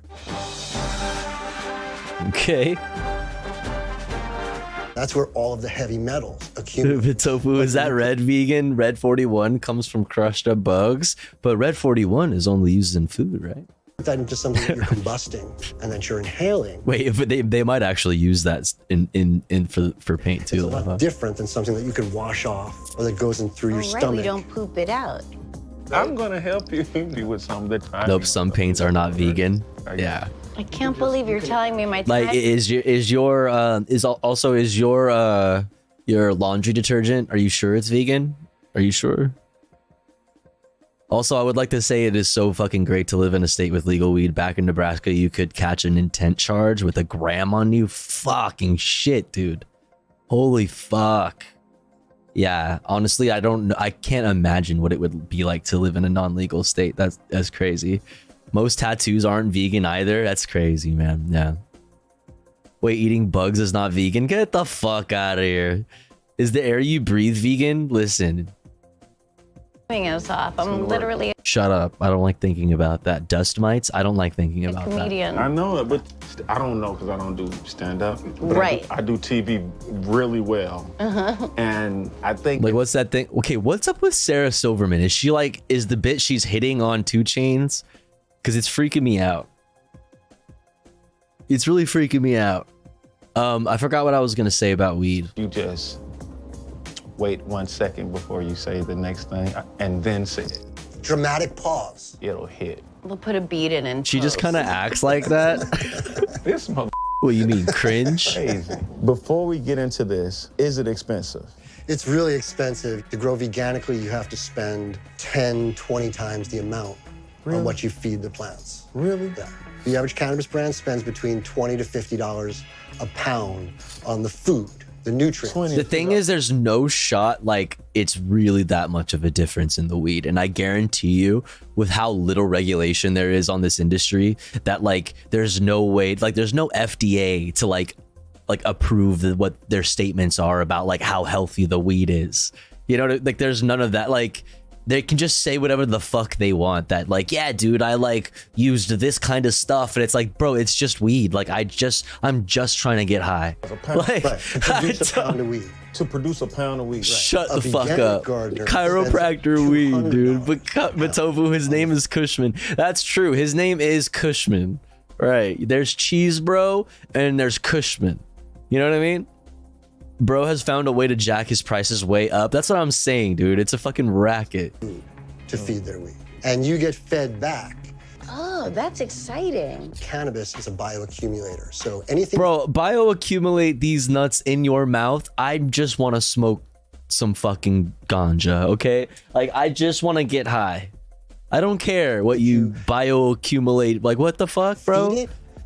Shut the fuck up. Determine outputs. It's just like your body. If you smoke veganic cannabis all the time, you will feel better. That's cap. That is such cap.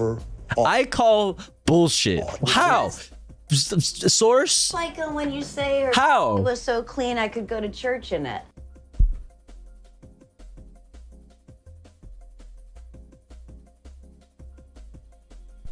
Yes, Sarah. Yes, Sarah. It's just like that. Okay. Yes, Sarah. Mm-hmm. Pure. He's like, I don't really like it. Yeah, that's my bar, but like, I don't really like it when you say it. Could you not say my lyrics anymore? Remembered that. That's a good one.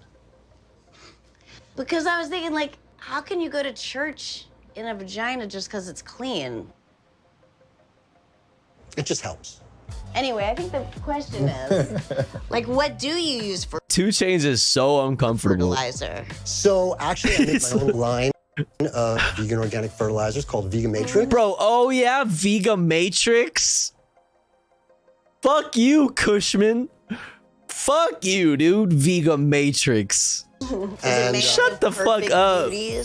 It's made out of protein and soy hydrosylates. All the stuff that they soy till back into the soil after they grow soybeans or things like that. You take the stalks and you take all the leftovers and you ferment it and you get the nutrition out of it. And you'll see the first time you smoke it, you'll notice how clean it is. Yeah, that's cap. Terpened up out the asshole.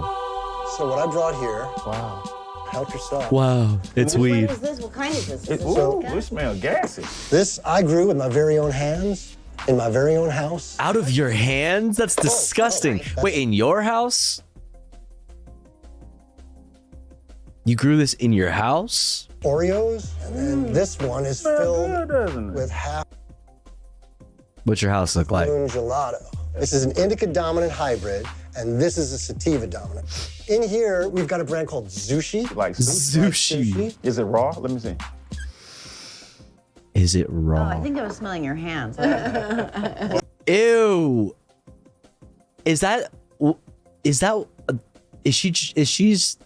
Was she saying that? Ew, okay. J-Lo. I've always wanted to smell J-Lo. What's going on, dude? I've already Stop. memory. That J-Lo. Don't smell J-Lo like that. Oh my god. Bro, when it comes to mind. this is so out of pocket. God, you hate me, but you love me. Can we get high? What I got here for everybody. You're not already high, Sarah Silverman? You just act like is this? Some individual joints. Y'all can grab one of those. Oreo got the gas on. Here you go. Here you go, sugar. One of those, What you too. want? I'll grab one too. All right. And the gloves, I mean, it's giving. It's I giving. guess I gotta smoke too. This some good reefer. Mm-hmm. First time I pulled that, I take that. This is the Oreo, right? This is the Oreo. And so this is a combination of indica hybrid, if I'm correct, because I have a really good memory as an artist and a rapper. And She is the alpha girl autism? What? Oh my God. It's a very clean. Nobody's coughing. Yeah, I might have a problem with that. I like to feel my abs when I'm smoking All that right, reefer. take a big hit then. Take a nice big couple draws and make it. Let's see what it feels like. Do it, Still ain't gonna pussy. There she go. That was on purpose. Yeah. We know. I'm kind of Shut like up, Kyle. The forefather, the grandfather of the veganic cultivation movement. Get this fucking guy, get this fucking scam artist the fuck out of here. Get the fuck out of here. You fucking cap. Oh my God. You're fucking, shut the fuck up. You are lying, motherfucker. Oh my God. This guy is such a fraud. Yeah. Bro, you are lying through your teeth. I'm kind of like the grandfather. Bro, you are just the grandfather. That's it. Like, your real name is not Cushman. Like, shut the fuck up, you fraud. You're just a grandfather. That's it. You're just old. This weed has a soul. This weed. Bro, shut the fuck up. No, it does not, man. Shut the fuck up. Dude, this is so extra. This weed has a soul. Man, Has a soul. the fuck away from Have you me. ever heard some shit like, all right, now say what you're gonna say. It's a great time. Absolutely have nothing to say. So they only spending $20. I'm the grandfather of the weed movement. Make What's the up, pound y'all Kelty? again. My man right here spending a whole $200, $250. How much would this joint be? How much would How that? much Scam. Scam. Oreo going for. I need to get me a bag of Oreo. Veganic cannabis, if you can find it, it's really rare because of the work that goes into it. That's such bullshit. Dude, that's cap. It's so rare, dude. It's like, you mean to tell me it's rare for people to use, no, dude. No, it's not. For people to use like more expensive soils or like whatever. Like, shut up, dude. $37 for a pre-roll? Dude, no. I will not pay for that. And the expense, it's... If it has a soul, is it really vegan though?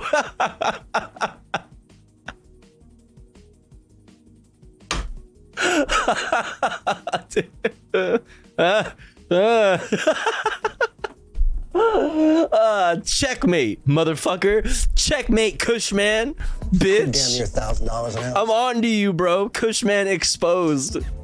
What? Man, look at hell no. Hell no. $1,000 for a zip? That's what I'm saying, bro. I'm gonna rob this guy in a video game, okay? If I meet this guy in GTA RP, I'm just fucking taking everything he's got. Fuck that, dude. $1,000? The fuck? Dude, shut the fuck up, dude. Fuck out of my face with that. Are you kidding me? $1,000. You're crazy. You are crazy. Yeah. Son, that shit, sometimes when you make it that expensive, it make people want it. That's my portion of the rent, asshole. For a pound. Fuck you. You know what I'm saying? It make people want it. Wait, no, not even a pound. For an ounce. Right. Good God Almighty, we got 16,000. Oh my just God. for a pound. Make it the. That's what I'm saying, dude. There are people in the streets, and you're trying to sell me a pound for 16K. My house. Gulag. 5 years. People just bring me money. You ain't leave the house for 5 years. People just bring me money. Boy, hey, boy, that's trapping. That's trapping. That's scamming. Okay? That's scamming. That's trapping, man. That's trapping, man. Let me get back to talking like the host of a show and get rid of some of the slang that comes with being a professional ex-trapper. But like, what is a host of a show? You are a host of a show. You write the book. You're perfect. Just the way you are. There I won't write it. There's no one in the world who Sarah. can be you but you. What up, what up? What's up, what's Bonk. up? Pasa, que pasa? Man, God is blessed me with so Bonk, much Sarah, tremendous chill. ability. Very over the top. Man, I'm blessed. And I'm your host, World Heavyweight. It's your player partner checking in. Biggest Tony. She's so loving when she saw it. 2 Chainz. Drench God 2 himself. Chainz. 2 Chainz. Okay, my guy's fitted up though. You really cannot deny this. 2 Chainz. 2 Chainz. Oh, blessed. Look at that. Oh, 2 Chainz. Oh, 2 Chainz. Like you really cannot. My guy has got a pretty cool job. You know what I'm saying? He gave me everything. Thank you for giving me the confidence I need to get. What a cool show to have. Get to the next level.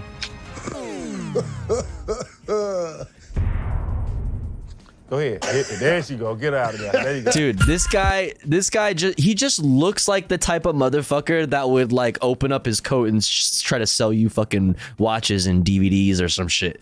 Like, what the fuck? Dude, this dude is wanted in fucking Fresno for something. I don't know. Bakersfield, some shit. He did something. I don't know what it is, but he did. You know what I mean? Hey man, like you want to buy a fucking Blu-ray? Like the fuck away from me, bro. Want to buy some vegan weed? Like shut the fuck up, you freak. Who are you? Fuck away from me. He's wanted in Merced. He's, yeah, scammer archetype. That's what I'm saying. Come on, man. You can trust me, man. Fuck no, I can't. The fuck? He has vintage Pokemon cards on Facebook Marketplace. Don't lowball him. He knows what he has. Damn. Damn. Oh, man. All right, chat. Listen. Listen. I've had a good stream. It's been a good stream, but it's about time to call it. I'm getting tired. I'm a little sleepy. But I had a good stream, good Monday, first stream back for the week. Thanks for hanging out with me. Hope you enjoyed your stay. It's 420. Well, let's light up then. For fucking Cushman. For Cushman.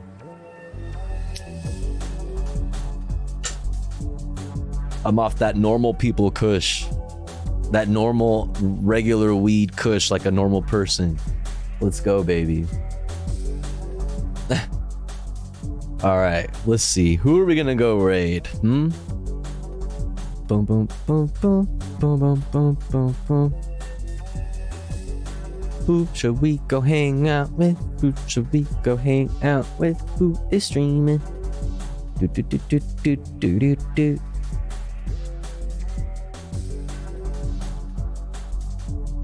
Let's see. Callers will be nuts today. True. That's right. I know that's right. Let's fucking go there. True. Let's go hang out with Left Flank Vets to see all the fucking craziness. Chat, spam these emotes. But most importantly, spam some good vibes all around in Left Flank Vets chat. Spam some tofu emotes. Say hello. Thank you for all the support. Thanks for all the gifties. Speaking of gifties, we didn't quite hit our sub goal today. Any last minute Oilers? Mod check? Any last minute gifters? Mod check? Pausers? Anyways, I'll see you guys tomorrow. I will be back tomorrow for more news, more politics, more comfy reacts, more other things, maybe gaming, who knows. Remember to stay hydrated, chat.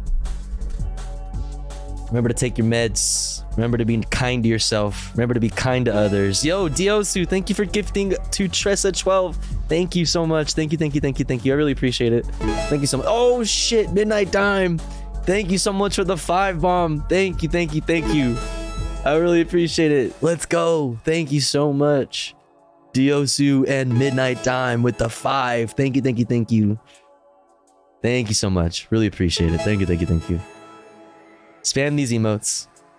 Have a good night, everybody. Don't be a dick, but also don't be a pussy. Have a good night. See ya. Laters.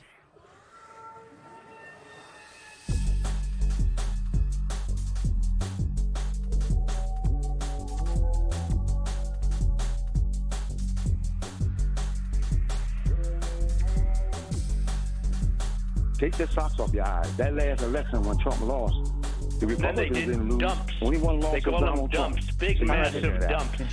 Yo, what's up, Double Goops? Thank you for the raid. Raiders, welcome in. We're doing the bingo thing. Today we're having a good one because, I don't know if you do this, but Donald Trump did everything right and they indicted him for the first time.